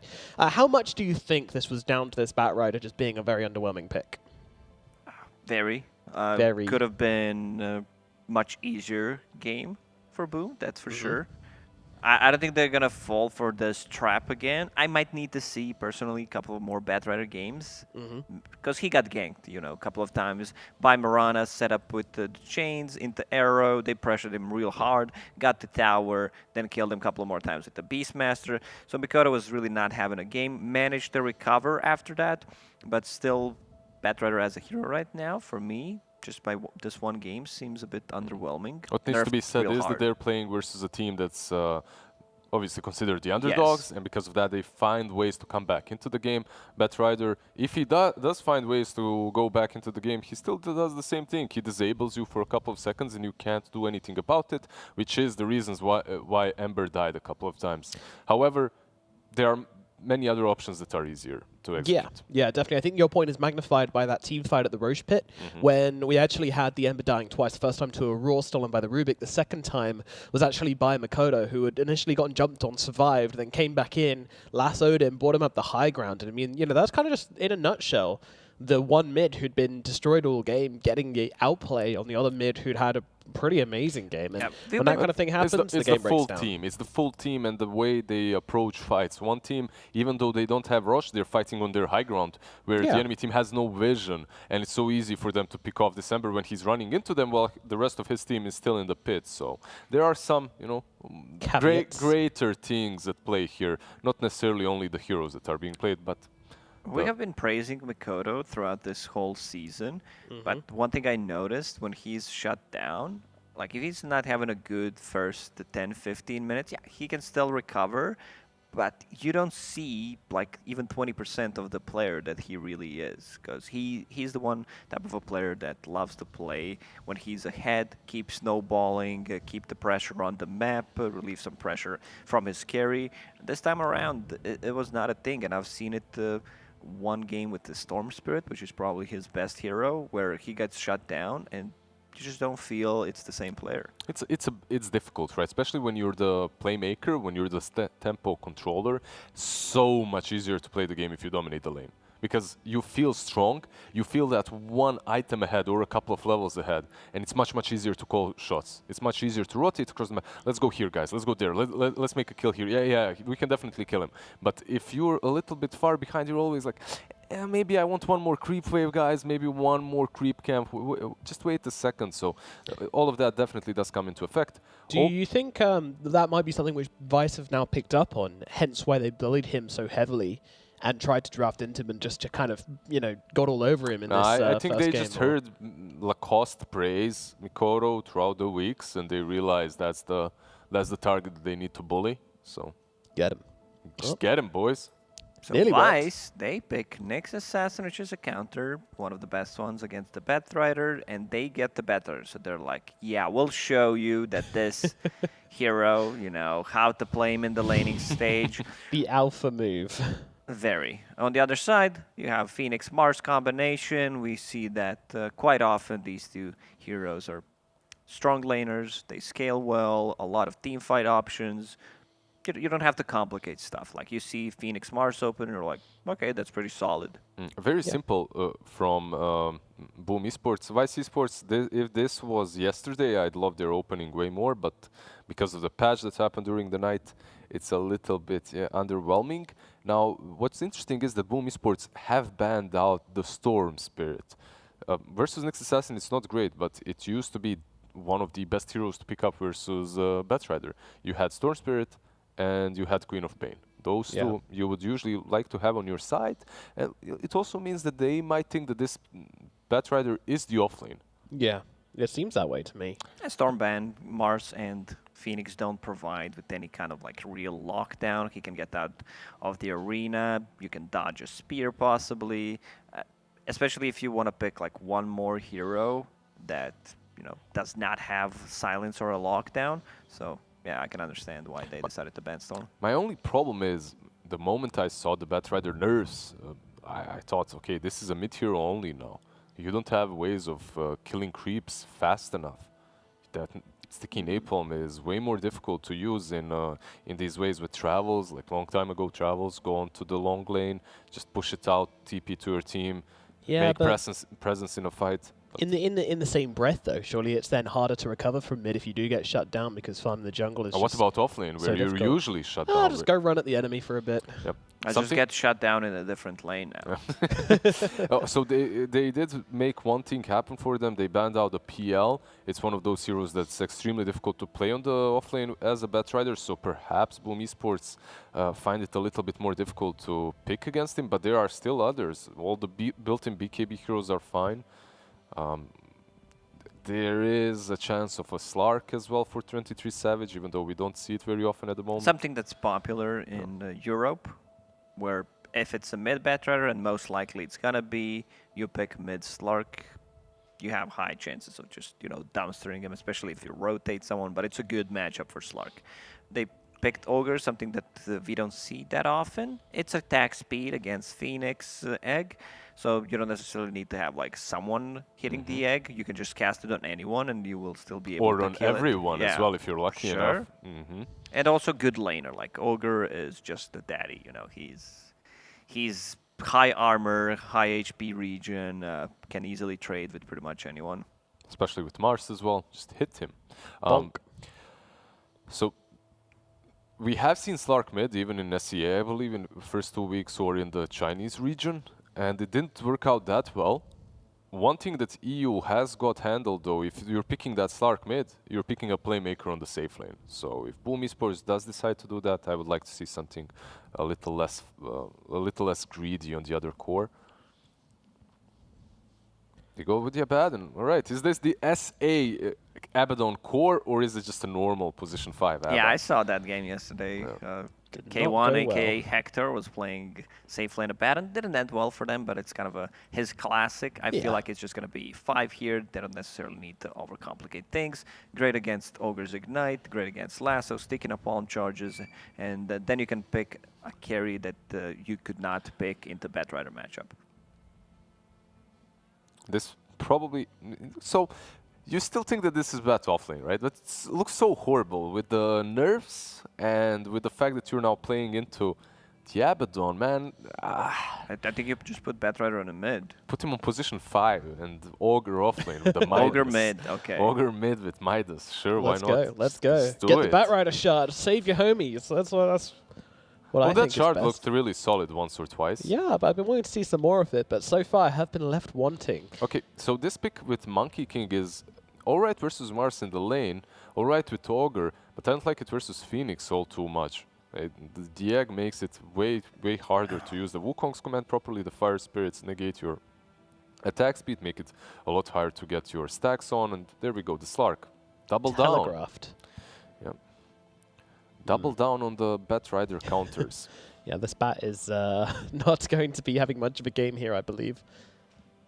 I really hope they haven't picked this for Bob now. I feel like after last game where we kind of saw him finding his shoes a little bit, you know, finding the right fitting shoes, and then they're gonna first phase him a Bat after that. It seems harsh. It seems rude. But our poor boy Bob getting punished. Yeah, the last game it was last pick Batrider, and that didn't look too good. Now it's first phase Bat, into Abaddon, into Slark. He should struggle. No one wants to play this. They could still, flex Slark. It could be mid, could be... So they could put one more hero that can be played at 2 lanes. That's why Vice Esports banning out Morph, even though it sounds greedy, but Morph can also be considered as a playmaker. So they ban out Beastmaster on top of that. Usually we see Nyx Assassin when he's picked. If Beastmaster's not picked, you just pick Beast. It's a great counter with the Hawk, with the Necro units. Nyx Assassin doesn't get to play the game. Not sure how would they manage to fit it in. Maybe Mars mid, maybe Mars safe lane Slark. There's a possibility that they could have picked a Beastmaster here, so yeah, I can go with that.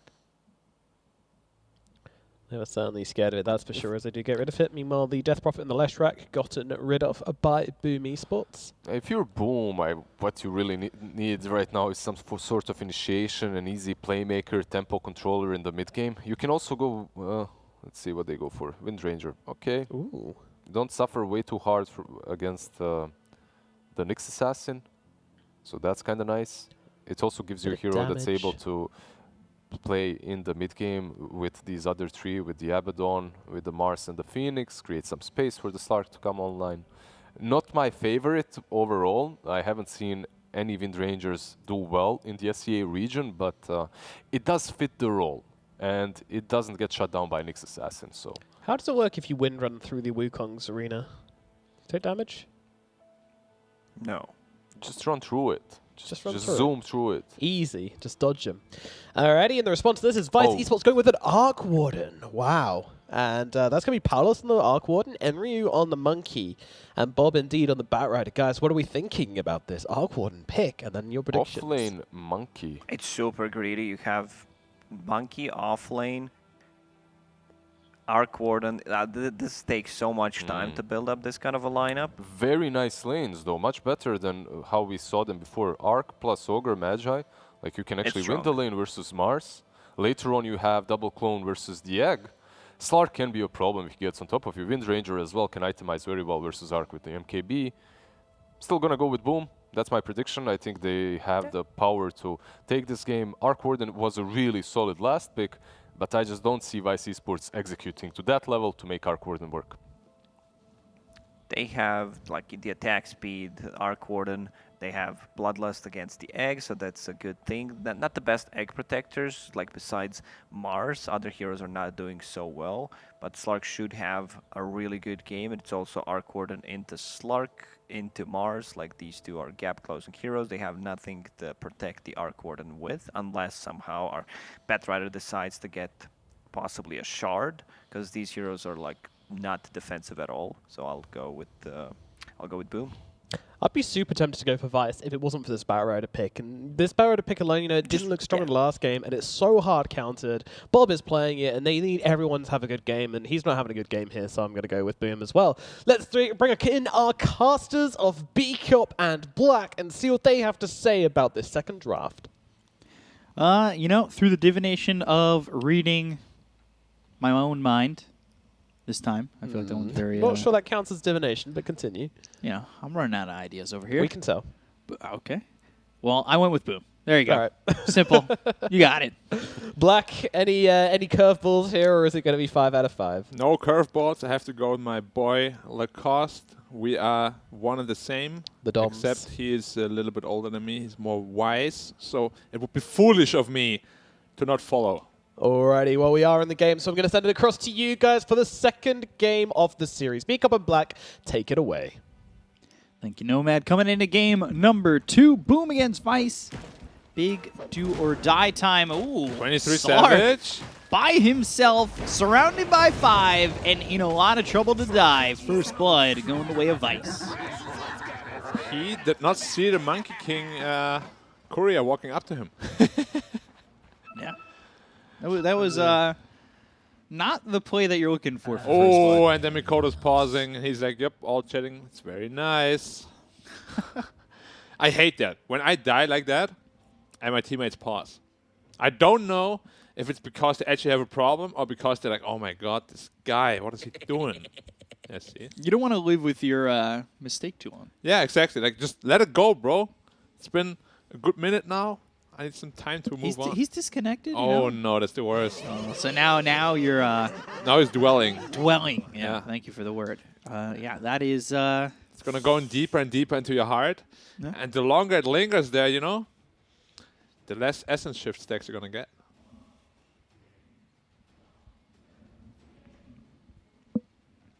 So yeah, with this pause, see what happens to 23 Savage and Maybe. where his head's at. Yeah, maybe if they have to restart the game, it's GG already, 1-1, because obviously they have a huge goal lead now. Yeah, I mean that's It's over, that's how you game call over. it. Yeah. You know, you can't restart the lobbies anymore. That's not like a thing. Yeah. So Just whose gonna- fault would that be? 23 Savage? Okay, Maybe his teammates? right, maybe, We don't know. could be. I'm looking at this game, and there's a lot on the line for both teams, right? Boom hold their Yeah. destiny and their fate. Vice kind of hold their own destiny and their fate as well. Like both sides of the spectrum. He's not smiling, by the way. It's fake news on his shirt. So he's just upset. Yeah. Oh, you know, he's smiling. Okay. Yeah. No, but as you said, a lot of stake for both teams. It's just, if you look on it, look at it objectively, Yeah. no, Vice is, yeah, the massive underdog. Like, even if they win the early game like they have before, you know, they just get out-experienced in the mid and late game portions of the game, playing against such an experienced carry, especially in a carry meta like this. I feel like it's very hard to overcome, you know? Like, you Right. really have to amass a huge amount of gold lead, so you do have some room for errors. Because last game we saw, they made like one big teamfight error, and then suddenly he was too big to handle. Yeah. You know? I'm watching all these players' screens, and I'm just wondering, do you play in the dark? Or do you play better in the dark, or do you play better with the lights on? Like, look at this. You know, the lights are obviously on one side of the room. It looks like. And not on the other. Yeah. Now, personally, I don't know if it's because I'm growing older now, but when I play in the dark, my eyes start to hurt. You got to put that blue filter on. Yeah, I mean, I do have that on. Okay. It's just, it just feels nicer to have light around, you know? Like, you get these bright ideas every now and then, and suddenly, but if it's Produce all your own dark light. all the time, it's like, you dwell, like, imagine if he was in a dark room right now. He would be sad. Like, he made this, like, silly mistake, you know? And then the atmosphere is dark and gloomy and sad, and you're like, you start dwelling, you know? You become like a bad version of yourself, and next time your teammates mess up, you're like, stop that! Stop CSing! What are you doing? It's my creep. And suddenly the team atmosphere is toxic. All just because of the lights. You don't want it to happen. Maybe I have to get brighter lights in my room. Or lights at all. I don't know how your room looks like. But Well, the flat right now, I think it could be the one you have in right now? Yeah, yeah. You know, Do all your lights work, or the bathroom one went out the other day. is it fixed now? No. So now I have like the one that's connected to the fan. Oh, that only. one? Yeah. I don't even have a fan. Well, you should get on that. Oh, you mean the bathroom fan? Yeah, the bathroom. Oh, the thing that goes open and Yeah. Gets the that thing is so cool. It's the only light I'm working with right now. It just opens after like a minute. Oh, it's a mid Slark against the Bad Rider. That's why he was there. Yep. Okay. But then he wasn't. Yeah, well, then he died. Yeah. That's again like pretty easy matchup for Slark. You don't really expect any kills ever to happen. Right. On either side, really, until like level 6. Then one mistake can happen and you can die. Because he's getting low bottom, but he'll get under the tower. He's fine. There's a carry Wind Ranger, which is a pretty hard counter to Monkey King. Yeah. And I kind of like this. It's good. This support Abaddon. Yeah. Especially against a lineup like that. Very good against Ogre. The Ignite is beyond obnoxious. When you get like a multicast Ignite on you, it's just on you for like 20 seconds. And just overall, they don't really have too many stuns, and you can purge of all of them. And you have a Slark on top of that. It's going to be a very hard game to initiate onto anyone for Vice here. It's probably going to be Slark and the Baron in the front lines, and you can't initiate on them. Very tricky. Very tricky indeed. Abaddon going to help against this Bat Rider. Makoto, bottom, having a good time. Zanky on this Ogre. Sorry, we're going back and forth, but ooh, Henri. So this is Offlane Monkey. Offlane Monkey. Not the biggest fan. Arc Warden also not that strong against Slark, in my opinion. Yeah. Because you can actually essence shift, you can steal essence shift stacks from the clone. In case people didn't know that. The more you know. Yep. You don't get the permanent agility, of course, but you know, you just amass like 20, 30 stacks from the clone. Suddenly, your team fight will just snowball. That is massive 20, 30 stacks. Does he last long enough that you could get 20, 30 stacks? Yeah. Easily, especially late game. I think it's very tanky. Late game, yeah. Yeah, I mean, of course, a mid game, probably not. But oh, might be getting silenced up here. One more hit. Shackle. Shackle lands. And easy. Look at that. Power shot with the Curse of Avernus. It's such a strong dual lane, actually. Especially in a safe lane. A Baton plus Wind Ranger. He also picked up a Ring of Basilisk. Very mana-intensive lane. Yeah. So the Bassi makes a lot of sense. Big fan of that. We see Slark just completely free farming. I wouldn't mind having, like... Would you care for a casual Orb of Venom on the Abaddon if he's going to run to them like that constantly? I like it. Big fan of oof. Give him the old oof. Yeah. What's the other one called? It's ook. Orb of Corrosion? Yeah. Had a great discussion yesterday with the cost about that. Apparently he doesn't like the word oof too much. Don't know why. Sounds fantastic to me. I like the ook. I might use that. Yeah, oof, oof. Oh, FBZ, double ignite. As well as Hyde getting pressured here by Zanky. Soak it in. Oh, God's Rebuke right into the face of this Ogre. Sounds being popped all over the place. Have the salve on the Windrunner with the Aphotic Shield. Monkey King struggling quite a bit. I mean, all three lanes are not doing super well in terms of CS. Raiden is definitely winning. Yeah. In that regard. I do expect them to be honest. Like, their lanes are quite a bit stronger. And Slark will have a really good game here. Probably opting for that early diffusal timing, which is really good against the Arc Warden, as well as the Bad Rider. For Slark, like, what's his game plan here? Always How be much is he careful. moving? He might even just get the kill here on a Bob if he's not in the right spot. Pounce leashes, Icarus dive over. They still got him. Yeah. Good rotation from the Phoenix here. And a little bit overconfident from the Bad Rider. Yeah. Slark middle does deal a lot of damage if you allow him to hit you a couple of times. No, you just get a little too comfortable, think you can handle the hits, and all of a sudden, well, not only that, but the Phoenix comes over and you end up dead. That gives a big advantage here to the Slark. Certainly. Doesn't get the Agi steal, which you really like to have, but kill is a kill nonetheless. Right. Now over on his Zanky, Spear Here. connects. And this might just be a dead Ogre, and it will be. FBZ gets the kill on the Zanky. No Fairy Fire available, no stick. And that's how easy the cookie crumbles.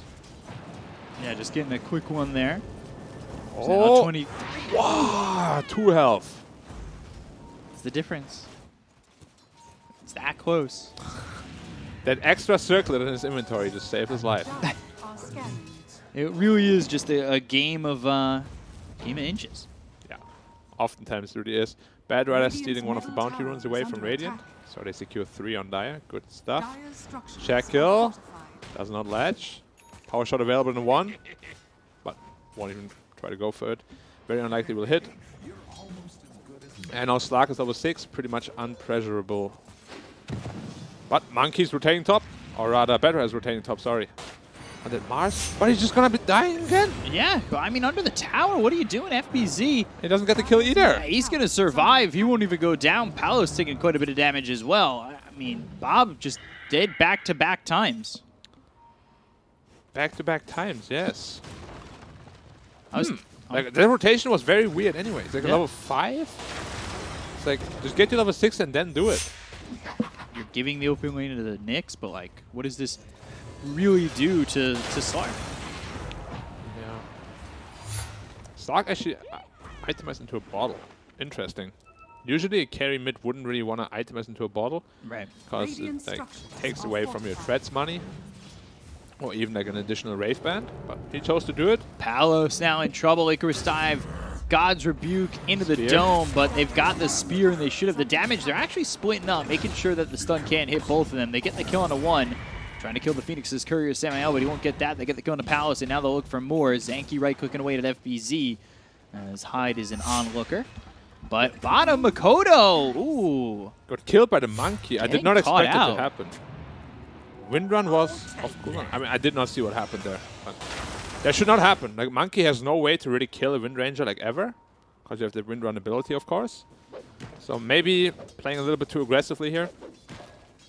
Yeah, I'm a bit surprised. Yeah, but still, all three sidelines still going very well. Lasso. They're really looking to just punish this Phoenix, but this is 4 heroes for this. That was very close. And a lasso. Yeah, like that Fire Blast was barely in range. If that's not in range, he's just out of there. But the way it stands, good rotation by Bad Rider. Almost 2 levels behind the Slark, though, at this point. Because of all the Working on the rotations he's defusal. making. Yep. Treads into a Diffu. Very common item build, especially as a mid. Because if you're a mid, you know, you have all these high levels. You can't really just sit back and keep farming. You want to be active. Yeah. You can definitely be active with this Slark, Pounce, Leash into Shackle. Mars, top lane, clone. He's going to TP out. BZ goes all the way back to base. Yeah. He's going naked Midas on Aqua. 200 gold to finish that. Interesting. Survive Bob, though. Trying to fight this up against the Slark. Going bot for that refill, but picked up by the Nyx Assassin. Grabbed it right in front of his nose. Oh, double golem spawn for Savage too. You can't really farm those up. A bit unlucky there. So 23 Savage. That's the anti-dream. Yeah. It's the worst camps ever. I hate golems in jungle. Unless you're Alchemist. Unless you're Alchemist. Like Lina is okay too, like these AoE clear heroes, but yeah. Yeah. But other than that, just Alchemist. Treads Wind Ranger. Interesting. Don't see that all day. Or every day, rather. Yeah. I mean, Maelstrom is just the new, most efficient DPS item since it was buffed from 25 to 30% proc chance. Very efficient on Wind Ranger. Also allows you to scale better because you farm faster. Overall, a very good item on that hero. Yeah. And they've pushed Palace back into the jungle. Like you said, he's gone to that naked Midas. All that's happening, though, they're putting pressure onto the tier 1 tower. So, you know, Palace, he's going to be giving up this tower potentially as he tries to send that Tempest double over to clear up these creeps. And it's gone.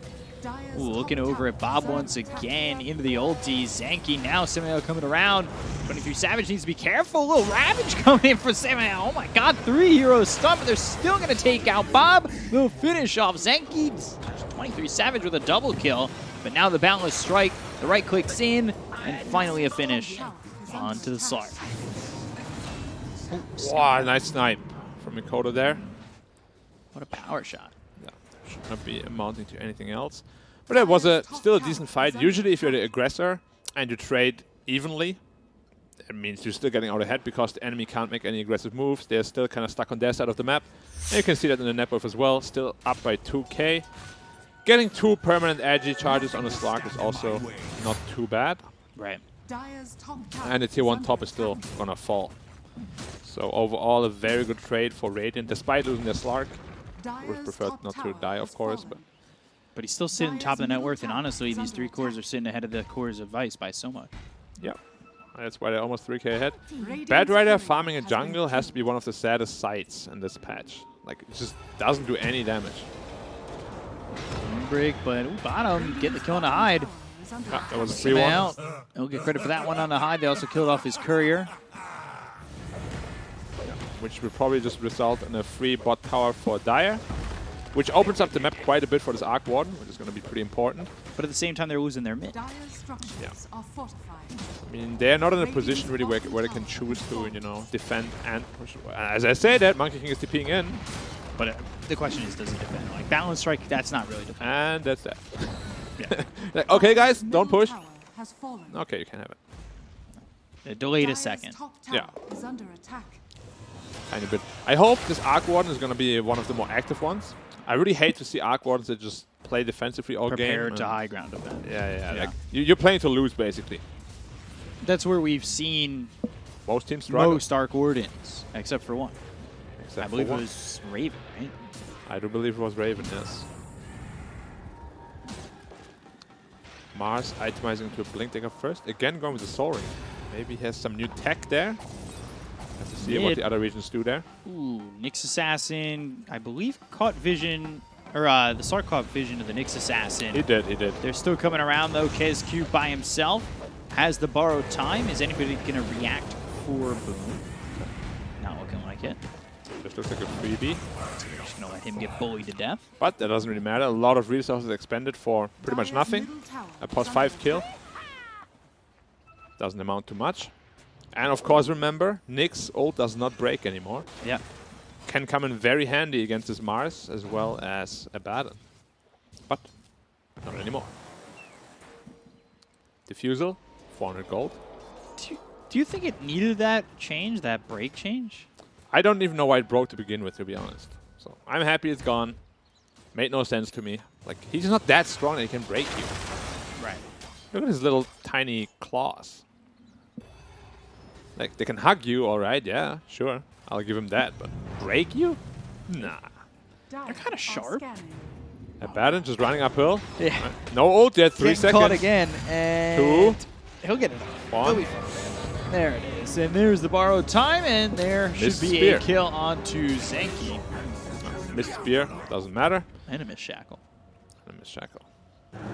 Well, yeah, maybe the arena is a little bit overkill. It's a pretty big cooldown to expend in the early game. Invis Bad Rider setting up for a lasso here on the Phoenix. Rotating in on Nyx. Lasso up. Yeah, waiting until the last second to grab that. Impale. There's the stun to He has follow Icarus up. dive though. Ooh, Spike Carapace. That'll Egg, stop egg, it. egg. Yeah, he's got it, but... They're slowed by the W. Just could turn around Sark massively. might come over. It's going to pop. Oh, Oh, no. Yeah, 23 Savages here. They tried their hardest, but, well, What they a only play got by so Hyde. far. Why? How did the tree not Wait. break? But he should be dead. On regardless. Ryu? Let's get spear to the tree. He was chilling out on the tree. Immediate smoke up after. There's no heroes to kill, guys. You don't need to smoke. They're all dead. Oh, let's set him up on the other side of the map. They might potentially catch out the Ogre here. Oh, What? just Mikoto getting killed killed by him. Makoto solo. He does end up He dying. does get traded, but Yeah. now 23 Ogre Savages also. in onto the Ogre. They want to give him the right clicks and the kill. Not a stack. Yep. The kill was super worth it for Mikoto. Obviously, he got the XP. He got the huge kill bounty. You know, even if you die after that, nobody got experience of that. So you're completely fine with that. You want to stop the Arc Warden from farming as much as you can. And Slark is accelerating massively. Going into Blink Dagger right away. Interesting. Not a bad pickup at all. He's got...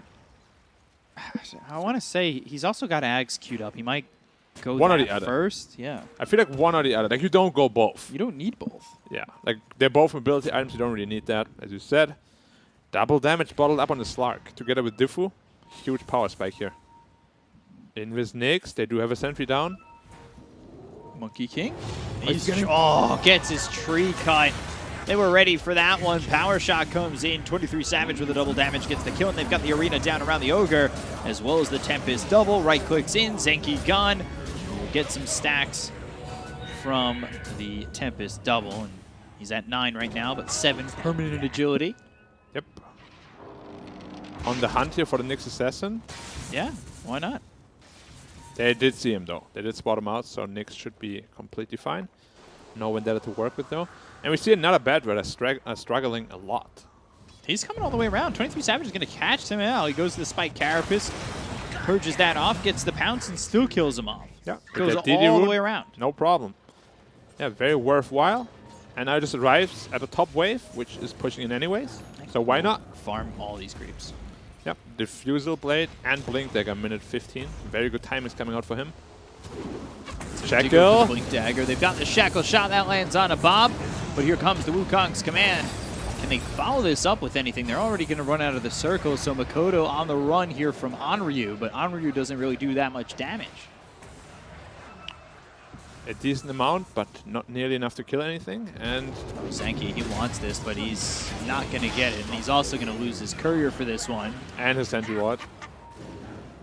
Unstoppable for 23 Savage. Gosh. Yeah, 7k ahead at this point. He's had a rough early game, but has recovered perfectly. Slark catching out Nyx again. Carapace. Leashed up. Pounce leashes. He's running out of mana, but the Shackle doesn't connect. However, he'll still get this kill. And another D-Ward denied. Yeah, and all of a sudden, Slark He's got 10 permanent agility, and now the arena and the spear is on the Arc Warden. Palos is dead. They're all over the map for Boom. No breathing room at all. No. They're jumping onto Vice hard. Yeah. Honestly, this Boom really looks like a completely different team now. They look lost. No, I said Boom looks like a completely different team. Oh, sorry. I Like think they're so fierce suddenly, you know, whereas before they were pretty timid. Like now they have this like aggression in them. Yeah. And I mentioned that in the last game. It felt like they were taking more like risks. They're ready to fight. They're ready to play aggressive. They're not. I like this a lot more. Like they're taking the fight to the enemy. Bad Rider. Yeah, there's the blink on a Bob. Look at the pounce to leash. Look at these right clicks coming in. Ring around the Rosie, and well, down doesn't go the Posey, except for Zenki. He's going to be the one who dies instead. Yeah, makes it out barely on Bad Rider. So Arc Warden bottom. They saw him. He has no TP. He's completely boxed in there. Mars and Windranger are going for him. He's not looking like he's likely to get out of this. Good spear from FBZ, and the TPs are immediate, but not in time. Very, very questionable TP there. Power Might be shot. able to get the Windranger. And the stun. Makoto Arena still running, and Onryu looking very dead here. Shackle connects. Power shot in. One more needed to get the kill on Onryu, but Bob behind him. Spike Carapace held him in place long enough to get the kill on Makoto, and now they've got the stun on FBZ, but behind him is Kezcute. Hyde as well as this Sark. Sark gets the kill on Zenki. Now he's godlike. Samuel running around with a little bit of health, as 23 Savage is trying to finish off as many heroes as he can. He looks over at Onryu, who will Primal Spring away. There's the dust on a Samuel. Blink. No pounce. Bob almost didn't make it out. FBZ gets the kill onto the Nyx. Yeah, Pounce and Spear both on cooldown, so makes it out barely again. But all these fights are benefiting Radiant a lot more than Dire. So you were saying Boom looks like a different team. Yes. And to add to your point, because I do agree with you. Even though Wait, double damage on Slark, but he has a 4-step from Bad Rat, so he should not be able to. Oh, I say that, but he just kills him with 4 hits. Wow. And Palos, he's right there too. Wow, the damage is crazy. 200 plus 200. He has 25 Essence Shift stacks, 75 Agi. Loses the Courier, what a scrap. What were you saying about Boom? Hold that he's thought. setting up again. There's the blink in. Palos is gone. Zenki might follow. Impale with the Boundless Strike. Still trying to get the kill onto this Slark. They just can't find him. And while Zenki, Sunray's there, power shot in. He's gone again. He's dead for the 9th time. What were you saying? Hold on. Goes after Samuel. He's landing the Impale. Power shot comes in. And he will burn out. Yeah, so what did you say?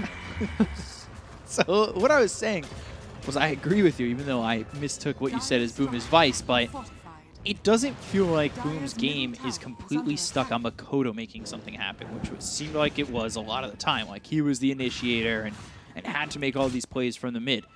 It now feels like Boom overall as a team have enough confidence to jump in and lead something on their own, even though they're not by themselves. Like FBZ, he's willing to make that move. Makoto's willing to make that move. You've got Kezcute, who in the laning stage is just running forward and ready to work with Makoto in the bottom lane. Like everything seems to be working on all cylinders. Hold that thought though. Stun onto the Slark. Can they get the kill here on the 23 Savage? I don't know if that's likely, but Shackle on 2? Shackle on the hits clone, the Tempest Devil, but I thought for a second it was on the Ogre. Right clicks come in, 23 Savage beyond Godlike. Bottom lane, Bob's caught, he's dead to FBZ. Yeah. For some reason, Bad Rider can't fly out of Arena. Why? Wyvern can. I guess Wyvern flies higher than Bad Rider, maybe that's why. Can't deal with the altitude. Yeah. Yeah, Dota is a game of many question marks. And for Vice, the question is, how do you stop the Slark? I'm not sure. Neither am I. He's oh gosh, another kill on Onryu. There's They're another everywhere. solo from Mikoto. They're really everywhere. Yeah, there's no breathing room at all for Dire. And there's the arena, as well as the spear coming through on the Palos. They'll get the kill on the Arc Warden. They'll look over at Zenki. Double kill for Hyde. And this one is looking all but over, Yeah, all but over, as Vice are just getting absolutely obliterated. And there's the spear. It lands on a Bob. A 2-man stun comes in, but Samuel and Bob both fall. And now nobody's alive for Vice. The Sunray and the Abaddon keeping alive this Mars, no problem. This is a brutal destruction. Agility. Yep, 14 to 11. Now this is what happens when Slark gets a good game and he, puts that into work. Yeah. We've seen a couple of mid Slarks that fell off, Yeah. 22 Savage did a very good job. For sure. And they are up. Okay, so much. How does Vice bait them into the fountain?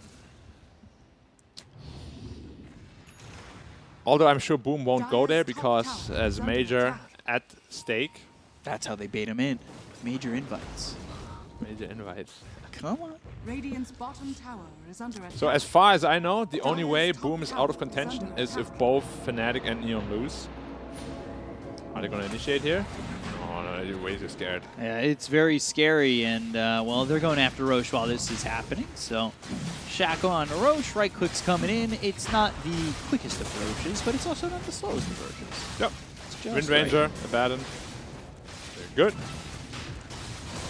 So, after Boom wins this, they have to hope that things go right for them. Like Neon and Fnatic need to win. There's a lot of pieces there for them. Then they're in contention for 3rd place, but they can't get higher than 3rd. No. So, oh, he has Axe and Blink. No, Palos So getting caught here, and well, yeah, it just does not feel like he's going to survive. Runs into the dome, runs out of the dome, and dies. I get domed. Out of the dome. Yeah. Gets domed. Radiant are scanning. My favorite streamer, Sips, is building a dome. It's just like domes everywhere. Domes everywhere. I'm a dome. The cost is a dome. Dome. Thing. Domey. Yeah. What's the difference really? I don't know. There's none. 23 Savage getting the tower over bottom. Going Scotty next as they get another kill on the Samael as well as Zenki. He's pushing bottom. The team's over mid. Bob is cooking burgers bottom. And he's going to try and TP out, but the spear is in. And it is another kill here. 4 staff though. Cool down. I don't think he gets out of this. Lasso, okay. Interesting. Lasso down. Yeah.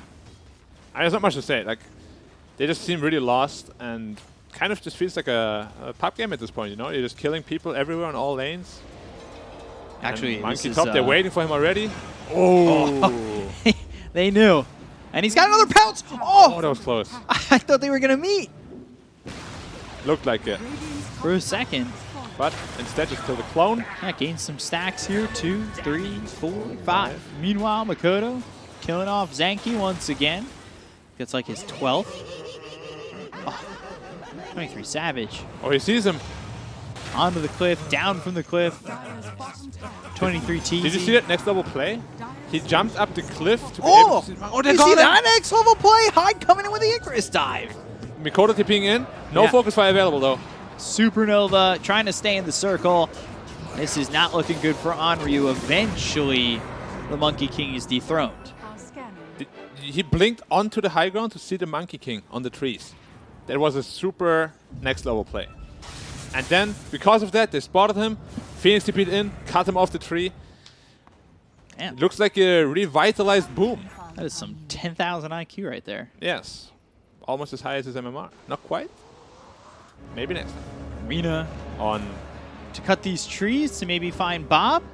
Oh. They're so close. Oh, God's Rebuke! And they got the Yules. And at the same time, yeah, they kill off Samael. 43 to 9. I mean, this is somebody. 44 to 9. Somebody stop it. Yeah. 24,000 net worth lead. And the thing is, like, Vice isn't really gaining much at the moment. They're just trying to cut creep waves, which is really the only thing they can do. But they have so much mobility on Radiant. They have like 3 Blink Daggers, they have a Phoenix. It's a real Arc Warden there. No. Real Arc Warden's there in the middle. Okay, well. Makoto trying to get a kill here. Trying to do something with it. He looked real to me. He dies. He gives up gold. But I think he was literally there just to Midas Creep. Just so he can get Gluttony. But you're giving up and again, more gold. Yeah.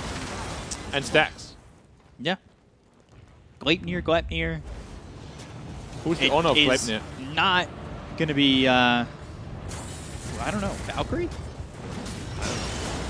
Lasso? Yeah, Norse mythology is not my thing, but they're going to pounce and leash up the Nyx Assassin. They've got the lasso, but it doesn't look like it's going to do much as the Monkey King gets caught to the Arc Warden. They get the gun to balance as well. Zanki look over at Samael to take out a third. They'll buy back on the Nyx Assassin. They're inside the Wukong's command, but that command is not even there. He can't control these guys. He cannot command them to do what he says.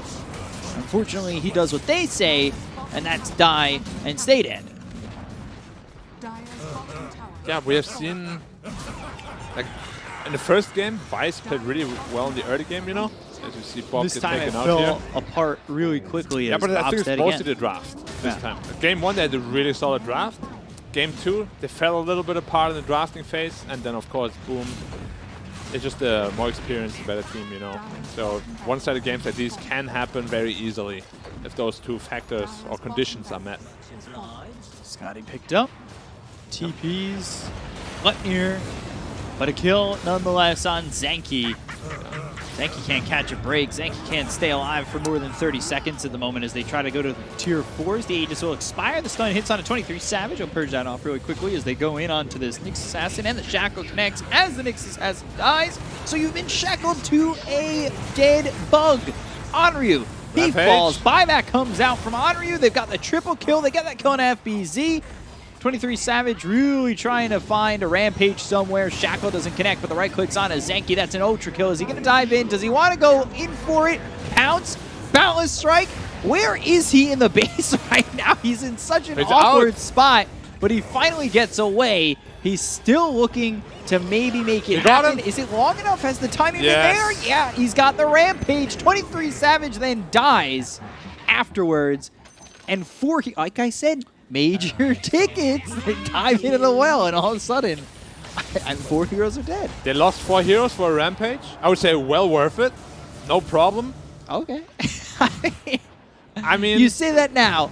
If in 20 minutes we come back to this moment, they're going to be kicking themselves. Yeah. I don't think this will happen simply because they have too many ways to get on top of the Arc Warden. You know, they just wanted to feel themselves really quick, and they did.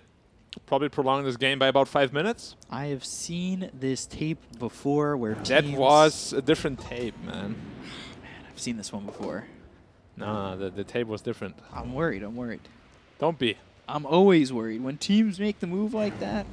Yeah, I mean, obviously we know they could have ended the game if they wanted to. It's 54-13. That is 67 kills in 30 minutes. That's over 2 kills a minute. And that's pretty much just from Boom. Yes. I mean, the math doesn't check out. It's almost there, but it's close. Yeah. Shot of 6. And they're smoking without the Slark, though. Do they need the Slark? He already got his Rampage. It's fine. Massive multicast onto the Mars. Can Olga make it out of here? Spear into the trees. He's very tanky. Barely. Not enough health. Well, as you can see, the Ogre Magi, I'm taking your role right now, Ogre Magi just out of position, doesn't really have the damage. He's so under-farmed, and, man, you know, Ogre, it's just been a bad game for Zanki. Yeah. Usually we see Ogres. Oh, another spear onto the clone. Can the clone kill all 3 heroes? No. Close. It just goes back to that lack of farm and the fact that they're 28,000 net worth behind.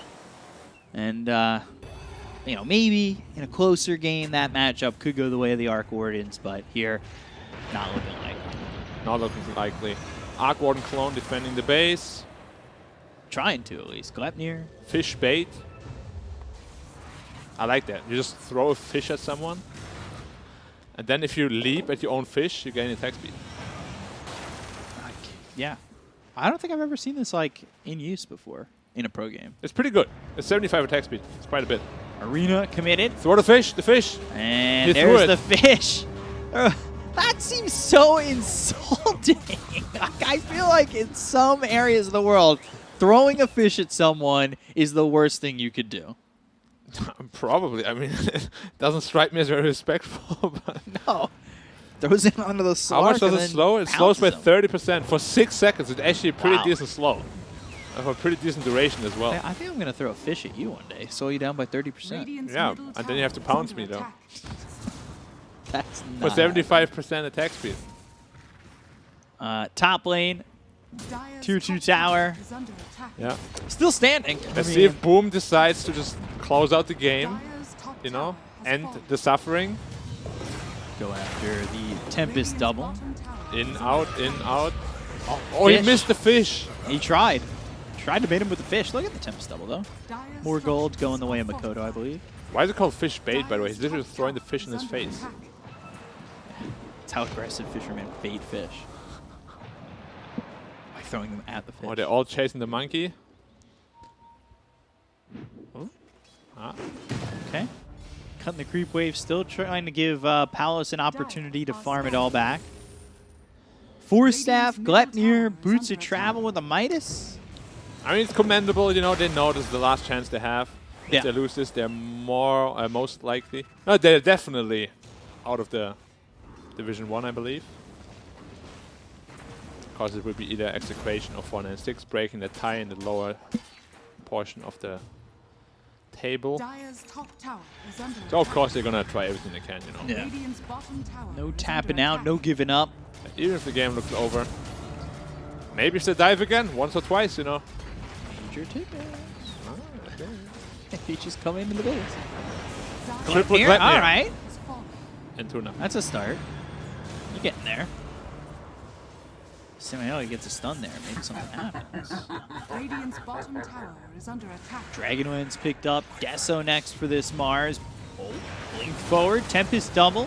That's all the stacks he's getting. Yeah, and that is 15. now 15 stacks. Wow.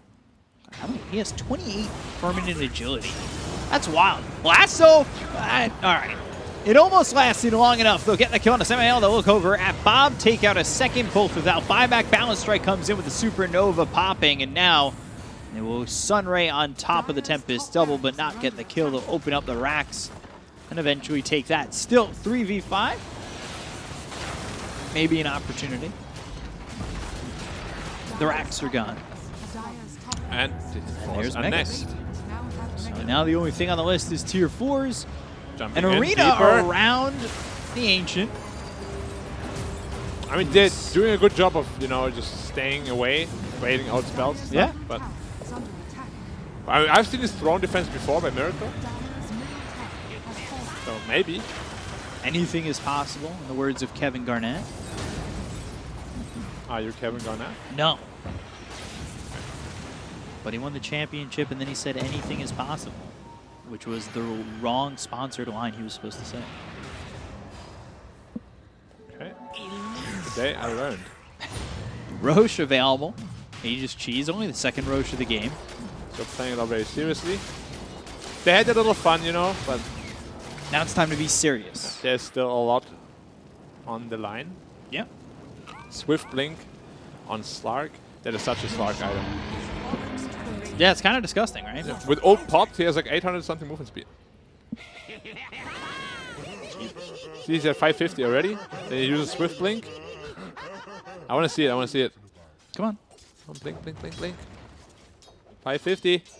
Oh, Nix Assassin, he's close. You could blink. Come on, don't be shy. Oh, blinks for Bob. And we'll go on to this Bat Rider and get the kill. Quick move, and now the Spear flashing onto the Ancient. One of the only things left standing right now for Vice as the arena comes in. That'll block Onryu out, but keep Samael as well as Zenki in. Supernova, no way this thing gets killed, and this is going to explode right on top of Onryu. They get the kill on Zenki as well as Samael. Take out Onryu. Just one is alive, and that is Palos, who will buy back into the game, still trying to make something happen, but just as quickly as he bought back, he is dead with the Ancient.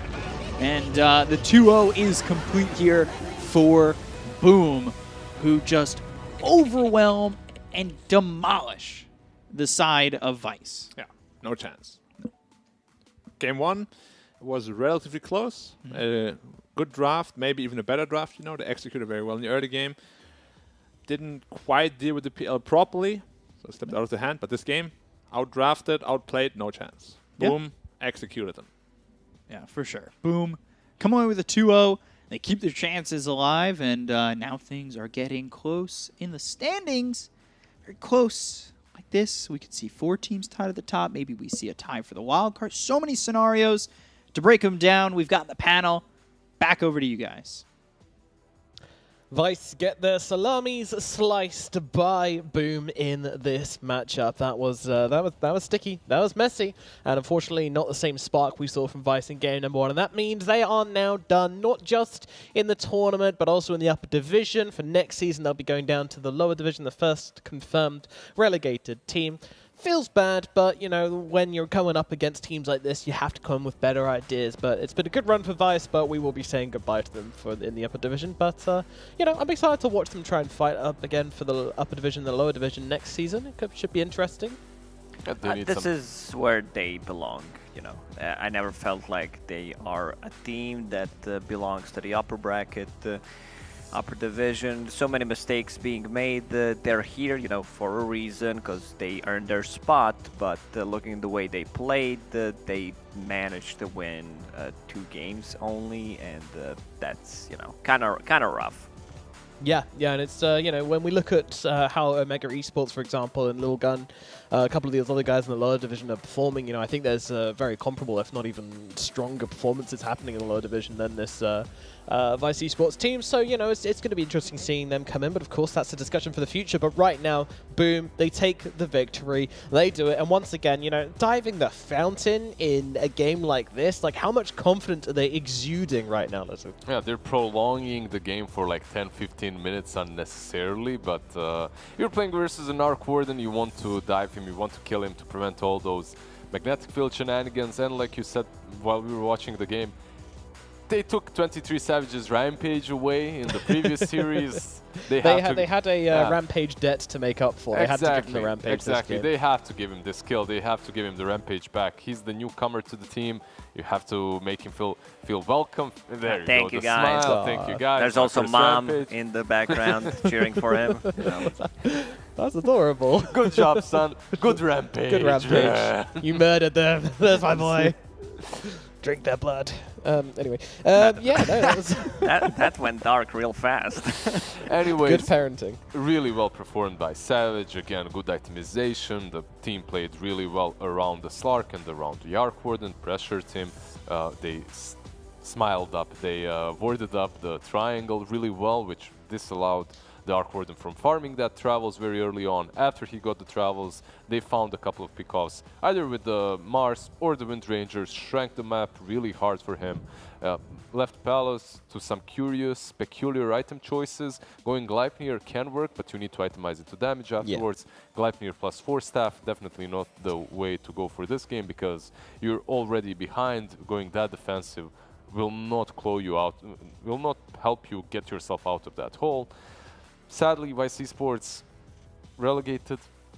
Yeah, Boom, they still have a chance. You know, if T1 and the TNC, if they lose, there's gonna be a tie. Vice are out. Vice. Is what Lizard said. Boom have a possibility to go to the major, though. Yes, that's what I said.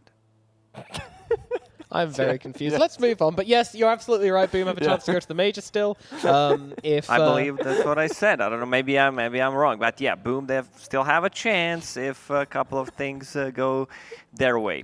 But I also want to, you know, say how this game shows how much one player can make a difference, because they didn't look this confident. Like, they were not this hungry when they play with Drew and 23 Savage. It just feels like a very good fit. Yep. And of course, our MVP for this game, number 2, it's going to be, no debates this time, it's 23 Savage, looking rather swag there, as he did take the victory. Wow, 45.8k hero damage. I mean, he was slapping them Vice heroes like no tomorrow, but that is still a lot of damage on that Slark. Yeah, very fashionable clothing choices as well, but this Slark was on point. The first game PL on point, the second game Slark. I even think that this game might have been a little bit harder for him, but he still executed the Slark really, really well. Brought a hero that's not necessarily in the meta back home, and yeah, just itemized really well. That Swift Blink was on point too. Great item for Slark. When you're playing versus Arc, you definitely need these high mobility items, Aghanims and Swift Blink, kind of doubling down on that, but still, it worked out fine. It certainly did. It certainly did. I just want to drive home one more point here. By the way, the casters were debating what the fish bait is. Firstly, fish bait can sometimes be a fish, but you know it's bait. It's not necessarily the fish. But more importantly, the bait is for the Slark, because Slark is a fish, so he's throwing his own bait and then pouncing to then eat the bait, as it were. You know, you're not baiting your enemies. Himself in the fountain. Yeah. Yes. Yeah, this is why they went into the fountain, because there was a bait there was inside a of bait, it. a fish can't resist it. Exactly right. Exactly right. That's what happens. Hook, line, and sinker.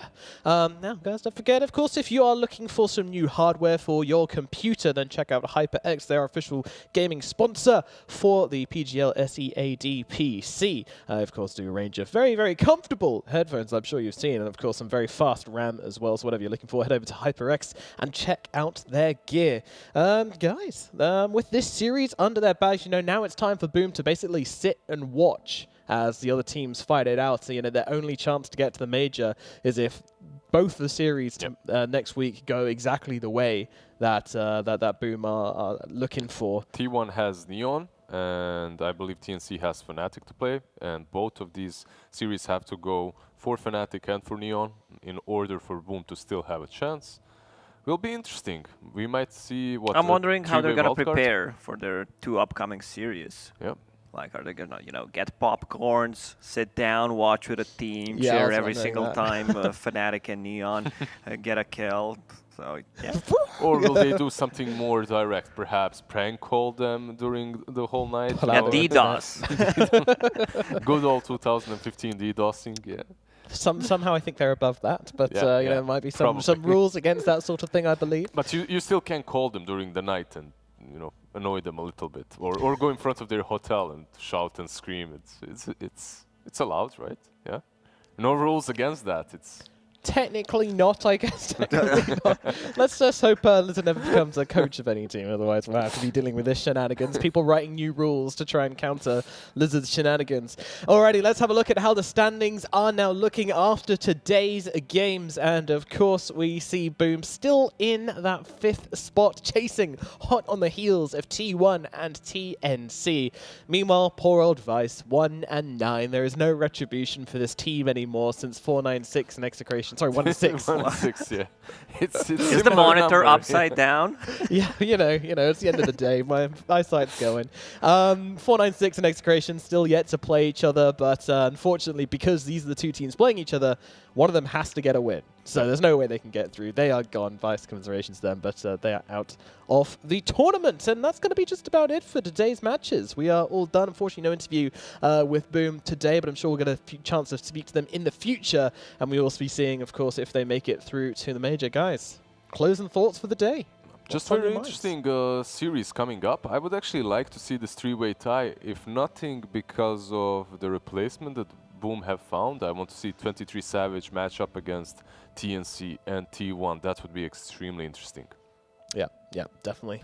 What I learned today is that Batrider doesn't seem not even 50% of the hero that he was. Maybe we're jumping on a train here, but feels much, much weaker.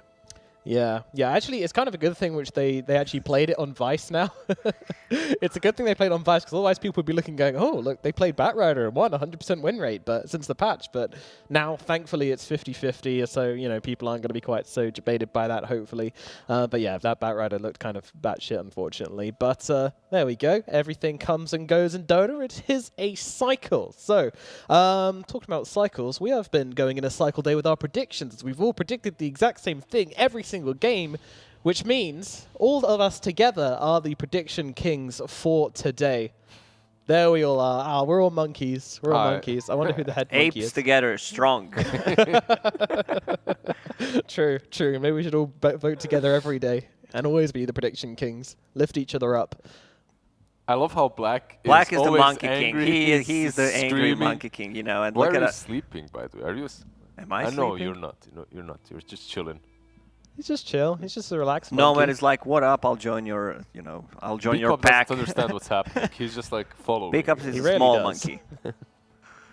Yeah, absolutely. No, I was just kind of cameoing on the side there. Just, hey guys, can I join in? Not usually one to be involved in the Prediction Kings.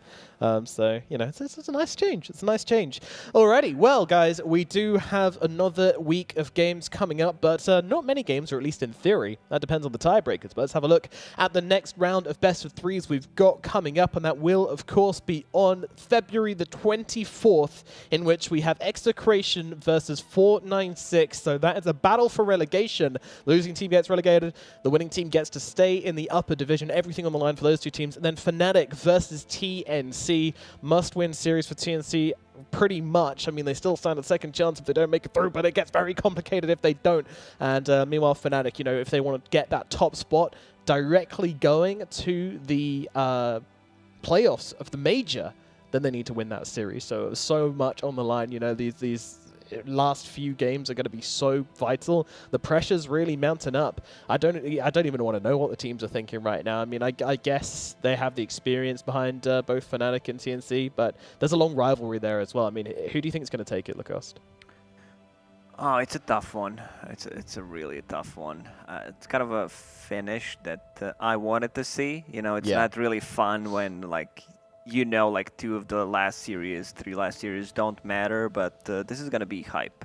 Maybe leaning a bit towards Fnatic. I think Fnatic showed more consistent performance. Yeah, slightly favoriting the Fnatic squad, but then again, TNC have more to fight for. Fnatic, more or less confirmed. If they win, it's very easy for them. TNC, if they don't, it's rough in that tiebreaker. Yeah, it's going to get real sticky real quickly for them if they don't pull out the goods tomorrow, next time on the 24th of February, so tune in for that. It's going to be very, very tense, very exciting matches, and some of the best teams coming up against each other with huge, huge stakes on the board. We will be there, and so should you be. But for today, we are all done. Thank you so much for watching. Tune in next time, but for today, it's a goodbye.